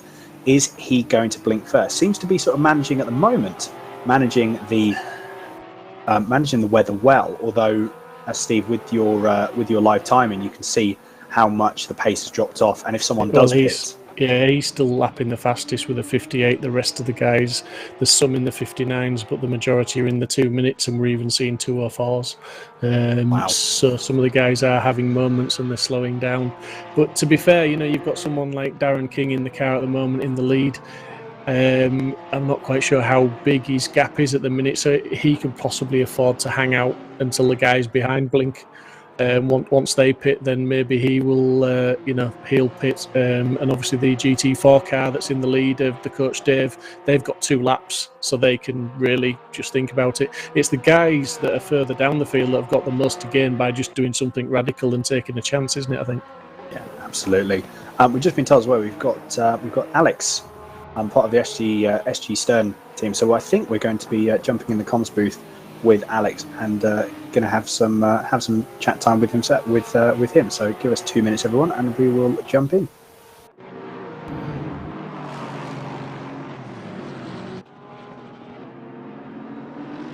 Good evening, Alex. How are you? Hi, I'm doing fine, and you? Yeah, not too bad, thank you. Not too bad at all. I tell you what, this has thrown a real big spanner in the works, isn't it? Yeah, it's a super exciting race so far.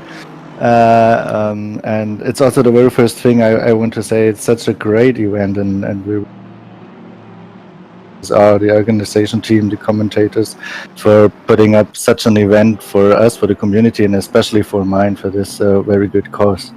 Fantastic. It's been, like I said, we've all the comments that have been coming through, we all, the team from Simsport really do appreciate it. As we can actually see, Chris, your car currently at the moment, currently on our screen, Alex, Christoph having a little bit of difficulty trying to keep that car in a straight line by the looks of it.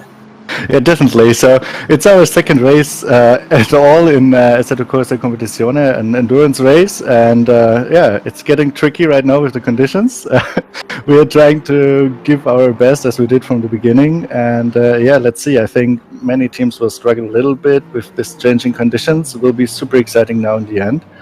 Yeah, but the whole race was very exciting. So from the very first beginning, our first car, so we have 2 cars in the race, and crashed in the very first round, was in the box repairing, then 1 lap behind it in the last position, and now in P3. So it's an endurance race, you never know what happens, but I think the guys are doing very well, and yeah, let's see how the last 2 hours will be. Yeah, absolutely. I think what we've seen as well now with the rain coming down, anything can happen. This could be where some drivers come into their own very much. So we could see some quite drastic changes. Also, as well, we've been saying in the comms booth, is Christoph just sliding that he's part of the. All of a sudden, decided that he's part of the Formula Drift event at the moment. But no, some very good car control that we've seen as well, and I think probably best now. You've seen a lot of drivers; they're now starting to avoid the curve. So, have you done? I suppose this is a question now. Speaking of the conditions that we're now in, did you actually do any wet weather testing in private servers, or was it one of those things where you thought, was it worth it for you guys to do any testing, or what were your thoughts on wet weather driving in general? Of course, but we definitely focused more on weather conditions, to be honest. Yes. So to be completely honest, when we read also the notification in the channel that rain will come up, we set one guy offline into a car to get out the pressures of the tires under wet conditions. So to be honest, we didn't prepare that much for wet conditions, but yeah, I think we have some very experienced drivers at all, so I hope they will just figure out a good way to keep the car on the track. And yeah, as I just said, it will be very exciting last 2 hours for us, but yeah, I know the guys, they will be fighting and giving everything to keep the star in front, so. No, exactly. No, it's definitely going to be entertaining. I think what's good as well, it's entertaining, and what we've seen as well, it's going to be entertaining for not only us when we're commentating and for the spectators that are watching, but also it's going to be interesting for you guys. It's going to be good fun for you guys as well, isn't it? Yeah, definitely. You couldn't have been probably prepared better this situation now in the end, and make it more exciting in the end. Yeah, so I think that's perfect to see real nice racing, and yeah, let's see who gets the best out of these conditions. No, absolutely. Just a final question for yourself, Alex.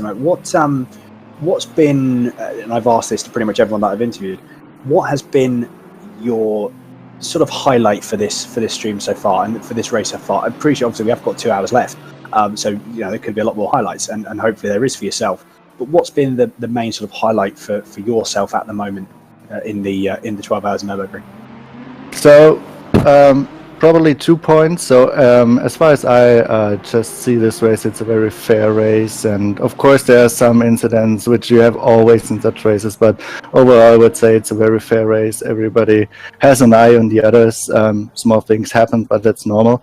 My personal highlight is, as I already mentioned just a little bit, in the first round we started from P7 as far as I remember. Then we went to P2 and then kicked out in the first round, and we've been behind for more than 1 lap, and now we're on P3 with the GT4, and we're the only Mercedes in the GT4 class.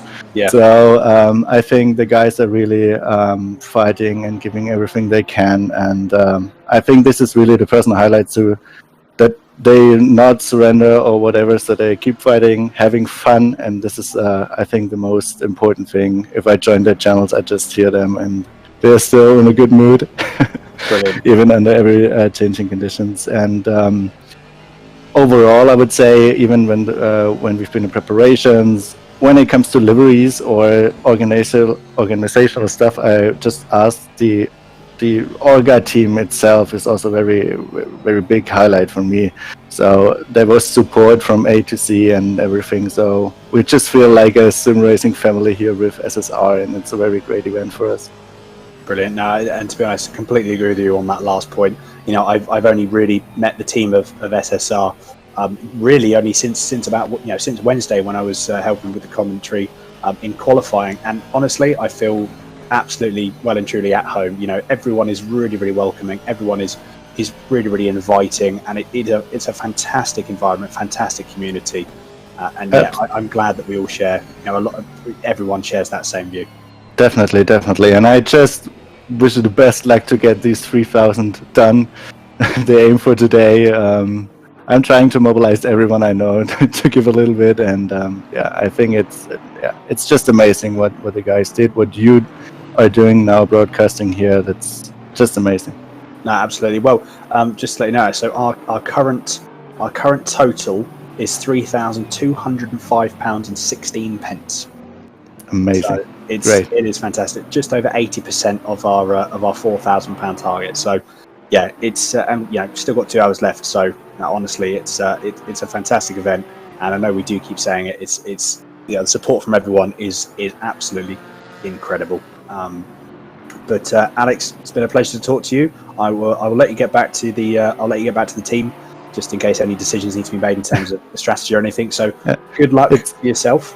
It's been my pleasure. Thank you very much for having me here, and good luck to all the teams out there with these conditions. And just a great event for all of us now in the final 2 hours. Brilliant, fantastic. Alex, thank you very much. All the best, and I'll catch up with you soon. See you. Cheers, bye-bye. And there we go. That was Alex there from the SG Stern team. So we give a couple of seconds, and we're going to move back into the main comms booth, back with Steve.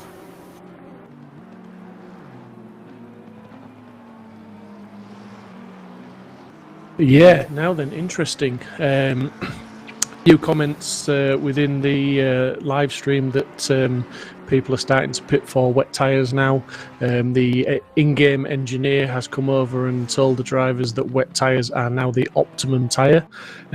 He's not always right by my reckoning. Sometimes it's worth just stretching a bit longer, but obviously we're seeing a car there, and that is the GT4 leader, look to be recovering from a spin. So maybe it is getting time to get into those wets, and a message from Tim Boyle saying heavier rain is coming again, in 15 minutes again, so maybe these conditions are just going to get worse. I think, it's definitely something that the guys need to, they're going to need to bite that bullet now. I think it's not worth the risk. It's definitely not worth the risk to try and stay out on slicks for as long as you can, just in case the rain clears up. From what, as you say, from what engineers have been saying, and also from what the comments have been coming through on the YouTube channel, as we've just got another penalty of car number 32, another 5-second penalty for contact with car number 62 on lap 285. I'm just going to give a shout out as well, Dan, to our friend Henry Waddell. Obviously, he was still racing, still solo, and now contending with the wet conditions as well. So, sterling job from him to go. But also, just to mention, obviously Darren King in P1, 2 minutes 13.5 was his last lap time. So some of the guys are the lap times are slowing down. We've even got 2:17s. We've got some 2:06s still, but 2:20s. So the lap times are now all over the place. Obviously, people are having issues. People are having slides and very inconsistent lap times now throughout the field. Yeah, as you said, we're just going to Ricardo going a little bit deep into the just on a little bit of wobble there going into the Dunlop hairpin. Yeah, this is the time to bite the bullet now. I would be, if it were me in this position now, I'd be jumping in for wets. It's not worth, especially if you are in a good position on track. It's just not worth the risk, as we've got a car number 300. Unfortunately, that is Christoph's car. We were just speaking with Alex as well. So 5-second penalty for contact with car 222 on and number 1 on lap 200. And I didn't actually catch the last two at lap 293. Unfortunate for him, a little bit of a 5-second penalty. So hopefully they can crack on with that. But some cracking driving from Christoph. He's really trying to work the best out of those slick tyres still on that Mercedes. A couple more comments just coming from the stream. We've got Tim Boyle. Track is damp. Leaders have to pit for scheduled in the next couple of laps.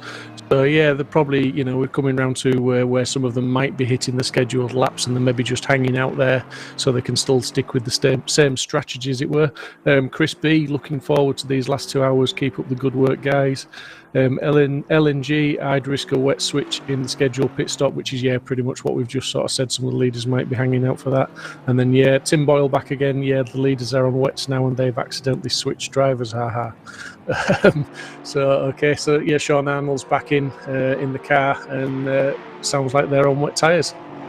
Yep, we're probably going to see now. I mean, to be honest, with the pace that Sean and Darren both have, realistically, I think they're still going to be in a position unless they have some quite sizable issues in these wet and changeable conditions. I say changeable conditions. It's now raining now, isn't it? It's a wet track. It's raining, and the comments that are coming in are suggesting that the drivers are being told it's going to carry on raining and possibly get a little bit heavier. But like you say, there is now potentially standing water as you look at the reflections on the track and look at the cars turning in there. You can see water is starting to accumulate, and we are going to soon have some puddles on the track as well. Yep. Yeah, this is something that's going to that's what you'll find now. Again, for people that are watching this who are very new to the whole to sim racing, and what you'll find now is you'll have drivers now. We're getting to the point where sims are now so good, and they're so good at modelling wet weather conditions. There's now going to be puddles of standing water out on the track as Steve is. So you're going to have some adjustments of lines. Unfortunately, this is something that you learn as you're going along. It's one of those ones where you've got to make that decision and you've got to adjust the lap after you hit a bit of standing water, because then you recognise you have to constantly change your driving lines now. So these these variable track, you're almost having to do a slightly different track for every single lap now with this increased amount of standing water that's coming down. So also it goes to show, as I was saying, what sims are able to model now in terms of wet weather conditions. I think the thing to mention about ACC as well is it's absolutely phenomenal at a developing wet track and a developing dry track. So as it is getting wetter, from the first moment it started raining, that track has started changing. Back in the old days when sims were a little bit simpler and not quite as close to real life, you either had a wet track or a dry track. That's not true anymore. You will in fact have a damp track, and it progresses to get wetter and wetter. And as we're seeing it, the spray is building up on those cars. We had a very good question that's just scrolled down the chat from Chris B, asking what will the drivers be doing in these conditions: traction control, ABS, brake bias, probably all of those things in the GT3 cars, possibly even changing engine maps as well. So it will be a case of they'll increase traction control, maybe they'll move the brake bias maybe slightly back. You know, and the ABS, they may adjust the ABS depending on the balance of the car. And even as a last resort, I always would adjust the ECU, but that would be the final thing I'd adjust. Yeah, exactly. We've actually just got some useful insight into the car number 3, Porsche GT3 911 of Mr. Crossman here. So you can see in the bottom right-hand corner, just below the QR code. Speaking of the QR code, if you are, feel free to scan that. That would send a link to the that will send you to the Just Giving page. So, like I said, we've hit that £3,205 pound and 16 pence mark. So again, anything that you are able to donate, even to just to share the link as far and wide as you can, would be greatly appreciated. But just below that, you've got you can see the throttle application, the brake application, and you've also got the engine maps as well. So we'll start from top down. So at the moment you've got throttle, so you've got the traction control, you've got TC and then TC2. They will be adjusting how the TC goes in terms of the traction control general and then the cut that you'll find. So you've got 6 and 11. I can imagine that in a full dry track that'd be on 1 or 2. So that's now quite changed quite drastically. Similar thing with ABS. I know within a GT4 car especially, you'll have that on 1 on a dry track. That's currently in the moment 4, as we just a little bit of a moment just there. Very well held though. Yeah, so the ABS has been adjusted to 4. Also brake bias. This is one thing that personally for me, I'd be moving forward now. The last thing you want to do is to put more brake bias, for me anyway, to the rear. You really don't want that brake bias to the rear now, because the last thing you want is for the rear to snap anyway when you've got an increased amount of, or a decreased amount of traction and a lot less grip available to you from those rear rails. So you do not want them locking up. You don't want them to be losing traction, even with the ABS to stop you there. And also the engine map. So weird enough, the engine map hasn't changed for this particular car anyway, so they may be thinking that they can manage it themselves just based on adjusting the throttle inputs and adjusting their driving style slightly. So, but as you say, Steve, that would be a very much a last resort, isn't it, to change the engine map? Yeah, I mean, obviously you want the power available to you, and you can sort of almost detune the car out of the corners by increasing the traction control, as we can see Chris has, and quite as you rightly say, that would normally be down on 1 or 2. And it's halfway up there at 6, so he's running what I would consider quite a lot of traction control. That's about as much as I'd ever really run. I think if you need to run more than that, then you would then be looking at downgrading the ECU a little bit. Yes, exactly. Which could, some drivers may already be starting to do that. It's just in Chris's case, there wasn't. Although this is going to be interesting because there are GT4s all over the place being lapped. There's 4 cars. Oh, that's close. And Adam, who's just been in for the interview not so long ago from the Simsport GT4 car, has just put in chat that there is a storm in 15 minutes. This is going to be fun. So the rain is going to get even heavier. So if they haven't gone to wets, which I'm guessing pretty much everybody will have done by now, then they need to get on the wets. Yes, I think if there weren't wets, if the people weren't on wets, then we'd be having we'd know about it because we'd be having a fair few replays of them going completely straight on into barriers. It just so happens, I think, with the GT3s anyway, it's actually come at a relatively opportunistic time because they're on a scheduled pit stop anyway, or majority of the drivers are on a scheduled pit stop. So, yeah, it's not thrown a spanner in the works in terms of having to really drastically change strategy. What it has done, though, it will have an impact on how much the drivers are having to, or how much the fuel the drivers are going to use. So a stint is actually going to last longer.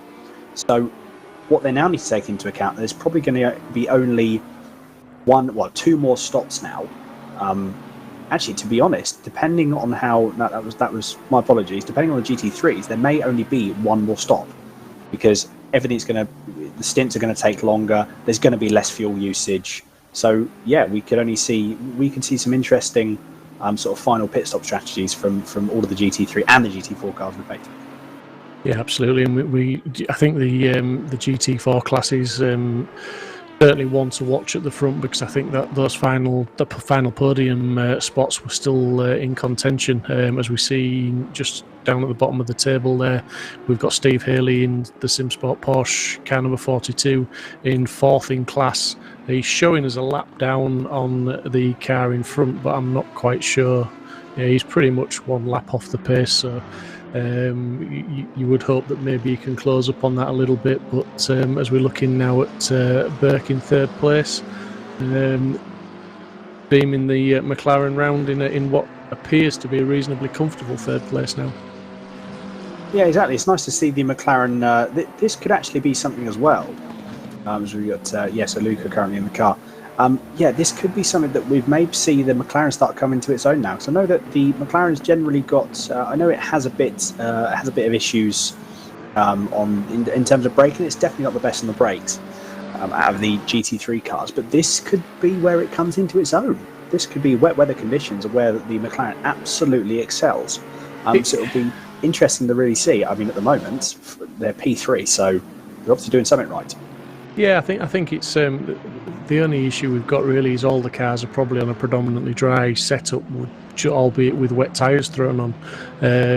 So the setups aren't going to be ideal for the conditions, as we sort of talked about earlier. The first thing you would do, if you could, is raise the ride height on a lot of these cars, to get them up off the track a little bit.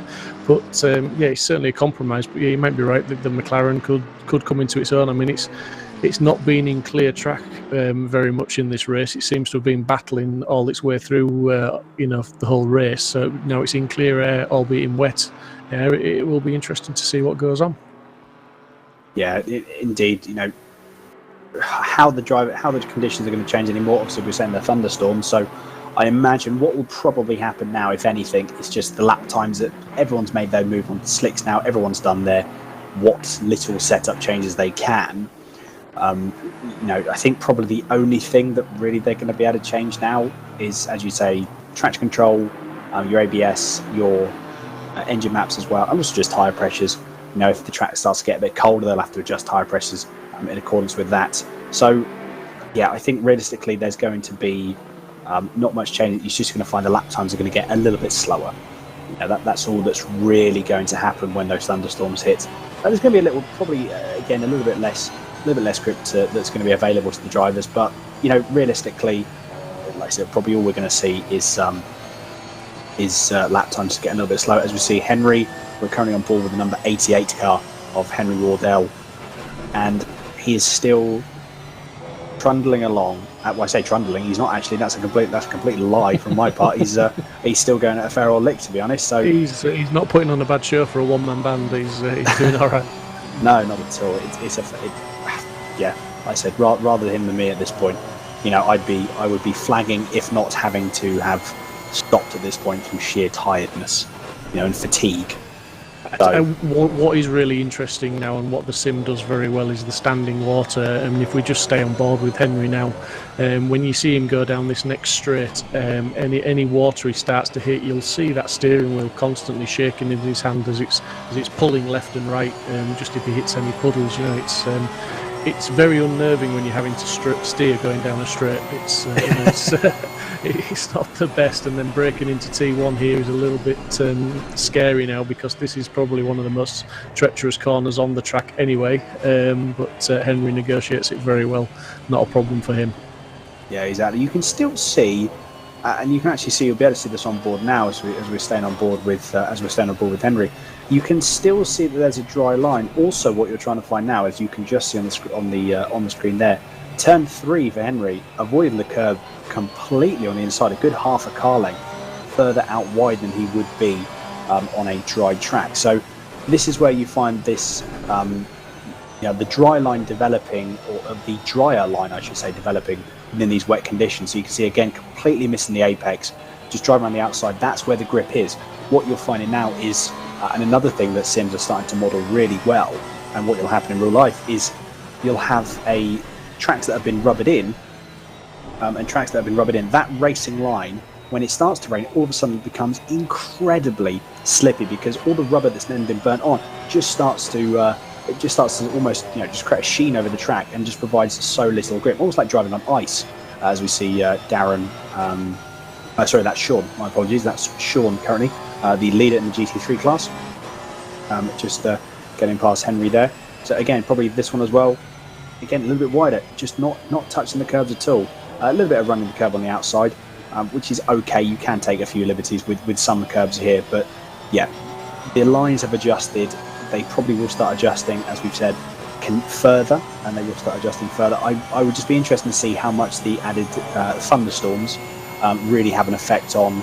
This is, I think, for people that haven't driven ACC, this is an experience for them. This is a big learning curve for them. Yeah, absolutely. That the cars, I won't say become undrivable, but the concentration levels go to another level now. And if the guys have got to do the last 1 hour and 46 minutes in these conditions, that is like really compounding the 12-hour race. And they will be absolutely bushed, whacked, devastated, whatever terminology you can use at the end of this, because 2 hours driving in the wet is hard work for anybody. Yeah, exactly. It doesn't matter what sim, what conditions, or sorry, what car, and what track. Yeah, driving something, especially in a race with this much talent in at the moment, and how fast everyone's still having to drive. Because that's the only other thing as well. It doesn't matter if it's a wet condition, if it's a wet track, dry track, greasy track. With the amount of drivers and the skill set of these drivers, you can't afford to back out. You can't afford to let off for a second. You have to be doing all of your traffic management while still maintaining good pace, while still learning.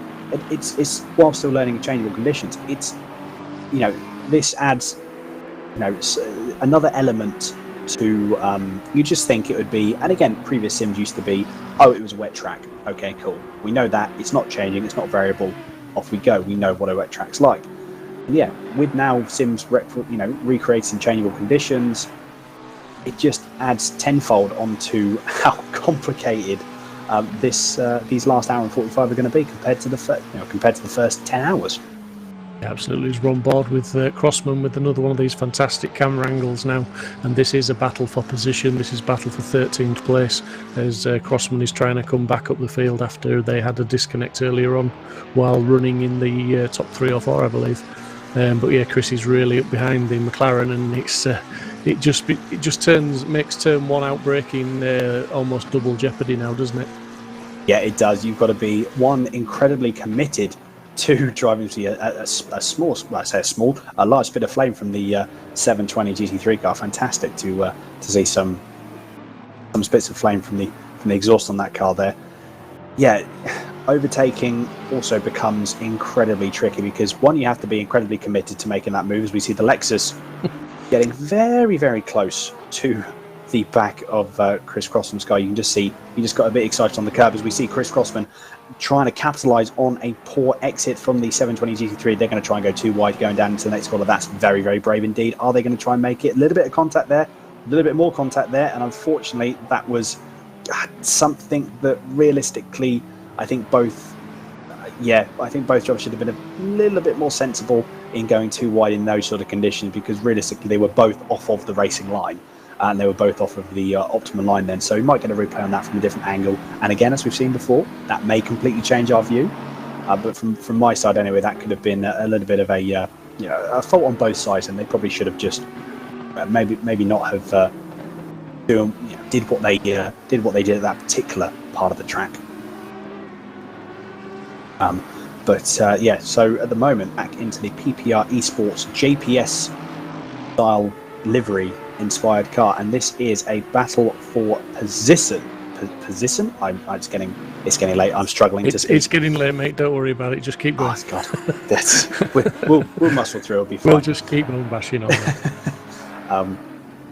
So battle for position. There we go. For P30. This is for P35, I believe, isn't it? So we've got Warren and Netchel, I think, in the number 300 AMG car, the only AMG. Yeah, it's a battle for 5th in class in the GT4s, I believe. So yeah, it's for honours in the GT4s. As we can see, just on board now with Valentine. Do you know what? I'm quite surprised whether. Or it'd be interesting to know the reason behind why not many people chose the Mercedes in terms of the GT4s. Yeah, I've not really done much driving in it myself, to be honest, but it's in the championships that I've raced in, there are some Mercedes in there, and they are reasonably strong at certain tracks. They are not a bad car to drive, so yeah, I think it's interesting, like you say. I think the Aston is a very strong GT4 car. That's why we've got sort of a few of those in, and likewise with the Porsche. I think those are the two cars of choice with the GT4s. Yeah, exactly. I just have seen on the YouTube as well, and just in the green room, we've got Sean Bennett currently in the green room at the moment. So hopefully we'll be able to get him into the comms booth and have a little bit of a chat with him. I don't know, Steve, if you want to have a chat with Sean when he pops in, or yeah, I'll dip down and talk to Sean. Not a problem. Fantastic. So yeah, we're still getting some insights from the drivers. We're still getting some insights and to see what's happening. We've got a replay here of Valentine. We've got another replay here of this was the small amount of contact that we saw earlier on between the two. So a little bit wide for the McLaren there. Porsche trying to capitalise on it. And I think at this point, look, so you've got this point, they're both off of the racing line. There's going to be a lot more standing water there. Brakes, bit of lock-up. I think that was just inevitable. That was a racing incident. They both, at that moment in time, I think realistically you probably should have had the 720 initially sort of back out and try and just let that position happen. Then again, very hard to say that from the sidelines. That's something that your racing instinct, your natural racing instincts, don't want that to happen. Let's be honest. You don't want to give up a position, especially when you are alongside or when you are in a position where you can still fight back. And realistically, though, with these conditions as they are now, and there's a lot more standing water off of the optimal racing line, I should say, you've got to be very, very committed. And you've got to know not only the car, but also those track conditions on the outside off of the optimal racing line, especially in heavy rain now, which we can see now in conditions like these. You've got to be so confident, so committed. And yeah, I think that was just a bit of a racing incident. I don't think anything will come of that in terms of a penalty for anyone. It's just one of those things. Yeah, I mean that's the other thing with these conditions as well. That as you say, the conditions have changed, but the guys have still got to lap consistently. They've still got to battle past the GT4s, and ultimately, when they put the car alongside, they've got to trust each other, and that trust is just called into question a lot more in these conditions because it just takes that little bit more skill. It takes that little bit more trust, to get alongside. As we see, car number 62. Actually having a spin there, that's a 7th place. Neil's crashing out. I cannot believe that. It's absolutely gutting from Niels there. Hopefully we'll be able to see a replay of that, but that's a real shame. They've done so well. And again, wow, that's as Michael managed to say, wow. As saves go, or P2 nonetheless, from Michael inside Max Motorworks. Honestly, as saves go, that's one of the best. That's one of the I can imagine Michael will need some new underpants and a new race suit after that incident there, because he's pressing the code brown button on his wheel as we speak. He very much is, isn't it? It's that's one of the best saves I think I've ever seen in terms of any sim racing. I think that's what actually happened here with Niels. Then he just tries to go on the outside for some reason. Just off the line, isn't he? He's off the line. He just tries to go on the outside, and the Schumacher S's. I mean, to be honest, that's something you'd really have to take into consideration. Would you do that in the dry? I mean, let alone the wet. I know obviously cars are going a lot slower, and the GT4s are going a lot slower, but yeah, that's probably a potential. I don't really know Niels in terms of I haven't watched him race, but there seems to be a potential out of character move for someone with the experience of Niels there. Yeah, maybe. I mean, he was obviously just he was just battling up to go on the outside, and whether he just clipped that curb, in the wet conditions, or whether he just put too much force onto those outside tyres in the wet condition. But like you say, maybe just a bit out of character. But no driver likes to concede position other when they're alongside somebody, as we've seen a couple of times. We saw with the Simsport Porsche a few laps ago as well. Yes, exactly. We're seeing some. I mean, to be fair, I do stand corrected.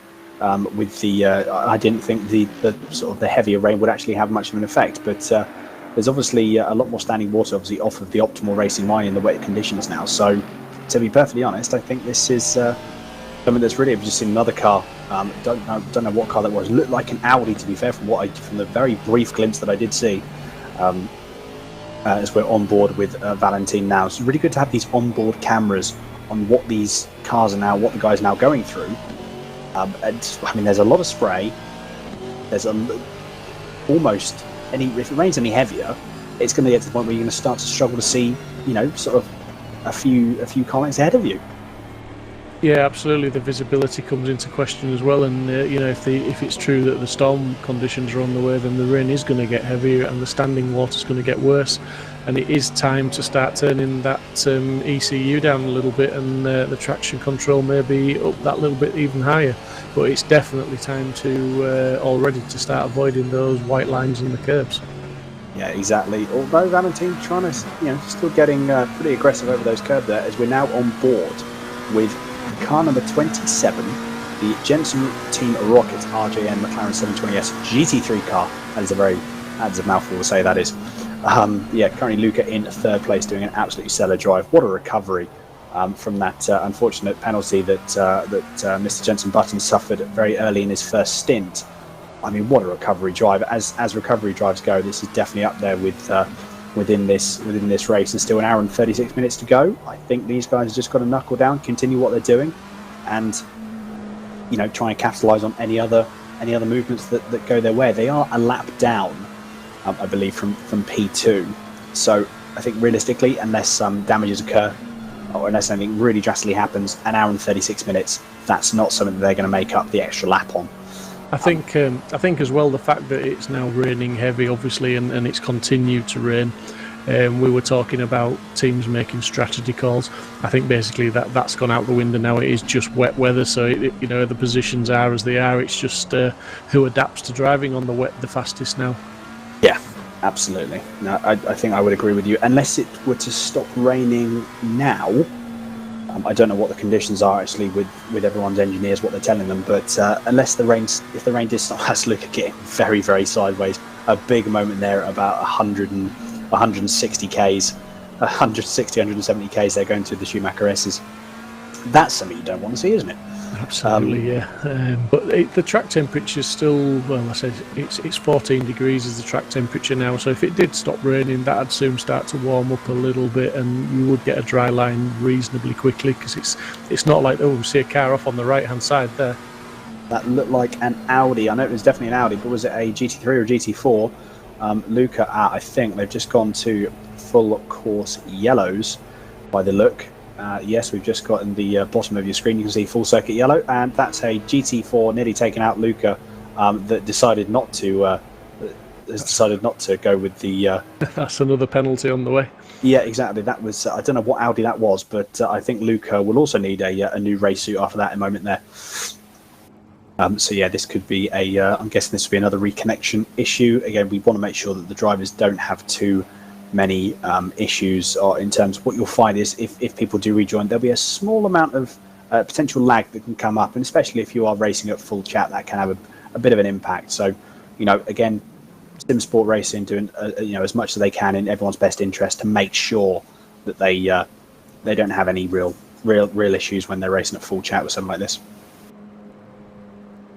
We've got Francesco currently on your screen now, just waiting for that, and as soon as I say that, in fact, yellow lights go off. Full circuit yellow has been stopped, and we are now back up to full racing speeds. We've now just gone to the PPR Esports car of James Warren in the Audi R8 GT4, currently running in, I believe this is P3, P5 in class, or P6 in class.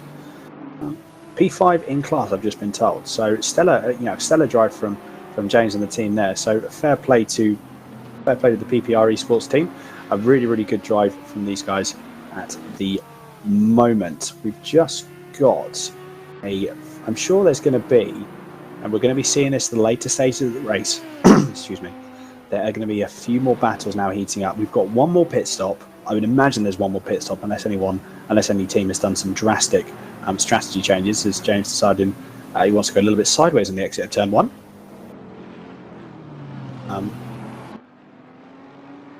So we've just been told what we're going to do is have a very short break for about 6 minutes to show you a Mind charity video. So do stick around. There'll be a quick 5-6 minute break, so please do stick around, watch this advert, and we will be back for the last hour and a half of the 12 Hours of Nürburgring, hosted by Simsport Racing and supporting the Mind charity.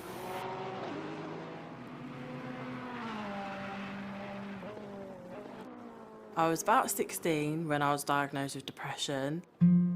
My doctors think that it stemmed from my parents divorcing and struggling with school, really. It all started when my father died when I was at high school. It all started in university during my final year. It all started when I was 16. I came out of a relationship I was in at the time and I started purging and self-harming. I first realised I had a mental health problem when I was 15. I was cutting myself every day and crying all the time. Soon after the attack happened, I started to feel throes of anxiety, panic attacks started creeping in. I first realised that I had a problem when I really wanted to stop all the things I was doing, but I just couldn't seem to stop no matter how badly I wanted to. I was suffering from hallucinations, which at the time were really scary because I didn't know what was reality and what was my imagination. At my worst, I felt like I was absolutely worthless, alienating and destructive, with no help of recovery. I felt like I had this black cloud hanging constantly over my head, and it's just a feeling that stays with you and you can't seem to get away from it at all, and you feel completely alone. I felt like this was going to be it forever. I felt as though I'd never reach any of my ambitions or my goals. I felt like I was in my own bubble, hearing muffled voices of people around me. When I had my first proper mental breakdown, and I decided to run away from home. I felt like the world would be better off without me. My mental health problem means that I go through many highs and lows which I struggle to control. Sometimes I just want to hide away. I feel that I have to make everyone else happy and every day is a struggle, but I just remind myself that I'm strong. My mental health problem means that sometimes the world can be a very scary, very dangerous and very dark place.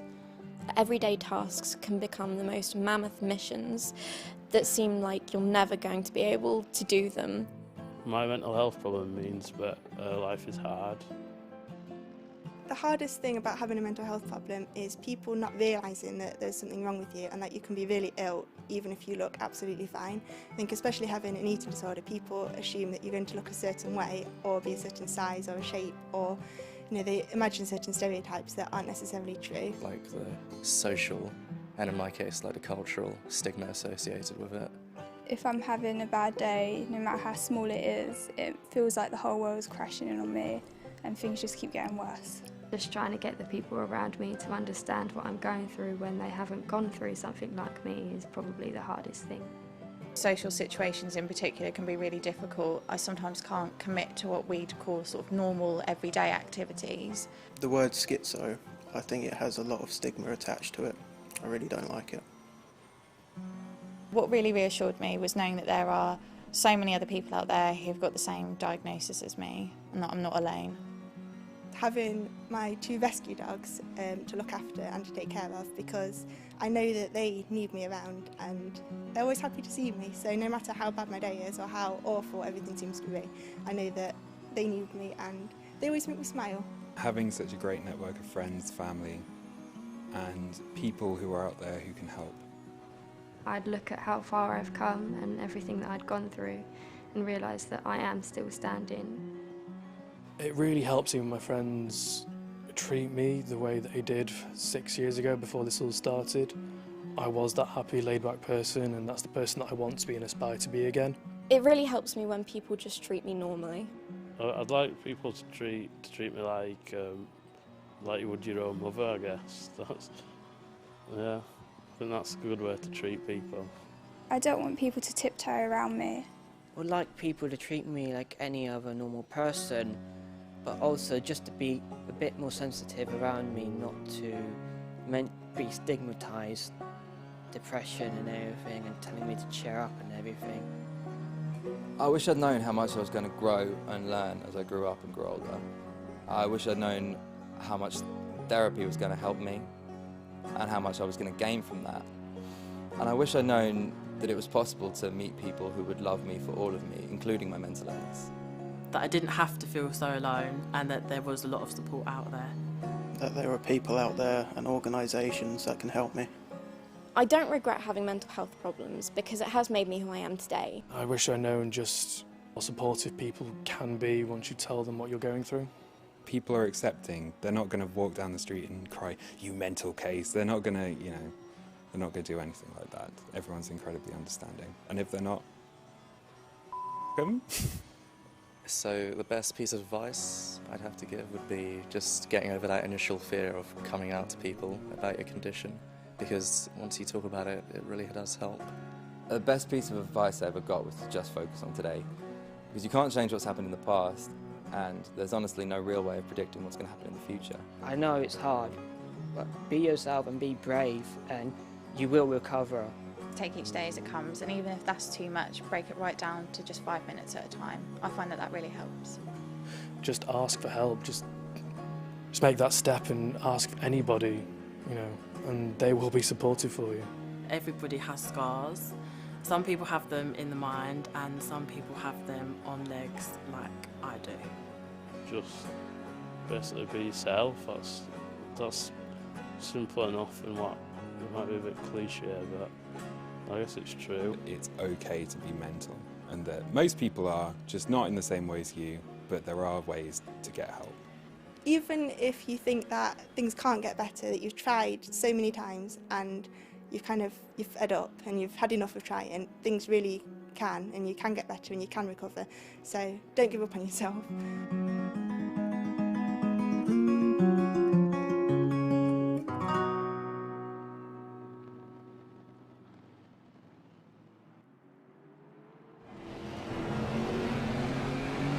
And we are back. Welcome back, everyone. After that message from the Mind charity, £3,220.16 has currently been raised so far of the £4,000 target. Yeah, Aaron, absolutely. 25 minutes left. Oh, sorry, Steve. No, I was just going to say we've had even more messages in the chat now from the guys on the service and the drivers. The storm is getting heavier from Adam Mazalovic, and then also 5 to 15 minutes it's going to get a bit more rain, as we're seeing car number 133, a penalty warning for ignoring full course yellow, gave time back. So obviously he was one of the guys that didn't slow down immediately, but then gave the positions back that he'd maybe gained, so they've not given him a time penalty, they've just given him a warning, which seems pretty fair. Yeah, exactly. So, warning, at the end of the day, it is what it is. There's no time penalty given, it's just a very much bit of a slap on the wrist to say, make sure you watch out for what you're doing, and don't do it again. But yeah, given the time back, at the end of the day, it's a benefit of the driver, really. Having to give that time back. You don't gain, you don't lose. You just walk over the warning. That's fair enough, isn't it? Yeah, absolutely. And it's just interesting to see. The conditions, I think, are definitely getting wetter. The visibility, although it's maybe not much worse than it was before we went for the break, it's still pretty bad when they get going down this straight. Now we'll probably really see, as the cars are they're rotating very well, as we just saw the Mercedes there. I think it was steering from the rear as he came out of that corner and trying to get the power on, as one of the GT3s just absolutely roars past him. Even in these conditions, the pace difference is pretty terrifying. Yeah, the GT3 cars are just on a different level. They're so fast. Just think that this is actually a battle. This is still a battle for P35. So you've got Valentin and Warren. So the gap is now, the gap might be a little bit less than a minute, depending on how this GT4 or GT3 gets past the GT4. But you can see how much correction and all the corrections that Valentin's currently trying to make on board to try and make sure that the car actually points where he wants it to go. This is one of the things we were talking about, and we have been talking about throughout the event, of the GT4 cars not really sort of, you're having to really wait and having to really sort of wait for the car to respond to you. In conditions like these, it's something you really now need to change, because you can't wait for that car to make the decision. You've got to really give it some direction and really make it and really be quite assertive with the steering, actually really get that car in. Almost what you want to do as well now with these wet tyres is you want to load the suspension up quite quickly and really dig that front wheel and dig the front wheels in to make sure they actually get some grip into the tyre. So you'll find that there's going to be some driving changes, some driving style changes, and they really want to make sure that they dig that front end in to make sure it actually grips up for the corner. Yeah, absolutely. I mean, it's all about finding that grip in these conditions, as we're seeing. Like you say, the Mercedes, he's doing a relatively good job, circulating as he is, but he's constantly fighting to find the grip, as we're seeing those very small corrections, but corrections all the same when he's turning. And like you say, with the GT4s in the dry, you're sort of waiting for the car to respond. You're constantly, it's a patience game, but in the wet you can't be patient, you can't wait, you've got to try and turn it in and be ready to catch it when it's going a little bit further than you want it to. Yeah, exactly. We've just got another really very cool onboard angle. This is as you can see just on the left hand side of the screen, I believe this is the exhaust on the Audi. So yeah, it's there's some really, really cool camera angles. And we've just seen that was a very, very bad incident there. We're definitely going to get a replay of that. I know that was the 300 Mercedes, I think, being taken out. So I'm not sure who else was involved. It was definitely a Porsche, wasn't it? It was a Porsche GT3 as well as Valentine, and that's a real shame. I'm guessing when we see that replay, I'm guessing it'll be textbook. GT3 was off the racing line, trying to get past, braked, either lost the rear actually on the brake, aquaplaned a bit, and the car then swapped around, and Valentine just happened to be in the wrong place at the wrong time. I'd put sort of money on that would be what's happened. Yeah, absolutely gutted when again it's one of those situations that's totally out of your control, and wrong place, wrong time. It's devastating, but these things do happen, as we're about to see. Yeah, so that replay now again. Yeah, at the moment you've got the car number, the 120 Porsche, off of the racing line quite drastically. It's just going to aquaplane, the car's going to swap round, and I'm guessing. To be fair, realistically, he just sort of drifts over to the left a little bit too much, and that could have been, just again aquaplaning completely straight on. There's obviously going to be a massive loss of grip on the inside where he was. Mike Williams just commenting in YouTube that it seems that some drivers have forgotten what blue flags mean since it's become wet. I'm guessing that there's a few guys a little bit hesitant to get out of the way, obviously with there being limited lines to be on, as it were. Yeah, I think again, it is very much obviously blue flags are, as we've just got so we've got C Martin, so donated £20. Thank you very, very much indeed for the £20 donation, Mr. C. Martin. Thank you very, very much indeed. So we're now £3,240 into what we've raised so far. Absolutely fantastic. Yes, I think. Realistically, you've got to be. GT4s, as long as they stay within the racing line, as long as they do what they need to do and they're predictable, realistically, it's still up to a GT3 car to make sure that they get past safely. So while it is going to be trickier to get past, and to make adjustments and to try and get past slower class cars, when blue flags do come out, at the end of the day, as long as the GT4s are where they should be and they're predictable, I think the GT3 cars need to make as much reasonable effort as they can to still get by them safely. Yeah, and I'm just looking at the lap count as well. Obviously, the lap times are now in the sort of 207s for the leader, 206s at best. We've got lap times going all the way down to 209, 212, and that's for GT3 cars. But the leader has completed 318 laps today so far. That's a fair old lap tally, isn't it, Dan? Yeah, absolutely. Still another hour and 18 to go. So yeah, it's going to be nearer the. I think if my maths are correct in my head, which they're probably not, let's be honest, I think maybe we're going to be over the 350 lap mark. Actually we're going to be well over the 350 lap mark. So I'm just going to keep my maths to myself from now on. I think that's probably the best thing to do.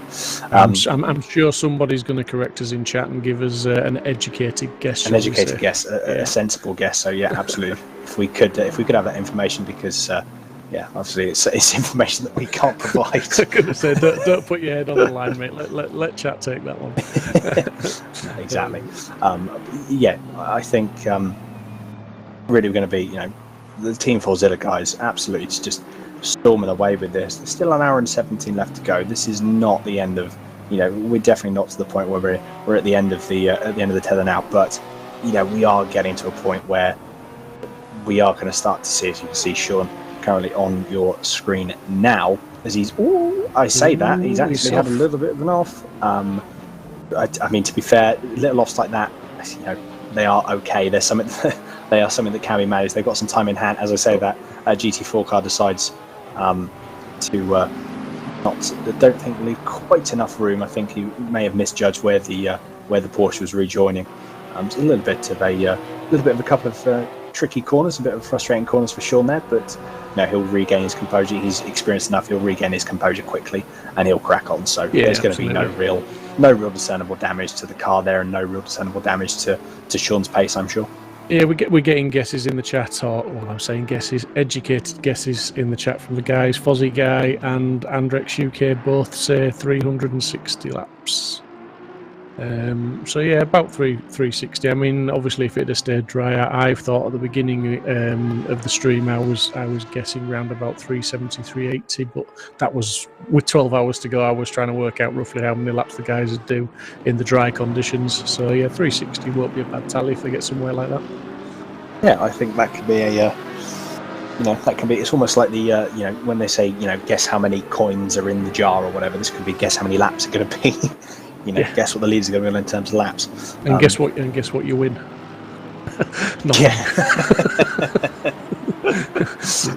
You'll get a shout out on the stream. Yeah, there you go. Which to be fair, having a shout out is always good. Everyone loves a shout out, don't they? They do, with the number of viewers we've had today. Yeah, exactly. We've certainly had some people watching the various streams. I'm not sure where we're at now. Obviously, we're fast approaching midnight in the UK, with still an hour to go. So yeah, it's going to be a late one for us tonight, buddy. Yeah, exactly. This is so we may get someone else. We're trying to see if we can get someone else to maybe pop in the chat as well, that we can have a chat with. Yeah, we just got car number 60, another 5-second penalty for contact with car number 42 on lap 316, and also a warning for aggressive overtaking on GT4s. So that was car 42 is the Simsport Porsche Cayman, currently running in 4th place in the GT4s. So obviously it sounds like a GT3 car's lapped him aggressively, shall we say. Yeah, so and that was it for car number 16. So this is the Lexus of Thomas, the Emile Frey Lexus Racing that's currently on your screen at the moment. Do you know what? This is obviously the only Lexus. Again, it'd be interesting to see if there were any, if there was any sort of reason for choosing the Lexus, or is it if it was just purely to the fact that they like, as we see, someone getting very, very sideways going into the Schumacher Esses there. That was interesting. Hopefully they did save that, but fair play to them if they did. And there is the Simsport Racing Porsche Cayman GT4 car with Steve Haley at the wheel. Car number 42, as I say, running round in 4th place at the moment, which is a good recovery drive from those guys, because they were well down the order after a few incidents at the beginning of the race, with Aris getting caught up in an incident that wasn't his own making in the first stint, and then Steve Hinden getting I can't remember if he said it was a drive-through, it was a stop-go. He was speeding in the pit lane, so he got stop-go as well. So to recover back up to 4th place in the GT4s is a pretty good drive from those guys as well. Yes, exactly. No, can't fault the. There has definitely been some really good recovery drives, to be honest. Some really good recovery drives, as we've got just going slightly wide, making way for a couple of the GT3 cars coming through. Although I think we are just he's just backing out a little bit there, and I think to be fair, GT3 cars being quite sensible at this point. Yeah, there's no point taking that many risks. As we've just been told, just got over 130 people watching the stream on all of the streaming platforms. So it's midnight nearly in the UK. Near as makes no difference. And we've still got 130 people watching. Absolutely awesome, isn't it? It's unbelievable, to be honest. It's brilliant, and really proud of what we've achieved today as a community. And I'm not just talking about Simsport. I'm talking about the whole sim world, as it were, the community that's come together to take part in this race and put this fantastic race on for everybody. And the drivers are now just putting that final piece in the jigsaw and going to complete the last hour and 12 minutes for us. Yeah, exactly. The time is whittling down. You may find, I know I did just say then that liberties are not going to be taken. And if they are going to be taken, they've got to be drivers are going to make sure they are fully committed to making sure that they're going to make that move stick. and they're going to try and overtake that car safely. I mean, the closer it gets, maybe after the pit stops, you may find that people, it's going to be, well, it's a sprint to the finish then, isn't it? Once you get past into the final pit stops, it's just a sprint for the finish. If you're sitting there and you're, half a second quicker than the car ahead of you, you've got to make that decision. Are you going to take that risk? Are you going to really try and catch up and gain that extra position? There's going to be a lot of, I think, battles potentially towards the end. These last 45 minutes to an hour. Well, I mean, when we look at the clock now, we've got 1 minute and 46 seconds and counting down till we come to basically the last 70-minute stint. So in 1 minute 37 seconds, the guys can pit, and that will complete their pit stops for the race, and it would just be a race to the flag if that's what they choose to do. I'm not saying they're all going to do that, but the way the rules are, that would be totally possible that they could start coming into pit and just race to the flag if that's what they want to do. Yeah, exactly. I think majority of people are definitely going to do that. They can do one more pit stop, chuck as much fuel in as they need, no more, no less, and then it's just then becomes. It's almost, isn't it? It's almost one way to look at it as well. Is another thing which I completely love about endurance racing is you almost get 2 races for the price of one. You do all of the endurance racing, you do all of the, in this example, obviously 12 hour. You have 12 hours or 11 hours worth of really, really conservative, looking at the bigger picture, looking at the what you need to do 2 hours ahead, what you need to do 3 hours ahead, and so on and so forth. All of a sudden, when you hit that 1 hour mark, it becomes a sprint race. Absolutely. It just completely changes. Not saying it does all the time, of course not, but as we just see the 2 Coach Dave Academy cars there, it's quite nice to see them both out on track, in the same position, on the same part of the track. So that's nice to see them. It's like, I think we touched on it very early in the stream, that it's almost like there's a qualifying session for the start of the race, and then the first 11 hours becomes a qualifying session for who can get to that final pit stop first, and then race to the flag, as it were. Just getting a mention from in chat from Jürgen Rossen, a great race and production, guys. Cheers from Copenhagen. Go car 411. Car 411 is indeed the Aston Martin GT4 of MSB Racing. And as we mention it, there he is on screen. And also car number 32 has a penalty of 5 seconds for contact with car 42 on lap 318. So car 42 in the wars again, then he's had someone's contacted with him again. I'll look to that. Yeah, car number 42 not having the best of luck at this, right? He's getting sort of battered about all over the place. Hopefully hopefully they can try and make sure they have and stay out of, trying to get collected in any more instances, and trying to stay out of trouble as best they can for the remainder of the race. But yeah, in some scenarios, it's just something that isn't really, if it's not your doing, you can't do much about it. So, as we see the car number 411, so yes, we're getting a little bit. I don't know if he got nudged and helped by the Bentley there. That could have been a little bit of a love tap.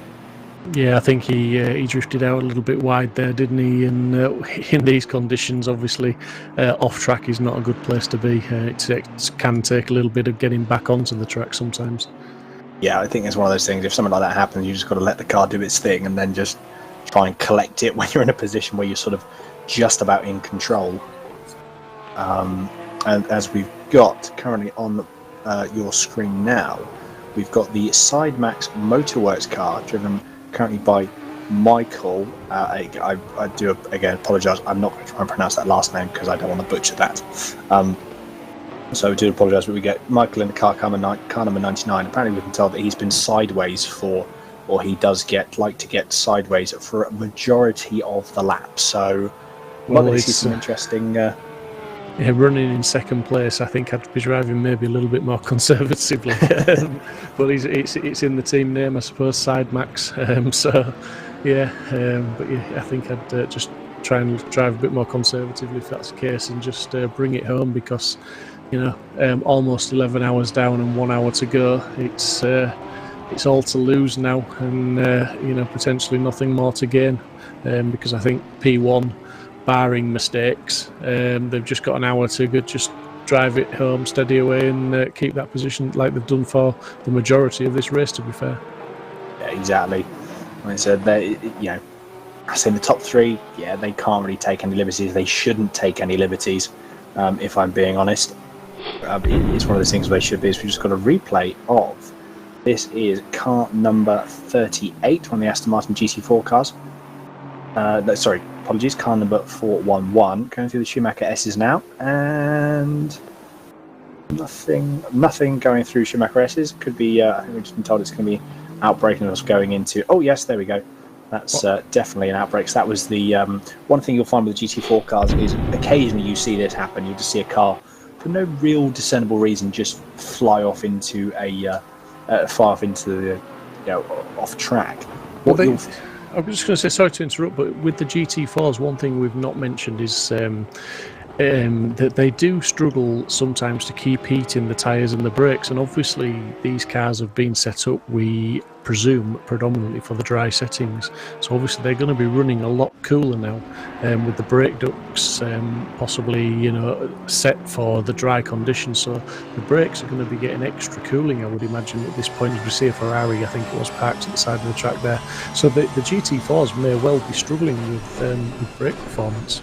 Yeah, it's very true. To be honest, it's something that I didn't, I really didn't think of. Set up, as you say, set up for dry conditions, and obviously we're definitely not in dry conditions anymore. So I think the point I was going to say, which could be, a join of the two really, is what you find as well. And we found it in testing, is the ABS. You'll find that occasionally the ABS will come on. You don't look as if you brake, you have braked too much later than you normally would, and once the ABS comes on, it's so intrusive in the GT4 car, much more intrusive, again, as it's road car based, as opposed to a GT3 and the GT3 ABS system.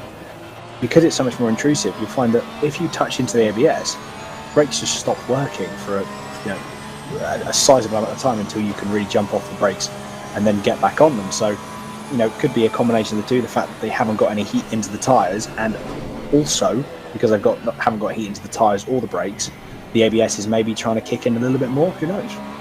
Yeah, as you see, Guest battling for position there, I think it is, with Barrier. And we'll just go to a replay now on the Ferrari. I think we saw Stricken at the side of the track. We're going to just see why he was. That's the number 33. 33 car there. I think we're going to be... Oh, no, there he goes. Yeah, he's just lost the back end there. And that's the Scuderia Simigalia. Car 33, obviously nobody else involved in that. Very unfortunate. Yeah, it's just one of those things, we've mentioned it before, it's only going to get worse, the fatigue of the drivers, let's be honest. We're back on board. We've seen this car battling quite a bit during the race, the Pulse Simsport car, as we move away.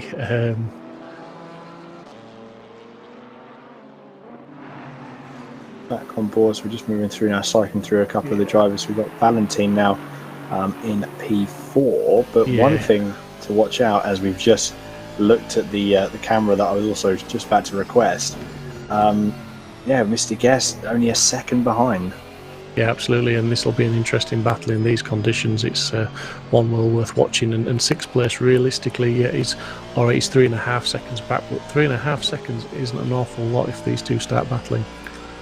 Exactly. Also, they start battling as well. Traffic. Absolutely, yeah.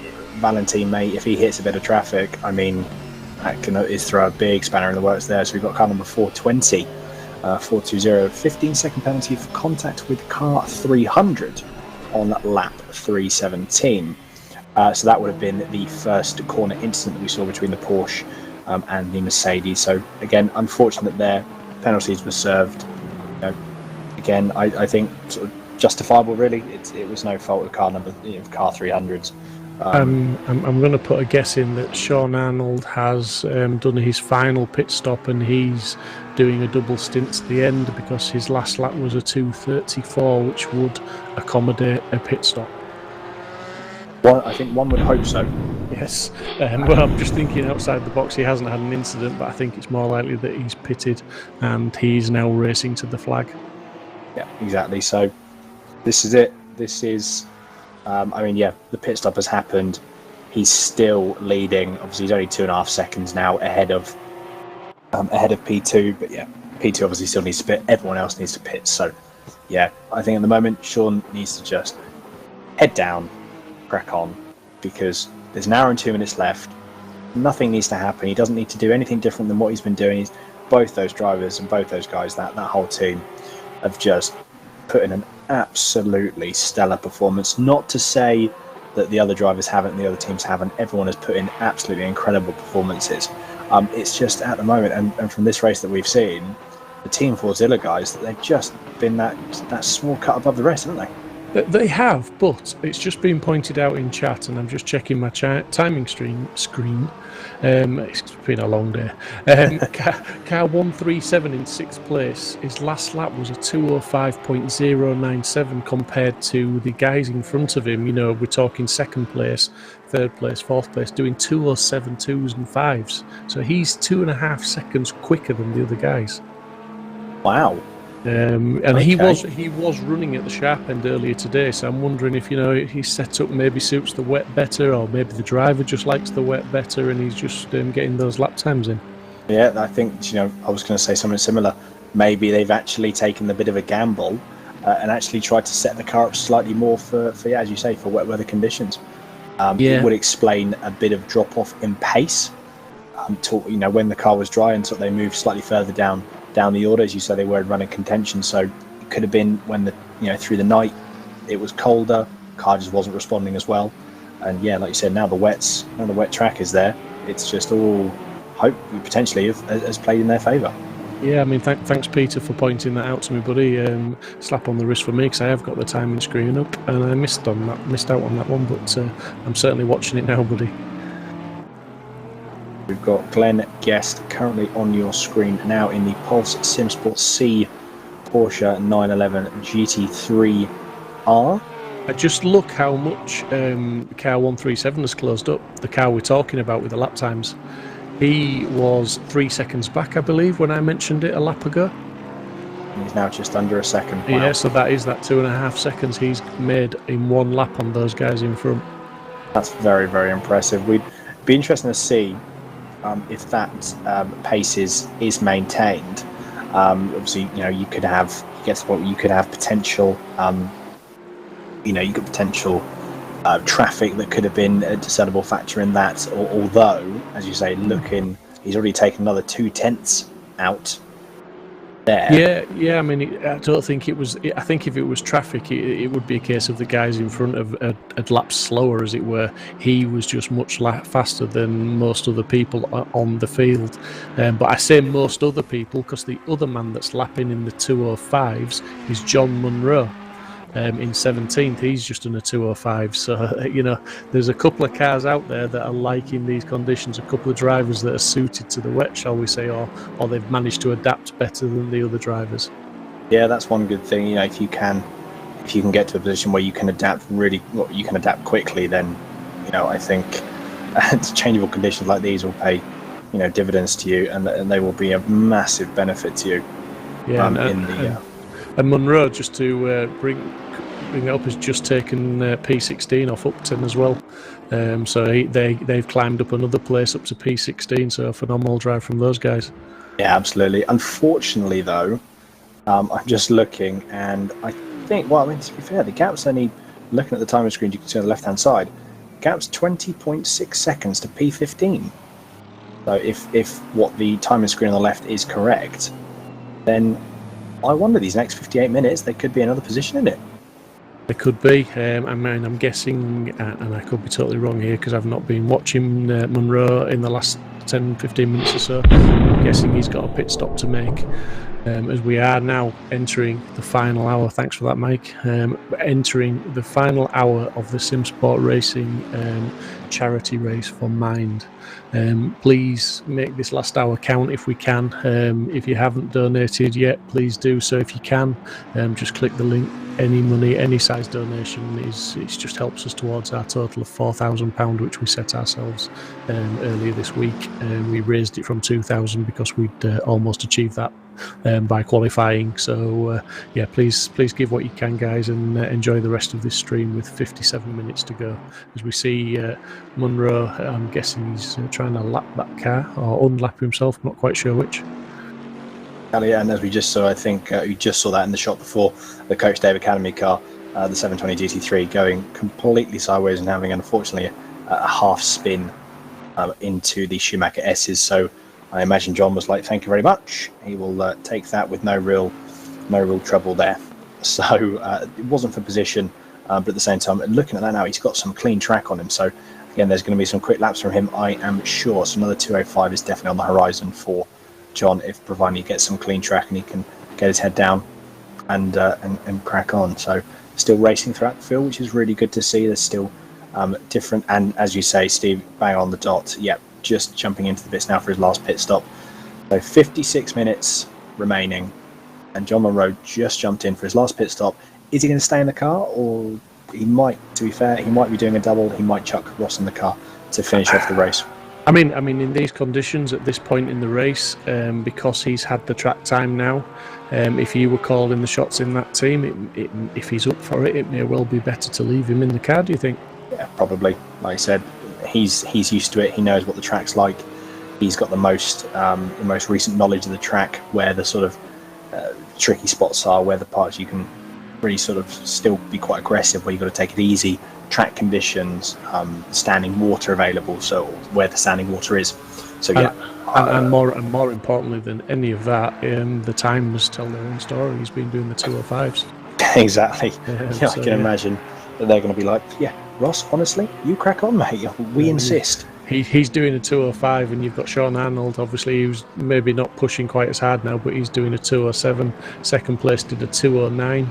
The P3, they did a 2:05.7 last lap, but yeah, there's not very many people hitting the 2:05s.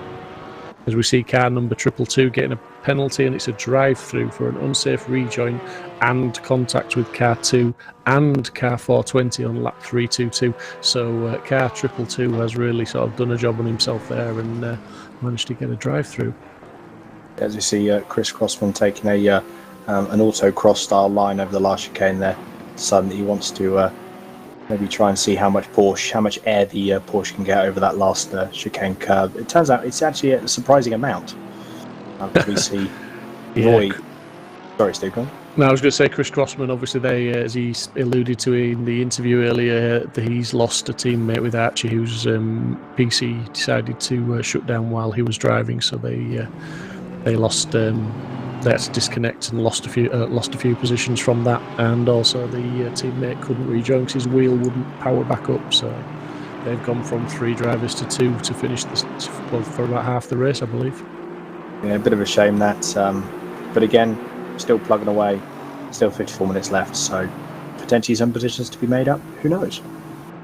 Absolutely, and still a lot of cars on track circulating. I think that speaks volumes for what's going on today with this race, that we had a lot of cars start and we've still got a lot of cars circulating, and we've got another donation there from Anonymous for £10. Thank you very much to whoever that was. Greatly appreciated, thank you. But yeah, it's great to see. Sometimes it's all too easy to give up when you're having a bad race, isn't it? And we see people doing that all too often, but it takes away the spectacle and takes away the challenge of the race for all the other drivers if drivers start to drop out. So we always, we prefer it when people stay on. It just shows a bit of respect for your fellow racers as well, I think. Yeah, no, it's great to see, and obviously especially great, as you say, the amount of cars that are still on track. They're all still being relatively sensible. They're all still, they're not taking any liberties really. They all understand that.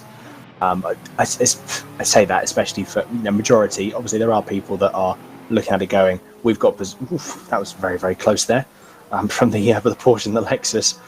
Fair play to both those drivers for doing some general avoidance. That wasn't a battle for track position though. It's good to see. For the majority of drivers, it is very much to get to the end. As I said, there are a couple of drivers that have probably turning around and going, "There's positions to make up. Let's go." And they're really going to try and knuckle down and put some laps in and take those bigger risks. Although that's a lot more of the minority in this race.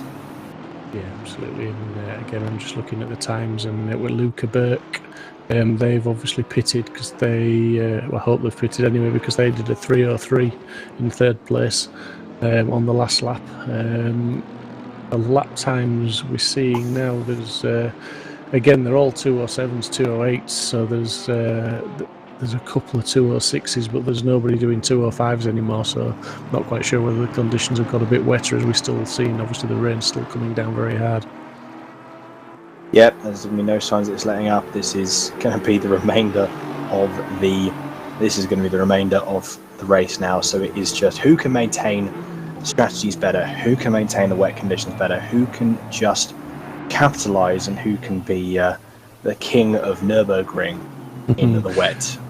Stephen, who's been in a couple of times and given us a couple of interviews, reference RIP 101. He said this weather has made the RIP 101 even more RIP. Oh dear, that's one way to look at it, I suppose, isn't it? It is, mate. Yeah, I mean, it's just, as we see the lead GT4 car presumably making its last pit stop to bring it home now for the last 51.5 minutes. And back on board, well, back with Luca Burkham. I'm falling into your trap now, buddy. Back on board. It's contagious, that is. Absolutely, mate. That phrase is contagious.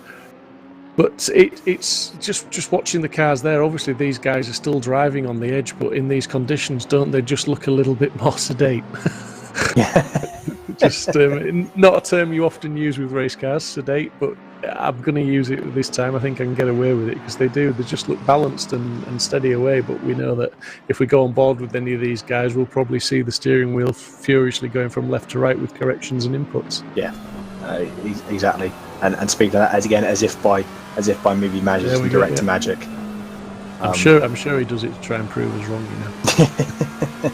Try and catch him out, don't we? Absolutely. You can just see there, let's say Luca just making some small corrections. To be honest, you know, in terms of corrections, yeah, you probably have to drive the GT4s. You have to drive the GT3s, probably the opposite of what you drive the GT4s in the way. You have to just be a bit smoother, and you can see the inputs. They're still making some adjustments, but the general inputs, obviously, especially there on exits, you have got to be a little bit. You've got to make sure that you are actually able to catch the slides, because otherwise, yeah, the car will go around. You've got to make sure you are very smooth with the GT3s in the wet. Make sure you load the car up properly. Load the car up gradually when you need to. So make sure the suspension doesn't really sort of like almost jerk down and compress. Otherwise, yeah, you're just either going to have plow on understeer, or if you get too heavy right-footed, still have a massive amount of oversteer if you aren't careful. But what that the onboard shot showed there, going through the NGK chicane, you know, normally in a GT3 car, you're taking that pretty much flat in third gear. You get it lined up, you straight line it as much as you can, third gear flat out. He was very steady in second gear through that. You know, there's a massive speed differential now where they've had to knock so much pace off. And this is one of the cars that's in the GT3 class. He's still lapping he's setting the pace in the GT3 class. So it's just going to show how tricky these conditions are. As we can see, the car is grabbing and biting at that water on the track, and he's, albeit having to make fine corrections and putting on a fantastic show, driving standards wise, you know, ability wise, he's just having to make adjustments and corrections all the time. Yeah, no, exactly. It's having on board footage like this, especially in these sort of conditions, is really good to see. Again, it's nice having that different perspective. You know, the different perspective. We normally see the cars. I mean, Schumacher S's looks just deadly. To be honest, it's one of those things. I can imagine the drivers are dreading going through that corner every single time they get there, because they have to try and deal with what you just saw with Luca there, and the car swapping about ends and trying to make sure, well, basically trying everything it can in its power to put the driver into a wall. Yeah, and you could just see there when he's turning it to the right there how much he had to sort of turn and wait for the car to bite. Like you said earlier, trying to get the front end to dig in and turn, it almost seemed like he just had to wait an eternity, as we see him now dropping right down the gears into second gear there and just trying to avoid those curbs as much as possible. So yeah, these conditions are very difficult at the moment. Yeah, very much so. What they're trying to probably do as well is they're trying to get down the gears and trying to get into the lower gears, because they're probably wanting to try and get that car to turn in a little bit more. You know, you sort of jump into the lower gears and really try and get that front end in, and make sure that you are making sure, like I said, you're not going to have just a massive amount of plow on understeer for these cars. So yeah, I know we've seen a couple of the guys that are doing some quicker lap times, and yeah, it'd be interesting to know, are they doing it because their setup is generally better, or are they just more comfortable in the wet? there's lots of factors that play in this now as well. Also testing, have teams tested, have some teams tested in the wet more than others. That could be something that's also you've got to take into consideration as well. Absolutely, yeah. I mean, obviously, when you're practicing for and testing for a 12-hour endurance race, you would like to think you sort of consider, well, potentially 12 hours, we're possibly going to have some rain at some point. I mean, obviously, we only sort of set the percentages, but we don't control the weather fully in the respect that we don't program it to rain. It's just a percentage chance. So you would really say, yeah, you need to practice. You need to get some sort of compromise built into your setup so that it's drivable and it's going to last, and you're going to know what sort of tyre pressures to run if you have to go to the wets. Yeah, very much so. Very much so. We've just been told as well that we have got Steve Haley in the comms box. No problem. I'll drop down and have a chat with Steve now. Sounds good. We will see you in a second.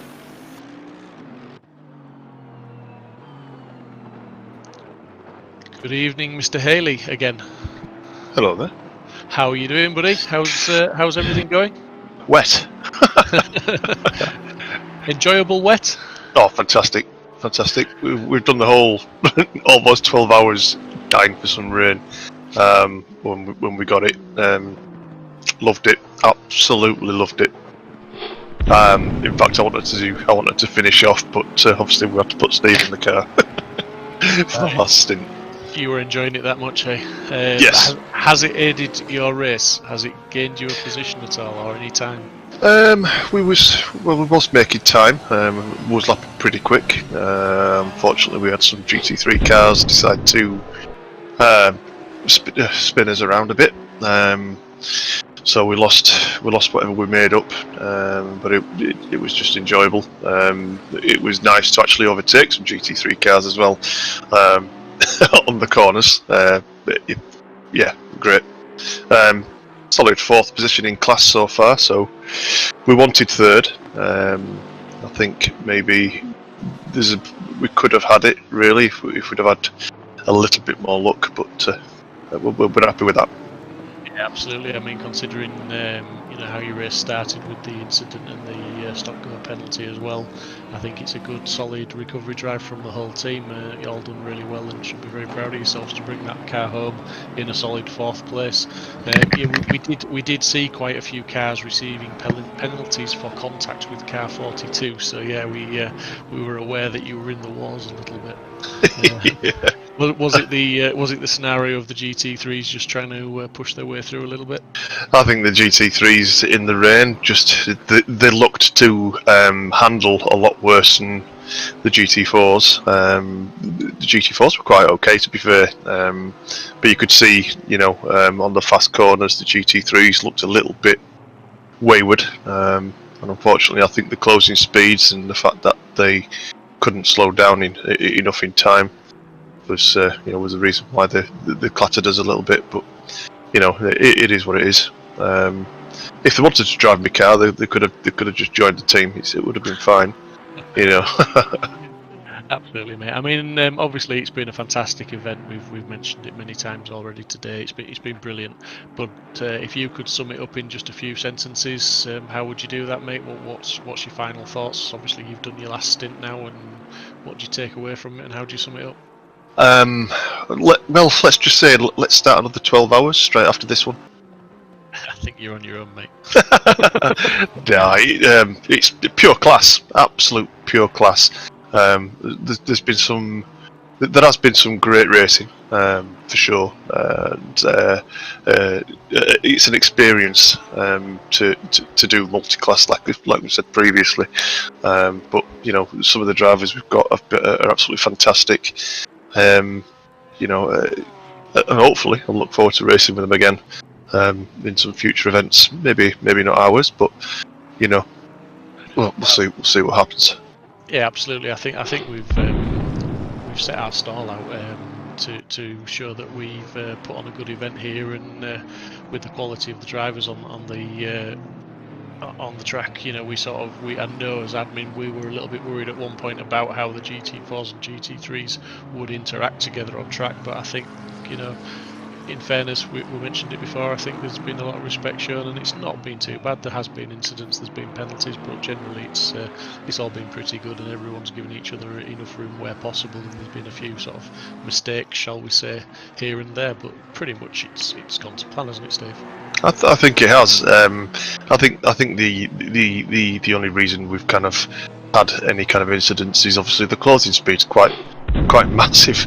The GT3s have a much better under braking, and I think sometimes, you know, when you're in a GT4 car, you are actually trying to concentrate on where you're going, and I think when you realise that there's a GT3 car coming down on you pretty quick, you can get flustered a little bit sometimes, and it's really difficult to sometimes understand or try to second guess which way they're going to go.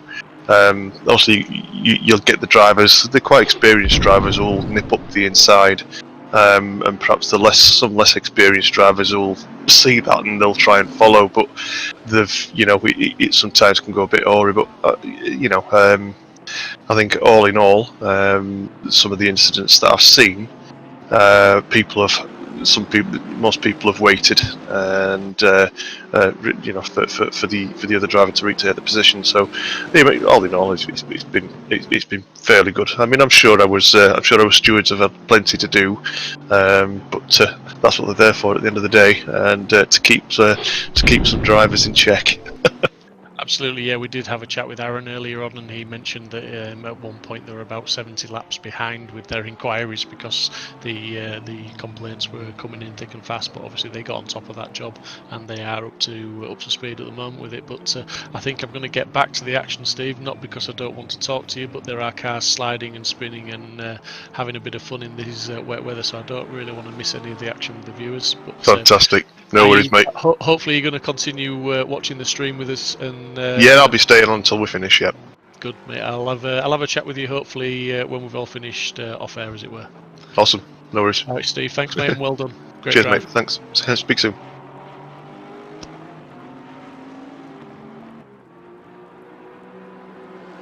Well, lots of action still happening out on track, isn't there? Lots of action still happening out on track at the moment. There's cars, but I imagine you're going to have now a fair few, a lot more adjustments, a lot more track state condition changes. I mean, the Schumacher S is probably now, I would imagine, as it's one of the fastest corners out on track as well. That's probably going to be the most dangerous part of the track, I would imagine. Realistically. Yeah, absolutely, mate. I mean, just watching the cars there while I was interviewing Steve, I did see some of the replays coming up, but I carried on with the interview because it was becoming a bit of the norm, shall we say, that the cars were just sort of skating their way around and fighting for control. A few incidents, and it is getting pretty treacherous out there, and I think this last 39 minutes now, it can't come to the end quick enough for some of these guys, I don't think. No, exactly, especially for a battle like this. I can imagine Valentin is praying for the end of the race to, for the checker flag to drop now, let alone in 39 minutes. Yeah, absolutely. When you've got, after 11 hours and 20 minutes of racing, you've got somebody who's 3/10 behind you and pushing, and that looks a bit tight into turn one. Yeah, that was never going to work. No, to be honest, I think that what Christopher should probably do in terms of unless he wants to serve a sizable penalty, is to basically let that position back, position back, and not otherwise.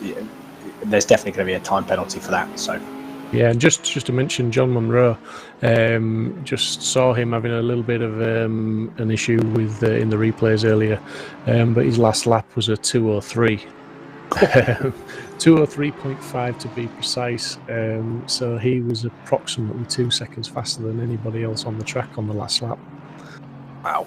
And that's some pace, but I suppose the Scottish are used to the rain, aren't they? It's very much they really deal with anything else. So I mean, experience is definitely going to be there for John there. So this is his specialty, isn't it?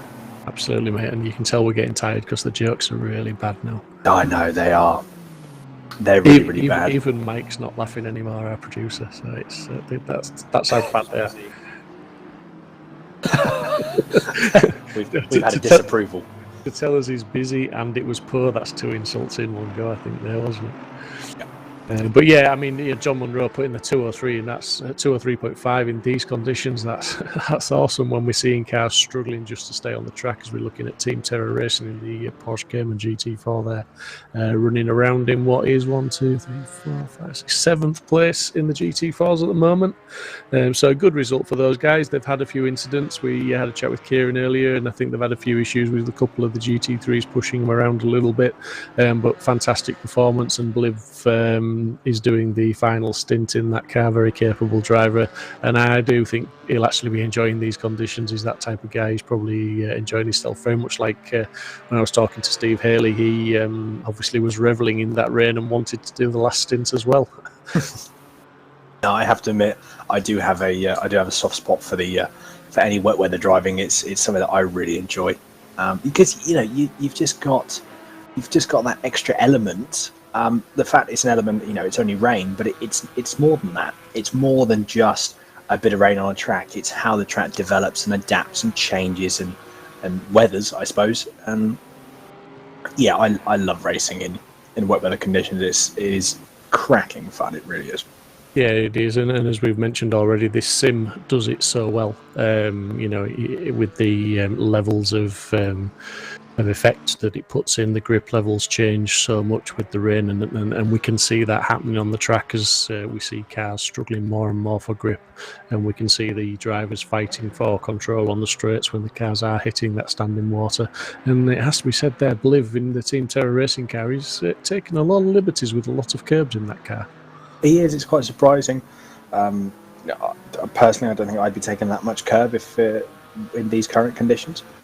I don't know about you, Steve, but yeah, I definitely wouldn't be, because realistically, I think it's one of the things where, at the moment he's 40 seconds back behind Valentin, the number 300 Mercedes. Do you want to start potentially taking those risks, really? To potentially having some damage to yourself or some damage in the car. So yeah, I think fair play for keeping it on the track with taking that amount of curbs.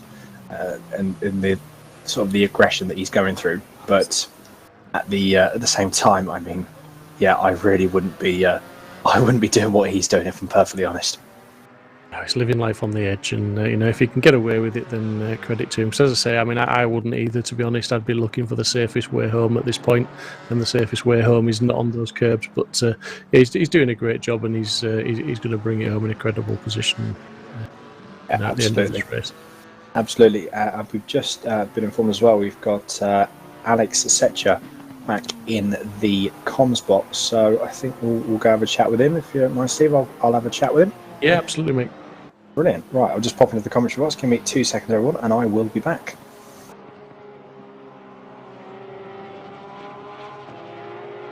Good evening, Alex. How are you getting on? We are getting on pretty well. Yeah. Good. What's been occurring since we last spoke? It's been a couple of hours since we last spoke. What's been happening with yourself and the team? Doing really, really well at the moment, to be honest, mate. Yeah, it's the rain has really been harsh on us. Well, we have had pretty good pace. It's not been that. We've just had some small mistakes that has been costing us some time. Yeah. In terms of obviously when the rain hit for you guys, as we've just got onto a little bit. There's cars spinning off absolutely everywhere on the live stream at the moment. When it actually, obviously, when we got into the position where it started to, where it started to rain, was it a pretty clear-cut decision for you guys to change over to the slicks? Did you have an idea of what you wanted to do when the rain started really coming down quite heavy, or were you sort of a little bit tentative? Oh, we when we saw the rain was coming, we were actually very happy. Oh, really? Oh, that's good then. We were fully focused. We got a driver, Valentin, that is super fast in the wet. So he's been doing very well right now. Yeah, absolutely. And to be fair, the times and the position for you guys reflect that. Valentin, by the looks of it, he's reveling in the wet conditions, which is really, really good.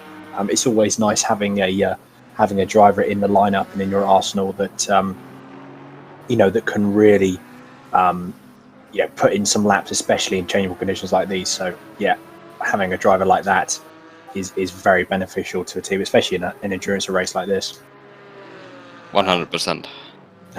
Exactly. It's fantastic. So I think by the sounds of it, that every time I've spoken to you, there's still been some really positive energy. It's been really, really good to see. And I think as well, one thing that we probably need to start asking people that come in for an interview is what about the fatigue that you guys have been? Have you guys suffered from quite a lot of fatigue? You sort of, I can imagine you're helping each other along, trying to sort of, G each other up to get past, get through these last 40 minutes.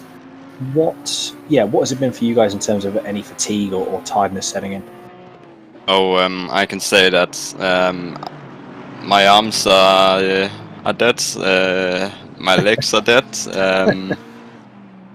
Valentin's back is starting to hurt a little bit. I think he's sitting a little bit wrong. So yeah, there's some fatigue going on for sure. Yeah, but I mean, to be fair though, with the fatigue that obviously I imagine lots and all the drivers and all the teams are facing. I mean, you guys, you're managing it absolutely fantastically. Really, Valentin's putting in some cracking laps, and realistically, you guys aren't that far away. 7.2 seconds from P4.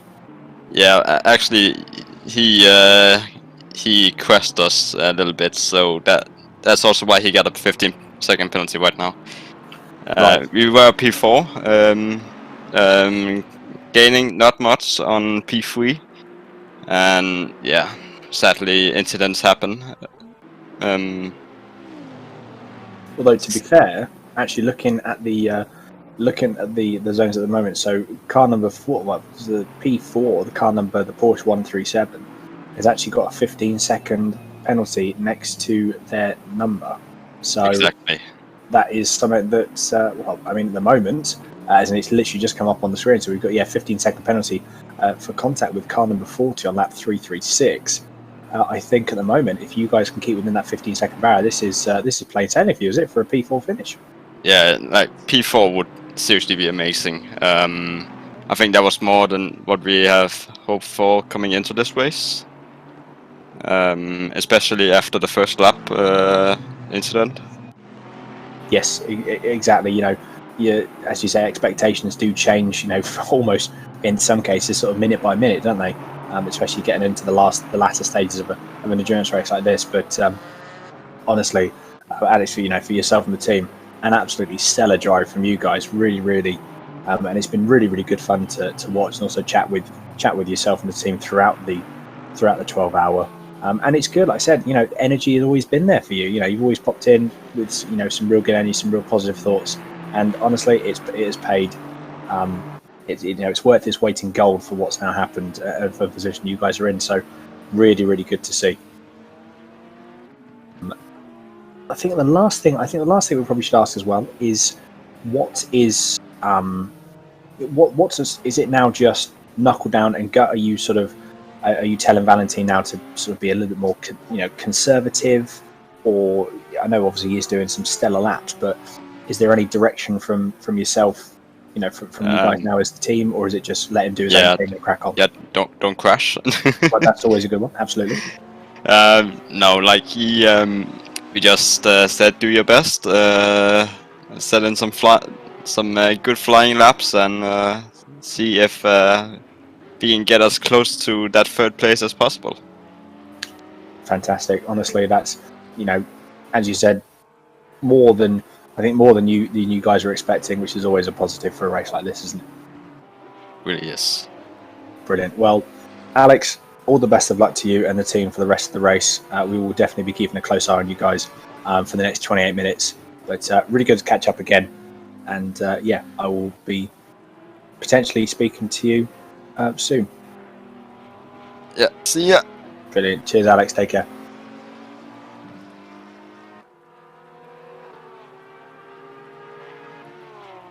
Oh, and there we are. That was Alex back for the from car number 40, currently driven by Valentine. As we've got number 62 again, the G2 sports car going through. That looks like the Dunlop hairpin. Not too sure what happened here. It's coming up to the Schumacher S's. I'm guessing this is going to be a spin, and car's already a bit of grass. Yeah. It's too much AstroTurf on the inside now. Unfortunately, he's hooked it into the wall. Hopefully not too much damage, and he can carry on to the end, all being well. Yeah, hopefully. So I think could be just a little bit of aero damage. I think at the moment for Niels, P7, 6.5 seconds behind P6. Is this something that's really going to be a massive problem in terms of if he loses a couple of Ks on the straight? Probably not. 26 minutes left. It's not really going to make that much difference, is it?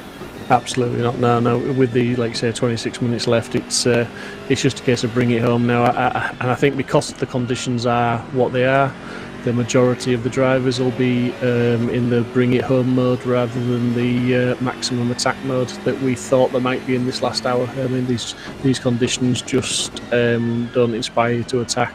You just need to get the car home in one piece with as little damage as possible, because indeed, while you were on that interview there, I was watching, and there was quite a few guys, including the guy in the second car in this, to get another £10 donated from Anonymous, thank you very much. Yeah, the Simsport Racing number 2 Audi, Dave Hedges, I think, is in that car.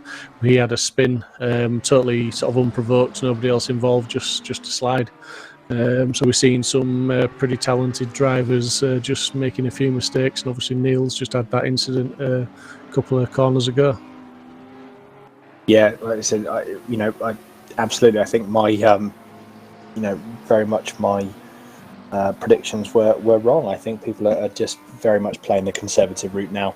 I suppose realistically as well, with the amount of cars that are spinning and still having incidents, even driving conservatively, if a car in front of you does have a bit of an off, then you're going to be right on the tail of him, potentially pass him. So I think, everyone just needs to drive, and I think what a lot of people obviously are doing, they're just driving conservatively. They are driving to a point where they're just, taking it nice and easy, and making sure they all try and get to, the end. We've actually just in the commentator chat that we're looking at, we've had so Jack McIntyre. He was the chap who is in the number, I've completely forgotten the number. So the number 27 McLaren 720 GT3, currently at the moment driven by Luca.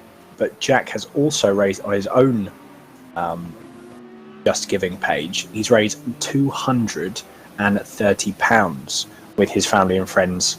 Donations from family and friends for his own fundraiser, which is going into the kitty for what we've got for the main Just Giving page and the main Just Giving charity. So that's something that we need to add us onto the main kitty as well. Absolutely awesome work, awesome. Thank you very much for that. It's just brilliant news, because that gets us ever closer to that £4,000 target that we've set ourselves. So that's brilliant. The real winner tonight is the charity and the community. I mean, we've all enjoyed it, and we keep saying how much hard work it has been setting it all up, but we have really enjoyed the day today. Once the lights went green, the hardships and struggles were forgotten to a degree, although I think the stewards might tell me differently, that they were obviously working very, very hard behind the scenes, and we do appreciate that. And we'll have a chat with all of them afterwards and make sure we show our gratitude, as it were. But it's been a fantastic spectacle today to watch. It's been awesome. It has. It's an incredible event to organise, and like you said, while it's you don't forget the struggle that potentially there has been to try and organise an event like this. I think after the next 23 minutes that go by, it's one of the ones you will take a deep breath and you can just look at it and go, it was a success. It was a success. It was all the hard work, as you say. It was worth it in the end for what they were able to, for what everyone's been able to achieve in all the organisation of something like this. So it's fantastic to see. And these 12 hours have flown by, I think, for especially for me anyway. A bit of a shame that I never actually got to participate in it in the end. Just think you could have sat in the commentary box for 12 hours with me, buddy. What more could a man desire? No, it's been brilliant, and it's been, you know, the stream's been good. The time has gone very, very quickly. Even though when I was on my own, I did find myself just obviously clock watching a little bit, and I think some of the chat might have got a little bit upset with me potentially, although they didn't say anything. But I think I was reading out the time more often than the speaking clock. But yeah, it's gone really quickly, and that's just because the racing has been a real spectacle to watch. Yeah, it has. There's been action throughout, and I don't think we're far from having more action continuing down the rest of the field, and even at the front of the field. To be honest, you know, it's something that there's going to be some more action. I can imagine within these next 20 minutes, as we've just got on your screen at the moment. Car number 101 is the RIP #101 720 GT3. Having a small excursion, also doing some grass cutting on the final chicane of the GP layout. As we're going to go down to drop in now to P25, car number 32, and we've got Massimiliano. I'm going to go with that. From the MT Racing team, car number 32 Audi GT3 Evo, currently 3.1 seconds behind Mr. Dave Hedges, or Mr. Dave Hedges. Hedges? It's Hedges, yeah. Hedges. So yeah, two Audis battling. That could potentially, depending again on traffic, a bit at the front of number 32 Audi looking a bit battered and bruised. It has seen better days since the start of the race. That could be, you know, so there are some positions, there are some potential battles that are still going to be had throughout the field, which again, you know, we did expect it though, and you can probably expect it, you know, you can expect it from an endurance race.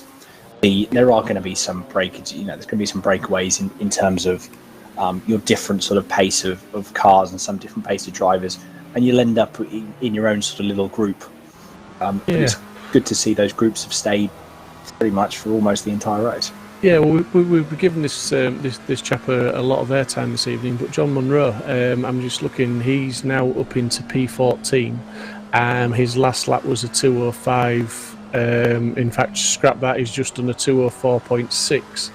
And he's chasing down around about an 17-18 second gap with a car in front that's lapping at 2:07s with 20 minutes left. So if you do the maths, that's an achievable gap to close. It is very much so. So that's one thing to watch out for. As I can see, the gap now is 16.4 seconds.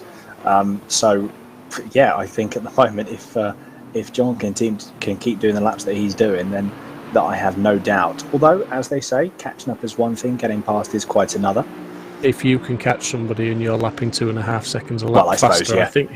I think he might get the job done. Although in these conditions, as we said, it is difficult, and obviously he's coming up behind some other cars that he's to maintain those lap times. He's going to need pretty much a clear track, I would imagine. One thing that I have noticed, and we're just on board with Marek in the Coach Dave Academy 888 720 GT3 car, is it doesn't seem to be raining as much as it was previously. I think the rain has started to hold up ever so slightly. Yeah, I don't think it's going to make that much difference, but no, I don't think it's going to affect the race. I think maybe just under 19 minutes to go. It's still raining, so it's not going to dry out. I don't think we're going to get a dry line or anything like that. I may be wrong, but I think some of the standing water might be displaced, and it might be a little bit more stable for some of the guys. But yeah, you're definitely right. I think it has eased off a little bit. We see car number 33 has got a drive-through penalty for the third unsafe rejoin on lap 342. So obviously that guy's not really heeded his previous penalties, and now he's got a drive-through for his third offence at unsafe rejoin. Yeah, a little bit of a shame that. But again, as we've said, stewards enforcing, the same rules for everyone here. So it is very much, one of those things where. I think it's like Aaron said in the interview when you were chatting to him. He's taken on the role as steward with Gav and Daniel that were doing it for us. You know, those three guys have stewarded 47 cars between them, and the one thing I know Aaron pretty well, the one thing he will have done is being consistent. You know, and it's like he said, you can set out to give whatever penalty you want within reason to start with, and as long as you apply that rule, the same standard of harshness throughout the field, nobody can complain, really, can they? You know, and I think 5-second penalties, where they started from, was pretty much a very lenient penalty. Yeah, exactly. A 5-second penalty. While they said, if you know, what we were saying earlier on, if you do get multiple ones, they do start to add up. At the same time, it's at the same time, it's one of those things where you don't really lose that much time. If you are that much quicker, then 5 seconds can easily be made up in an hour. If you are quicker than you know, people around you. So yeah, you know, I think but again, it goes to show some good adjustments, you know, some good adjustments by the stewards, obviously turn around and well within their right to start enforcing some more aggressive penalties if they feel that people aren't actually paying attention and aren't listening to the calls that are being made by the stewards. So absolutely, we've just got Darren Harley donated another donation of £20. Thank you very, very much indeed for that, Darren. So that brings the total to £3,260.80 and 16 pence. Obviously, add that with the 200, and I'm just going to double check. Add that with the £230 that has been raised by Jack McIntyre. Then, I mean, you know, we're really, really close, aren't we? We are pretty damn close, my friend, but I just want to mention as well, John Munro has just done a 204.5. The car he's chasing has done a 208.8, so that gap is tumbling down now. They're really applying the pressure, and I think that gap's going to close up probably with 10 minutes left of the race still to go, the way it's going at the moment. It would not surprise me. And speaking of John Munro, we've actually got Mr. Ross McGregor.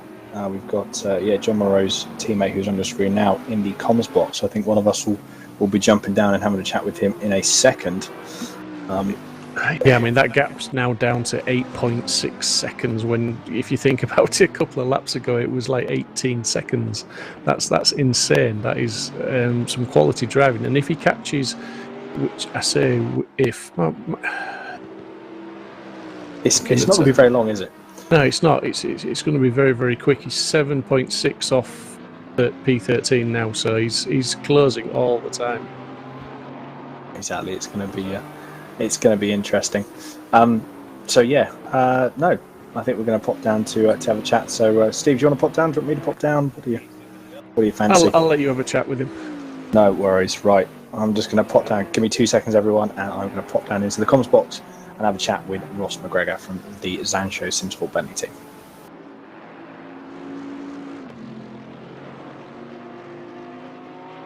Good evening, Ross. How are you doing? I'm not bad, thank you. How about yourself? Yeah, not too bad, mate. Can't complain. You have definitely been giving us a bit of a show, both of you, in the Bentley. Hopefully in a good way. It has been very, very good. I mean, I think first off, you know, for you guys, what a recovery drive! What a stellar drive from you two. It's just been incredible. It's been a bit insane. Basically, my game crashed twice within 10 minutes of each other, and we lost 6 laps. So we kind of thought, well, what are we going to do from here? I didn't think it'd get up to like P14 would be possible, but we've managed it. But yeah, John's just absolutely doing a great job at the moment in the wet. I was supposed to do the last stint, in fact, but the fact at the time he was like the fastest guy on track by some margin, so we just decided to leave him out for the final stint as well. And he's doing a tremendous job. Yeah, exactly. He's sort of, you know, one of the things you're just like, well, at the end of the day, you're cracking on, so go for it. You know, it's we have made some things, but obviously because obviously John, you know, he's quite could be well versed in as he's from Scotland, could be well versed in rainy conditions. So it could just be something that he's quite used to. Well, I'd say it's always dry in Scotland, but I'd be lying. It's absolutely pouring down right now outside. So Yeah, well, we've done a race here at Nürburgring in a GTR 24 series recently, and it was the exact same situation. It was dry. I was driving in the dry, and then it started to rain, and then it was thunderstorms when it was John's turn to take over. So he's had a bit of experience. So we've kind of worked our magic on the setup as well, and it just seems to be really working well for him. Brilliant, yeah. Because this was one of the things that we were saying. To be fair, it's you've got to as well. We were talking about, is it because setups have been adjusted? Is it also because we've also got as we were saying, experience as well for the people that have got experience in terms of like wet weather driving, obviously, which yourself and John both have, obviously, from the GTR 24 race. So yeah, and I mean, to be honest, adapting to the conditions, I think both yourself and John have probably adapted the best out of or definitely one of the best in the entire field. So it's been it has been good. Also think the Bentley's is pretty decent in the wet weather as well. It's much better than kind of like a mid-engine car. Like our teammate in the McLaren, Jensen, Luca, Jack and Dave, they're not having quite so much fun in the mid-engine McLaren. But I think that's just the way the cars are. They're just a wee bit different. So yeah, it's definitely helped. It's a combination of everything: setup, experience, and John's just really driving it really well. Very much. And to be fair, I've just been told as well on the stream, you guys are now back up, and you guys are up to P13. Oh, that's amazing. which is fantastic. John's taken this is how much John is motoring along. So in the time that we've been talking, John has taken about 7 seconds out, and he's pulled also about 4.5 seconds out of P14 now. It's amazing. How far away is P1? I think unfortunately maybe another 12 hours you might have a bit of luck. Can we just keep it going then? Well, I mean, I'm up for it. I think Steve would. I think Steve will probably fall asleep halfway through the next 12 hours in the comment box. Yeah, definitely not, mate. But yeah, it's no, it's it's been honestly a stellar drive from you guys, and it's one that's just been really enjoyable to watch. It's a shame that obviously that did happen. Such early on in the race, but also, to be honest, it's almost a blessing in disguise that something like this happened, and if it did happen, it were to happen right at the very start. So you've got pretty much 12 hours to come back through. So you've got to look at trying positive as much as you can, haven't you? That's true. Yeah, I mean, if it happened like 2/3 of the way through the race, it's kind of difficult to carry on at that point. But yeah, at the start, you've got a bit of an opportunity to kind of try and get up as far up as you can.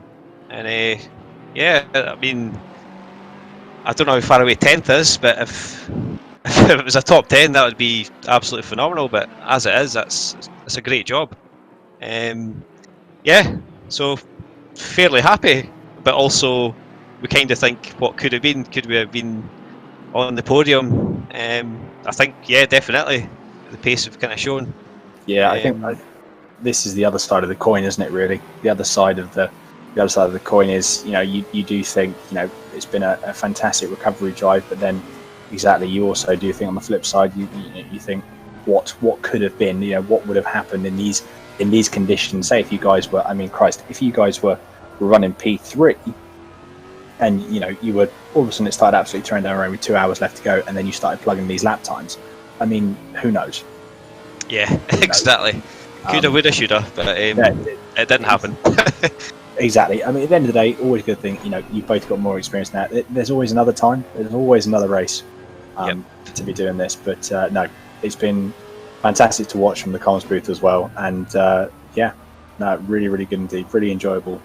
And it's just been a fantastic event. I think you probably agree with that as well. Oh yeah, definitely. It's been well organised, and it's for a very worthy cause as well. So I hope there's been a lot of donations in for Mind. Yes, at the moment, we've got Jack McIntyre, obviously the McLaren. He's raised £230 from his own fundraiser, which will go into the main kitty. And the main kitty now is including that donation, including Jack's donations, is just over £3,500. That's great. It's all worthwhile. It is, isn't it? It absolutely is, and it's been a fantastic event, and glad that yourself and Zancho could be a part of it. Well, thanks for having us. Brilliant. Right, Ross, I will let you crack on. There's 7.5 minutes left. I'll let you go and keep John company for the rest of the race. Do a bit of cheerleading. Yeah, a bit of cheerleading. That's it. Get your pom-poms back. No, fantastic to chat with you, Ross, and yeah, hopefully catch up soon. Thank you very much. Cheers. Good luck. Cheers. Bye.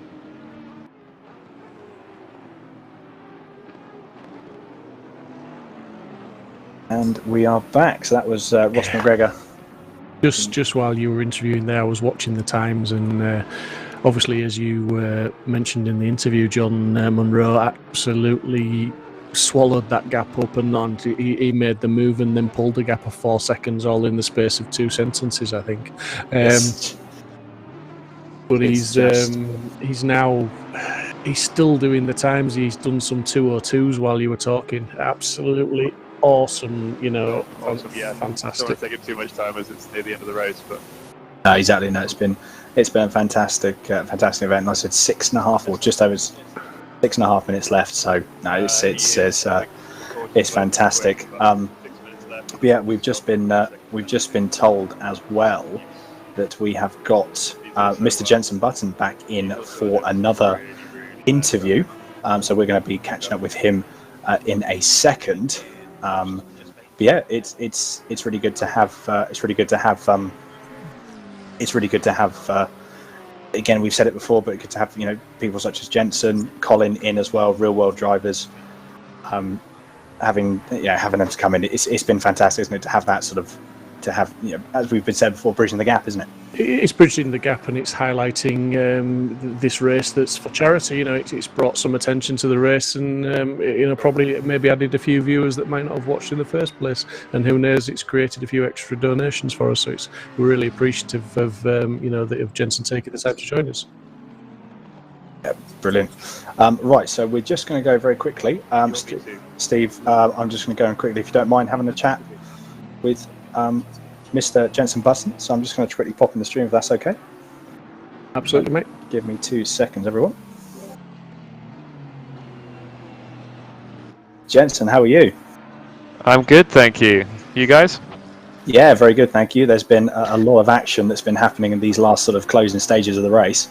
It's been fantastic to watch. Luke is a pretty safe pair of hands, but these conditions are proper tricky, and with our car, we only decided to do this on Tuesday. Yeah, he's not really had any time to practice in it. So he's doing an amazing job, as all of the guys have done. So no, it's been a really fun event. No, it has. It's been absolutely fantastic. And to be fair, obviously, I know we're going to have to. I will mention it only very briefly, though. Obviously, the 30-second penalty. I think in the first stint for yourself. But what a recovery drive from all of you! It's been absolutely incredible to watch throughout the race. Yeah, again, it was. It's just one of those things because we haven't. Well, to be fair, it was on the first stint. It was Dave when he came in the pits. He's never raced on ACC before, I don't think. So it was just getting the pit limiter on the entry, and he I think oversped by 3 kilometers an hour. But it's a 30-second penalty, which is it's a minute basically. We're driving in and out of the pits, which is massive. When you compare it to knocking a car off track 5 seconds, it does seem a little unfair. But I think even with that, we wouldn't have been any higher up. This is where the car is, and I don't think you can challenge those Porsches. They're just way too quick around here. But no, awesome job by the whole crew and by Zancho for putting this all together, and Nick Dealey for helping with strategy as well. No, it's been fantastic. I've been darting in and out of sort of driving and then coming back in for comms for Zancho.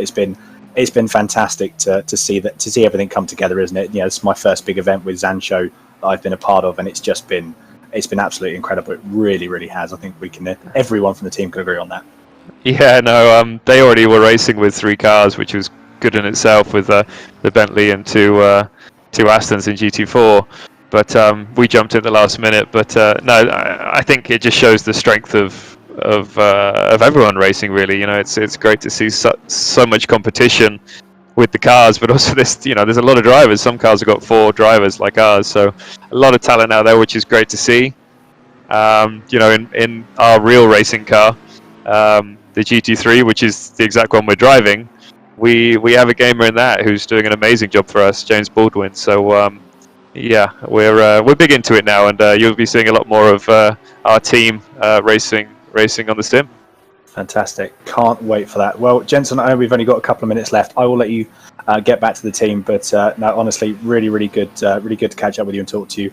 And yeah, good luck for the rest of the 2.5 minutes. Excellent. Cheers. Cheers. Take care. Bye.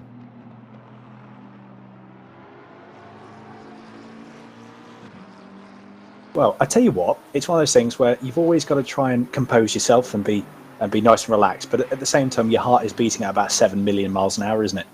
Yeah, I know what you mean, mate. Yeah. You know.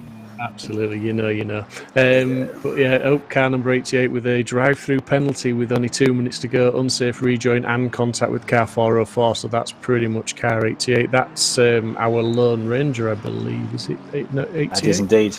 That is indeed. That's Harry. So it's Harry. Unfortunate for him, mate. But you know, still a stellar job to bring it home. He's done the full 12 hours on his own, albeit by a minute yet. But yeah, Henry. Sorry, not Harry. Sorry, yeah, Henry. But yeah, great job. And it's just the rain is easing off. The track is drying out. The lap times have come down a little bit for some of the guys, but it's all a little bit too late for most of them. I think the real star of the rain has been John Munro with his 202s. Probably one of the best comeback drives of the race, albeit obviously Luca Burke, Jenson Button, you know, and Jack McIntyre and Dave Marshall. Yeah, absolutely. Yeah, obviously, 12 hours memory's failing now, but yeah, those guys have got it back up into third place as well. So that's a phenomenal recovery. So, but you know, Sean Arnold, Darren King, they haven't led from lights to flag, but almost. You know, they've been up at the sharp end, and it wasn't very far into the race when they took the lead. They had a couple of battles along the way, but once they got out in front and stretched the legs, they've just owned this race, haven't they? Oh, they have. I think, like you said, they weren't leading. It's not going to be a lights to flag finish. It's not going to be the trifecta of pole, win, and fastest lap. But I mean, to be honest, with the dominant performance they've had for the second half of the race, oh my God, it makes up for it and more, doesn't it? It's absolutely, my hat. You know, I tip my hat. I tip my hat to what those guys have achieved. The Porsche is obviously really well sorted. They've got a really well sorted setup on that car as well. And yeah, just a massive credit to those guys. As you can see, the ABS kicking in there so slightly for Sean there. So take it easy, Sean. That is it, mate. 12 hours is over. So when he crosses the line, that is the end of this race. So yeah, absolutely fantastic and great comments from Neil's awesome event guys. Apart from a few disconnects, no major issues. Top job. Thank you very much, buddy. We see the two Coach Dave Academy cars, and it has to be mentioned that GT4 James Parker and team they have done a lights to flag, I believe, pretty much job on that one. They've been most of the race. They've been a couple of laps up on the rest of the GT4, so they've had an awesome race as well. Yeah, exactly. You know, there's been I think the old Coach Dave Academy. It's going to be smiles all round for the guys in GT4s. But yeah, just coming round now, we are getting probably to the last half a lap. As you can see there, Sean Arnold in the number 38 Porsche 911 GT3R. We got a third of the lap to go. I can't see anything happening. I hope there's nothing's going to happen. But yeah, he just needs to drive it home. We've got 4 corners left now. Can I just interrupt? Absolutely. P5 needs to be within 15 seconds of P4. 14.983 is the gap. Oh, this is going to be close post-race, so we're going to see some post-race changes as well. Yeah. But yes, we've got Sean Arnold coming through the chicane for the last time. An absolutely stellar drive from all drivers, especially. But also we've got to make sure. Last corner now. Sean Arnold of the team Fordzilla is going to take the flag and win the 12 Hours of Nürburgring from Simsport Racing, supporting the Mind charity. What an absolutely incredible event! And as you can see there, even looking very elated there, trying to wiggle the car, and hopefully he won't spin. But honestly, what an incredible event! absolutely fantastic. The entries, the driving standards, the broadcast from Mike at Simply Race, everything's been absolutely phenomenal. First class, the racing's first class. James Parker bringing it home now. As we said, James has had a fantastic race. The whole team, they've just kept their noses clean and stayed out of trouble. As we see, car number 3 has crossed the line with a drive-through, so he gets 30 seconds added to his time as well. Not quite sure whether that'll promote John Munro. I'm not sure how far behind Crossman he is. No, not sure. We'll find out obviously in a second. But we've got Luca Burke taking home P3 as well for the number 27 car. We've got Christopher coming there in P4, and here he is. James Parker takes the win for the GT4 class in the Aston Martin GT4. What a fantastic drive from that team there. Yeah, absolutely fantastic. Like I say, great racing from everyone, great performance, and look how many cars have stayed the course. We've got 40 odd cars still on the track that finished the race. So for an endurance race that started with 47, that's an awesome ratio. It is. No, it is very much. It is absolutely incredible. And also as well. So yeah, your top 3. So we've got car number 38. So we've got 2 Porsches, number 38 and the number 39. I'm not too sure who finished in car number 2. In second position. Not too sure who finished the race there. But yeah, dominance from the Porsches. As we see a few more, as a little bit of an incident. We're just going to gloss over that incident at the very end of the race. The race is over then, so it's all taken. Yeah, absolutely. A few nice comments coming through in the chat. Thank you guys for putting this on. Really amazing job. Great race, everybody. Such a great time to take part in. Super tired now. Well, that's Paul Lindsay. Thanks, Paul, for your help with setting it up as well, mate. But yeah, great to be involved with everyone that's helped us with this, and it's been a real spectacle, and really proud of what the guys have achieved. I absolutely. I think, like I was saying, doing a couple of people like this is also my first event with Zancho, and also my first event with Simsport, and you guys have all been incredibly welcoming, and it's been a fantastic experience. Well, I'm hoping we all get to work together again, mate, in not too distant future. I'm very much hoping so, because it's been definitely a learning curve. I think more so for yourself, Steve. Doing kudos to yourself for doing all the 12 hours pretty much on your own in terms of commentating. It's not an easy thing to do, is it? It's definitely not, mate, and it was very, very challenging on my own, because it's not a natural thing to sit here and just talk into a microphone without any reaction. But thank you for everyone that jumped in, and as I said earlier, there was some guys jumped in that have never commentated before either, but they were all too willing to come and help, so thanks to them. It has indeed. It's been something of I can imagine, as we've been saying, behind the scenes, it has been difficult, and it has been something that has, the amount of work that's gone into it is incredible, and it's the amount of work, the amount of hours that have gone into it for everyone, not only obviously from the Simsport side, but also from the production side, from all the teams putting in all the effort for testing and everything. I would imagine that everyone's man hours in terms of testing, organising, production, everything, it's well into the thousands of hours. I would put money on that. Absolutely, mate. I think we're queuing up a few people for interviews in the interview room.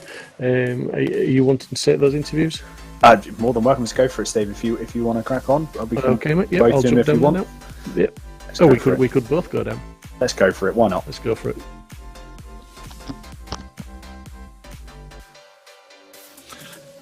Good evening, gentlemen, and congratulations to everybody.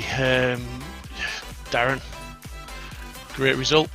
Yeah, what a race, guys. I told you it would close up at the end, right? And especially with that weather, this was probably one of the best endurance races I've done weather-wise. Day to night transition, then with thunderstorm, for the last 2 hours was just incredible. To be honest, mate, after your first interview, when you said it was going to close up, I kept holding you to that quote during the commentary. If you get a chance to watch any of it back, I kept saying, you know, it's going to close up. He said it's going to close up, and the strategies are going to change things. There was a couple of guys had a couple of issues that dropped them further down the field, but the rest of you guys, yeah, it certainly closed up, and that rain really added something to it, because boy, did it rain at one point. Yeah, heavy thunderstorm as well. So what happened as well on my, I think it was my third double stint, I was in the car done the first hour and it just started to rain. I went in for wet and I had Sean selected. Luckily he was there. Otherwise we would have dropped out first. He had to jump back in the ring and get going.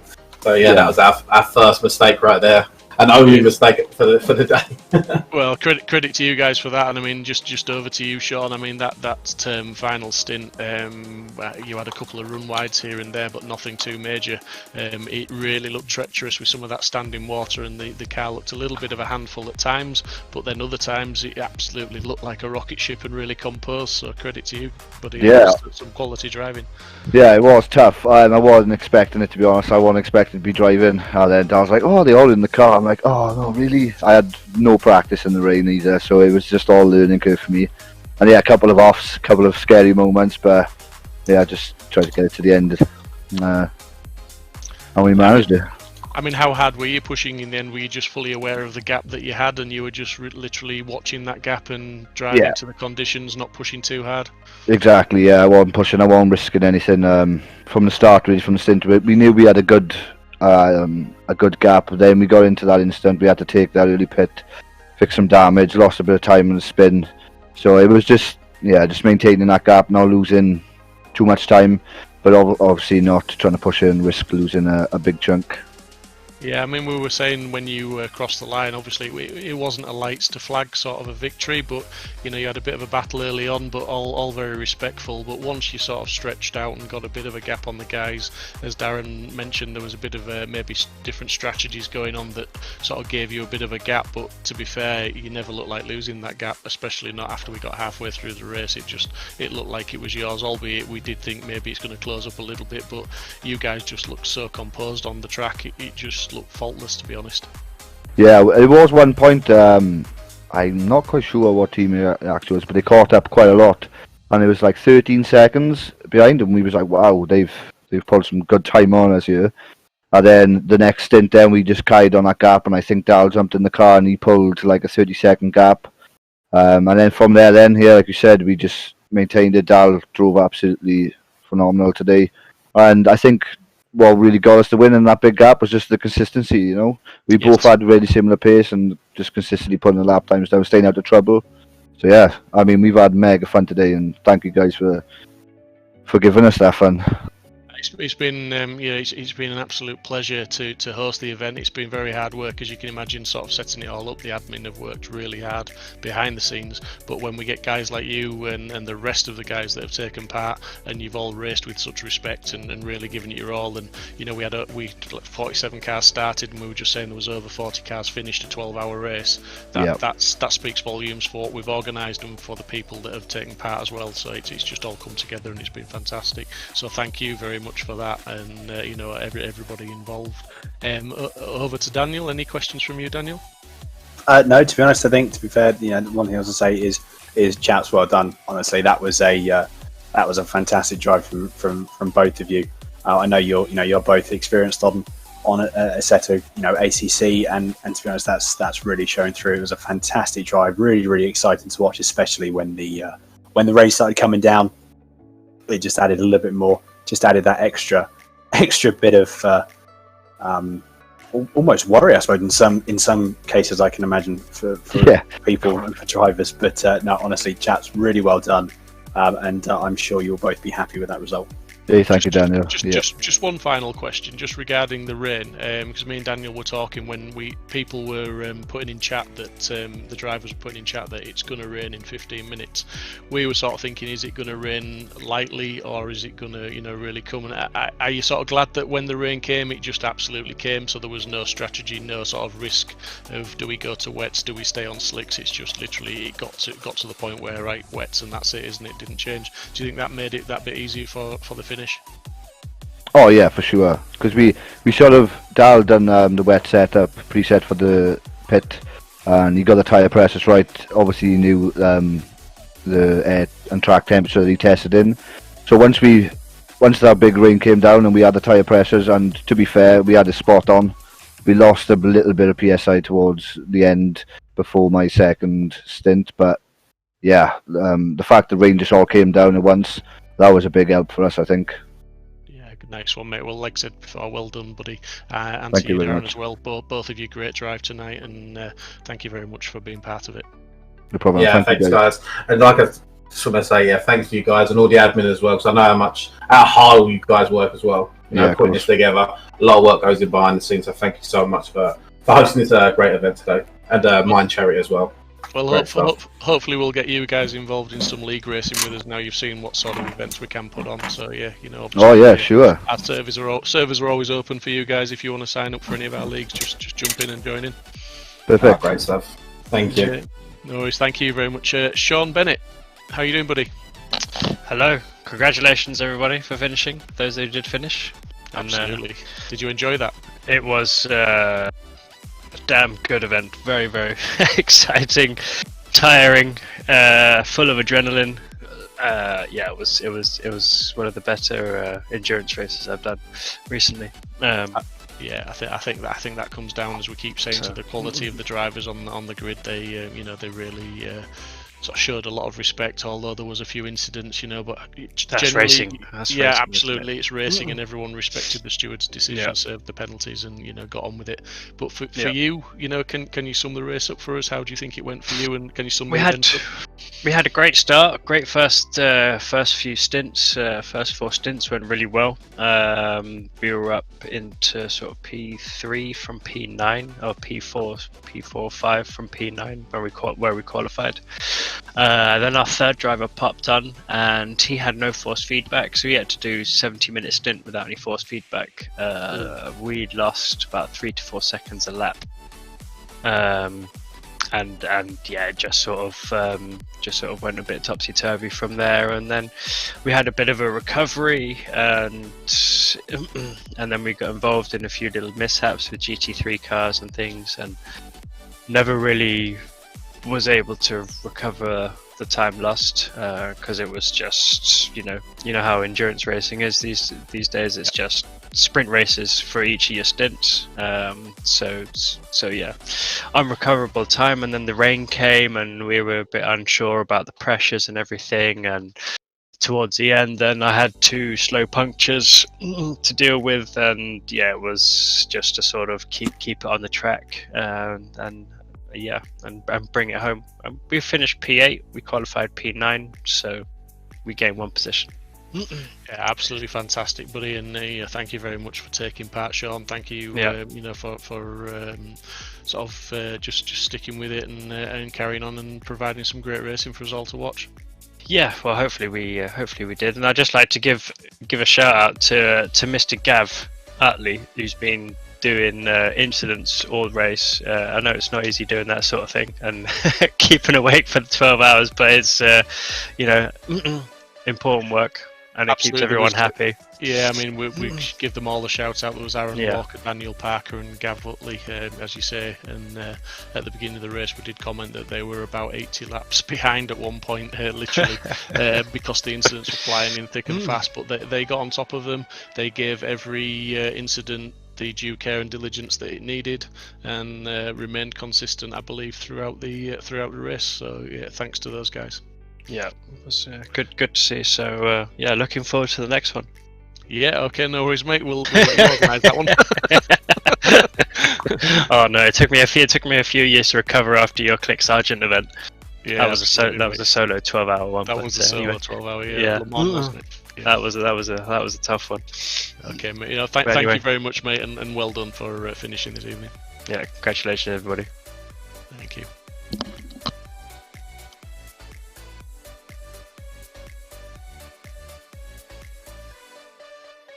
Got a few more people have joined us in the commentary box. So we have James Parks. We're going to go and be talking with the GT4 chaps now. So we've got James Parker and Joe McCauley. Is that how I pronounced it? Hopefully I pronounced that correctly. Fantastic. Look at that. I'm on the ball today. On the ball today. Look at that. Firstly, I want to say, gents, I suppose, guys, we made it. You made it through the 12 hours. And we 12 hours of survival, I think we should call that, to be honest. It was a great race. There was questionable mentalities from some of the GT3 guys, and as a GT4, you've just got to survive that. And to be fair, with the amount of chaos and traffic it wasn't about being fastest. It was basically just keeping your nose clean, making sure you didn't pick up any penalties, and the only time you went into the pits essentially was for a pit stop. So, the P2 car, they pushed us hard in pace in the early stints, but obviously with a couple of penalties, managed to kind of build a gap. And Vicky and Joe did a great job of just taking advantage of any mistakes they made. I'm super happy with the result, to be honest. Honestly, shout out, as well. It's just congratulations, for both of you to take the win in the GT4 class. That's a fantastic achievement. And also as well, it was very much especially to the last, I suppose, 2/3 of the race. Let's be honest, it was just an absolute dominant performance from the entire team. Is it something? Was there something specific that really sort of worked for you in terms of testing, or was it just a combination of everything in terms of really having a car that was really dialed in, having the testing there, and just sort of what do you feel was a key factor into it all? You gonna answer that, Joe? Or? Go on, mate. Go on. Well, me and James are really big on the GT4s, and not a lot of the faster people who mainly race GT3s come into the GT4s. So it's I don't know why nobody really enjoys them, because me and James really do. Yeah. And Vicky's fast in them as well. Yeah, so we knew we had good pace, just from the three of us. Yeah, the setup was good. It probably took us a couple of days to sort out and test to make sure everyone was comfortable with it. But yeah, it was just, I think the key to the success was basically stay out of trouble. That's all you needed to do, was just, especially in those last 2 hours when everyone was skittling off and having incidents. Joe had the worst stint of the lot because he had to come in the thunderstorm after racing in a GT3 race earlier on in the evening with and basically only doing dry running for the first half of the race. So it was an adjustment. It was an adjustment, yeah. So yeah, it was just a case of anyone that you thought was dangerous, just let them go. Just doing the laps and getting that average speed, per kilometre in, and just avoiding trouble. I think if anyone does that, they win. I mean, Sean and Darren today, they made no mistakes. Yeah. They just moved their way up to P1 and just stayed there. So in a race like this with 45 cars and basically a clean 200 meters every lap before you hit someone else, it's just keeping your concentration and avoiding trouble. Yeah, exactly. No, chaps, could not agree more. Couldn't agree more with this, with what you were saying there. Like I said, traffic management is key, staying out of trouble is key.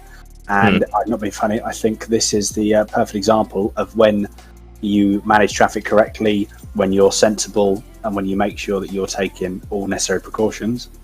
This is what happens at the end of the day. You walk away with a win. Yeah, absolutely. I just want to say thank you for organising this. It's been a great event. Even with the mishap at the start, it was professionally dealt with throughout, and the stewards are excellent. It's obviously all for a great cause in the Mind charity. So just thank you for letting us race and take part in this.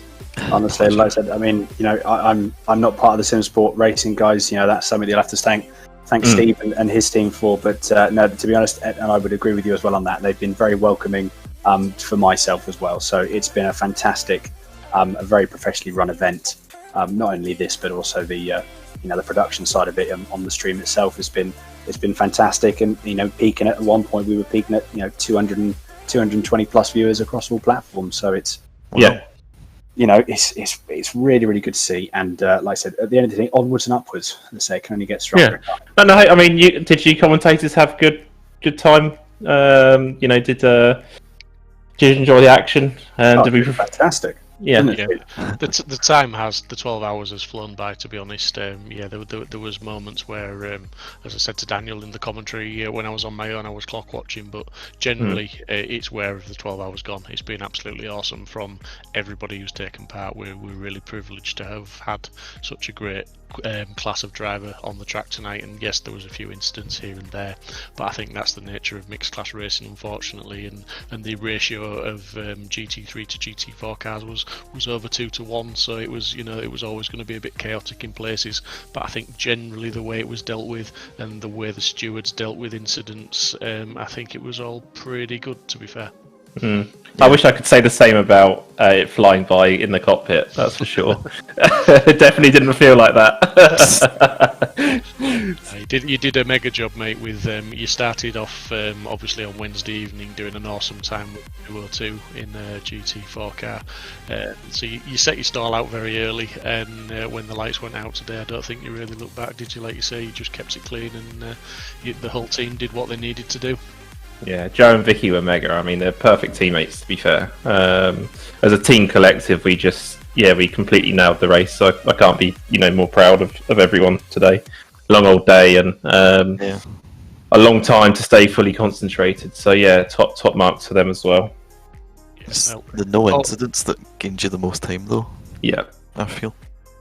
I don't think we had any damage or any real off. No, and it eventually built up and built up. Yeah, it's perfect.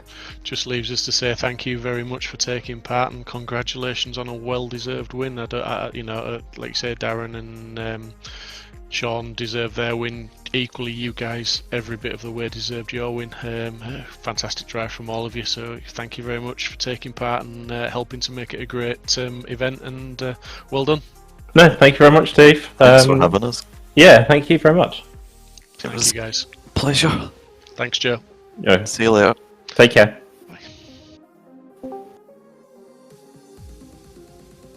It's getting like musical chairs in here. It is, isn't it? Oh, hello, guys.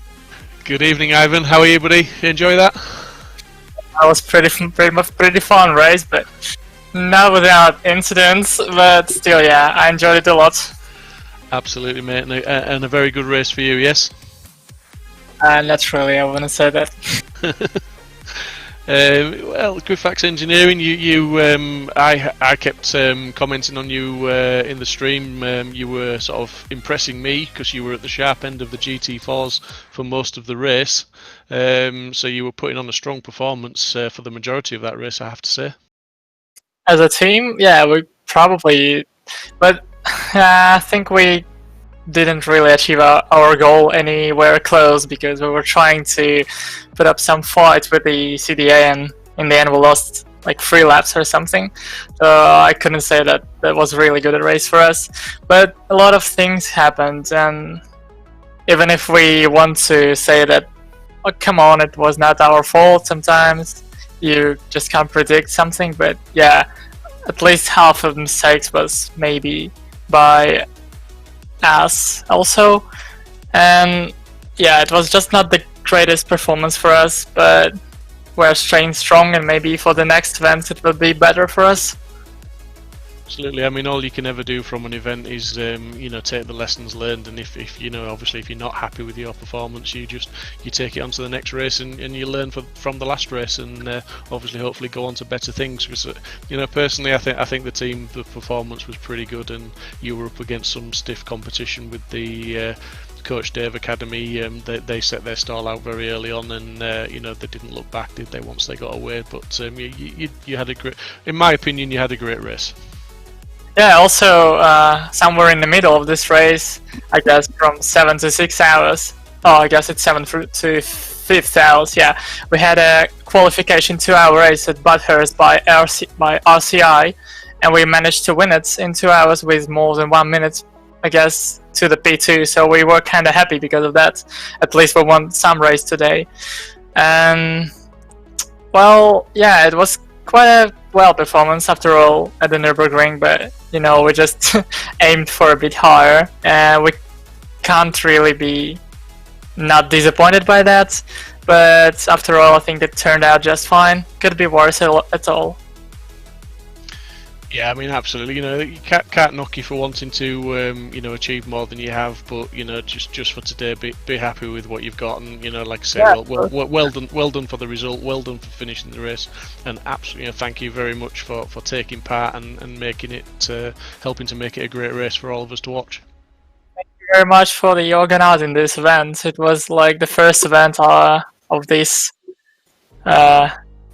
I've never taken part in events similar like this, and I'm a sim racing for about 4 months, I guess, for now.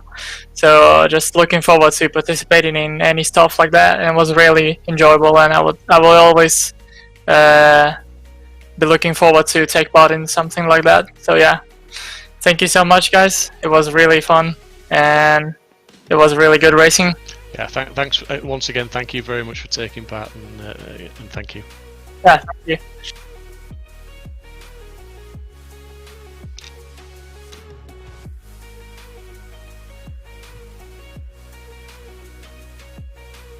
So I believe we've just got now with us, we've got Niels that has joined us. Niels, how are you?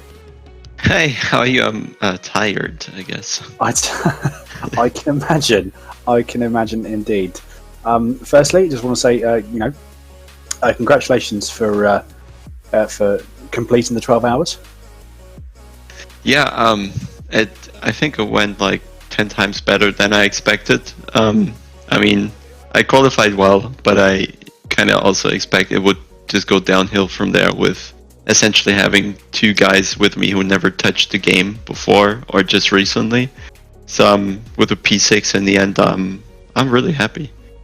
Absolutely, no, it was a fantastic, really good to watch.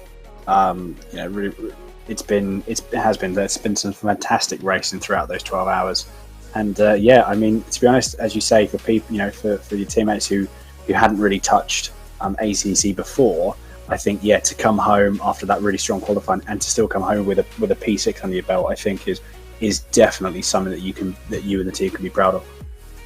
Yeah, I think we're a couple laps down in the end, but I kept stressing, and they took it into account well, that just these big incidents cost you the race. So we were fine with having a second here and there, or a couple more, just kind of happens. But we avoided the big issues like stop and go penalties, drive-throughs, and all of that. So all we really had were a couple longer pit stops with a tiny bit of damage or so, and then a small incident on track with a spin or something. But overall, we had nothing race-ending. Brilliant, exactly. And we've said this before. That's the main thing, isn't it? Your traffic management, keeping out of trouble, staying out of trouble. At the end of the day, it yields results. It really, really does. And again, like I said, a P6 with with the strength of field and with some of the drivers that were in this race, it's something that you guys, I'm sure, like I said, yourself and the team are really going to be proud of. So no, really well done there. Is this something that I imagine you're going to be wanting carrying on with your other teammates? Are they looking forward to driving ACC a bit more as well? I will have to find out, because naturally, Carlos, being our CEO in G2, is very busy. Right. He wants to have that as a hobby, so he's racing already in RCI. So he kind of is serious about it, and given that he's doing it for now like 4 or 5 weeks with a proper rig, his speed is also quite good. He was a bit scared going into this race. He took probably a lot more care at times than he should have, and in other situations probably the opposite, just misjudging how the other cars behave and how Mas can't change his direction as much as someone would like to. But overall, he's enjoying it a lot, so he'll probably stick to it, and sooner or later we'll see him in a race again. And with Neil, I guess it all comes down to what he has to do in the real car. But it was really interesting having him here adapting to it really quickly, and especially in the rain. I think in the end he could show what being a race driver means, and he was really quick to adapt to the changing conditions and find that tiny bit of grip that was there. No, fantastic. No, really, really good to see, and it was a fantastic event for a really, really good cause, and to have yourself Niels with the G2 team as well, absolutely fantastic. So no, really well done. And, I look forward to, and both Simsport Racing and myself, we all look forward to seeing you again, you and the team out on track again soon. Yeah, of course. Thanks for all the effort. Staying calm when the server failed, I guess, more important than anything else to just keep looking forward there. And then I guess Dave helped out in the end. So overall, great event. No issues when the server was finally running. A couple disconnects that probably aren't on your end. It's just ACC there. If you can afford it, do it again. I think that would definitely be a conversation for Steve to have. But no, honestly, Niels, thank you very much, mate, and look forward to catching up with you soon. Sure, bye guys. Cheers, bye-bye. Chris Crossman, welcome, buddy. Steve Hinden, welcome. Hello there. Good evening. Chris, if I can come to you first, buddy. Well done on the recovery drive, buddy. It looked like you're having a little bit of fun with the Porsche in the wet weather there. Yeah, well, we didn't set it up for the wet, if I'm completely honest, because after all the practice we did, it was dry that much. We took a massive gamble, which didn't really pay off, but it was fun. But I don't know if you noticed, Kev Archie couldn't come back after he disconnected. His wheel was gone, and Kev was absolutely knackered. So they left me, who was obviously the third fastest driver on the team, to do most of it. But it was a good laugh, to be honest, and we had fun just trying to battle, and like you said, it got wet, and it was just trying to get see how many places I could potentially get back. I did keep having a little moment that, like I say, was not built for the wet, that setup. But yeah, we had a great laugh, mate, and definitely. It was interesting, to be fair, buddy. We got some on-board footage with you, and there looked to be a lot of steering inputs going on in that Porsche in the wet weather. I had to try and do minimal movements, and it was certain. It felt like ice at times. Yeah. Every time on the back straight, that little kink, that was one of the worst bits. I had to ease off and go to about 90% and squeeze as I went round, and that's how it felt good. But every time I caught another car there, it was horrible. And it's fun, like battling in the wet. It was great. I did a few other positions as well. So probably noticed I got a drive through on the last corner because I miscalculated the stint time slightly. I didn't know it was going to be laps of over 2 minutes at the end. I thought it might have been drying up. So anyways, on the last lap, I think the guy went, and I just didn't have enough stint time to finish the lap. So on the last corner, I got a drive through, but I don't think I lost a position because the guy behind me just got around me anyway. So Looked like you had a lot of fun, and the main thing is, at the end of the day, we've raised a lot of money for charity. So if you've enjoyed it, and it sounds like you have, buddy, that's what counts. I mean, if you can sum up your race in a couple of sentences, what would it be? Well, unexpected, but yeah, great fun. Good man, that's what we like to hear. Thanks very much, Chris, and well done, buddy. Steve. Hello. GT4 extraordinaire. Some good stint times from all of you guys as that race went on, and a credible P4, I believe, was it? It was, mate, yes. We were really pleased with a lot of the race. We had some issues. Aris got some damage very early on. I think it was turn 2 or turn 3. There was a bit of an incident, and Aris picked up about 25 seconds of damage. And that really hindered our first stint. But we sort of got our heads down and got on with it. I think we dropped down to 12th place, and it was kind of then the bit between the teeth and crack into it, and we pulled it back, and unfortunately I had a bit of a nightmare in the pits. We got a drive-through for track cuts. I tried to do the drive-through, and unfortunately it didn't work out, and then I overshot my stint time, so then I actually got a drive-through for overshooting my stint time, and then we pitted like 3 times on the trot, which basically cost us 3rd place. We should have had 3rd. Yeah, to be fair, you were pretty much 1 lap down, weren't you, on 3rd place when I saw it. But yeah, it was a good drive from everybody. You sort of didn't let your heads drop, and you kept battling on. And like I say, to recover back up to 4th place after the issues you had, that was a good drive. And towards the end of the race, I know in Steve's last stint, he was certainly getting bullied by a few GT3s. We saw some cars picking up penalties for contact with car 42, so that nobody was making it easy on you. And that wet weather, as Chris was saying, it really made the last couple of hours very interesting, didn't it? It did, mate. Yeah, definitely. It actually fell quite well for us. Aris was in the car just as the rain was coming in, and I think he had about 10 minutes to do on his stint, but we decided to come in early and put the wets on. And I heard you mentioning earlier on that luckily it wasn't light rain. It kind of just went from dry straight into, okay, we're going to rain. Yeah, so we absolutely. made the choice of going in and putting the wets on, and that sort of helped a little bit. And we were pushing as much as we can to try and get back to 3rd, but absolutely amazing race, absolutely brilliant. I can't fault the GT3 drivers at all. That they were so forthcoming with letting the GT4 drivers and patient with us and stuff like that. It was absolutely brilliant, and well done to Simsport for putting it on. It was really a superb race. Yeah, no, as you know, you provided a lot of the liveries for the guys and helped us get the event started. And the guys have carried on, and there's been a lot of work gone into it. So yeah, we've said thank you to them many times tonight, and I don't think we can say thank you often enough. But yeah, the charity is the real winner tonight, and I think most of the drivers will agree. They've all had a great time putting on a good show for all the viewers we've had, because we have had an awful lot of viewers at times while we've been streaming, and it's all good for Simsport. It's all good for Mind, and most of all, it's all good for the whole sim racing community, because we've, as a community, I think everyone's come together on this event and really shown what it's all about. Absolutely, mate. Absolutely brilliant. Loved every lap of it. All right, Steve. Well done, mate. Good P4, good solid drive in the GT4. Thank you very much, buddy. And I dare I say it, we'll see you at the next one. Hopefully, mate. Fingers crossed. And thanks again. And thanks to everybody for running it. Cheers. Cheers, Steve. Thank you. Good night.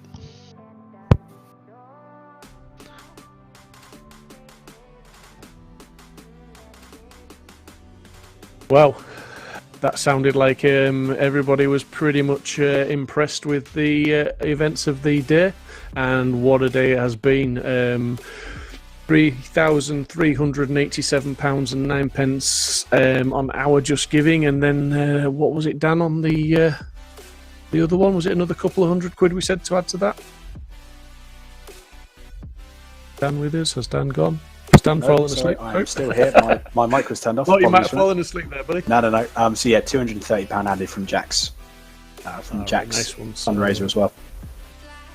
So yeah, we're well over the 3.6 mark. Absolutely fantastic. Thank you, everybody. The donation link is still live for some time to come, so we can still achieve that 4,000. So if you are watching any of this racing as a replay, please click the link and donate what you can. It all helps, and it all is going to a great cause at Mind.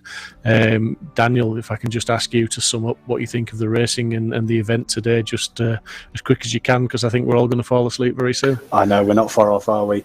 To be honest, I think, yeah, brief summary, what a race, some incredible battles, changeable conditions made it even more exciting. So much that was going on, we could barely keep up. But I think, do you know what? All in all, it's been an incredible success. You know, from the Simsport, from yourself and the Simsport Racing guys, from all the admin team, the video production, the teams, the drivers, everything just came together. It worked really well. Everything was professionally dealt with. I mean, this is probably up there with being one of the most professionally organised and professionally run esports sim racing events, I think. Period. It's been absolutely fantastic, and just want to thank you very much for letting me be a part of it. Absolute pleasure, mate, and thank you very much for those kind words. They do mean a lot. I'm very proud of the community that's put this on. Thank you, Mike from Simply Race. The video production, I'm sure everyone watching will agree, second to none as ever. Fantastic. And Dan, you have been a fantastic co-commentator. You've done an awful lot of commentating with me tonight, or today, should I say. I'll keep forgetting we started at lunchtime. I know. Thank you to all the other commentators, Alex that jumped on, Dave Hedges, Steve Hinden, and all the guys that have come down for interviews. They've helped the stream to go a lot smoother and keep it interesting for the viewers as well. So thank you, everybody. And Dan, don't leave it too long before you jumping in. We've got GT4 leagues, we've got GT3 leagues. If you fancy just jumping in for a quick chat and a commentate, you're always welcome, buddy. Fantastic. Appreciate that, Steve. Thank you very, very much. All right, thank you, and thank you very much for watching, everybody. And I think all that's left to say now is good night.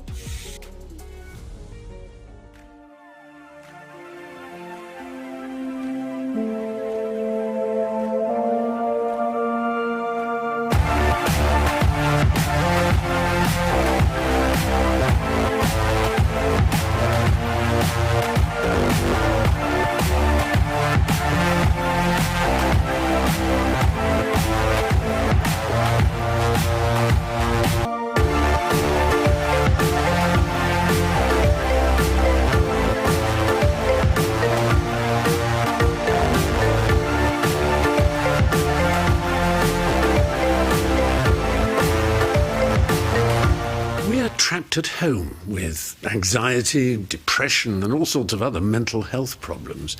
To save lives, we're enduring uncertainty, fear and grief. The impact will be long-lasting. One thing seems certain.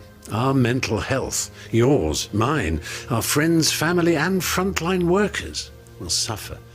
Please, give £10 to Mind today so that their mental health support services can be there for everyone who needs them.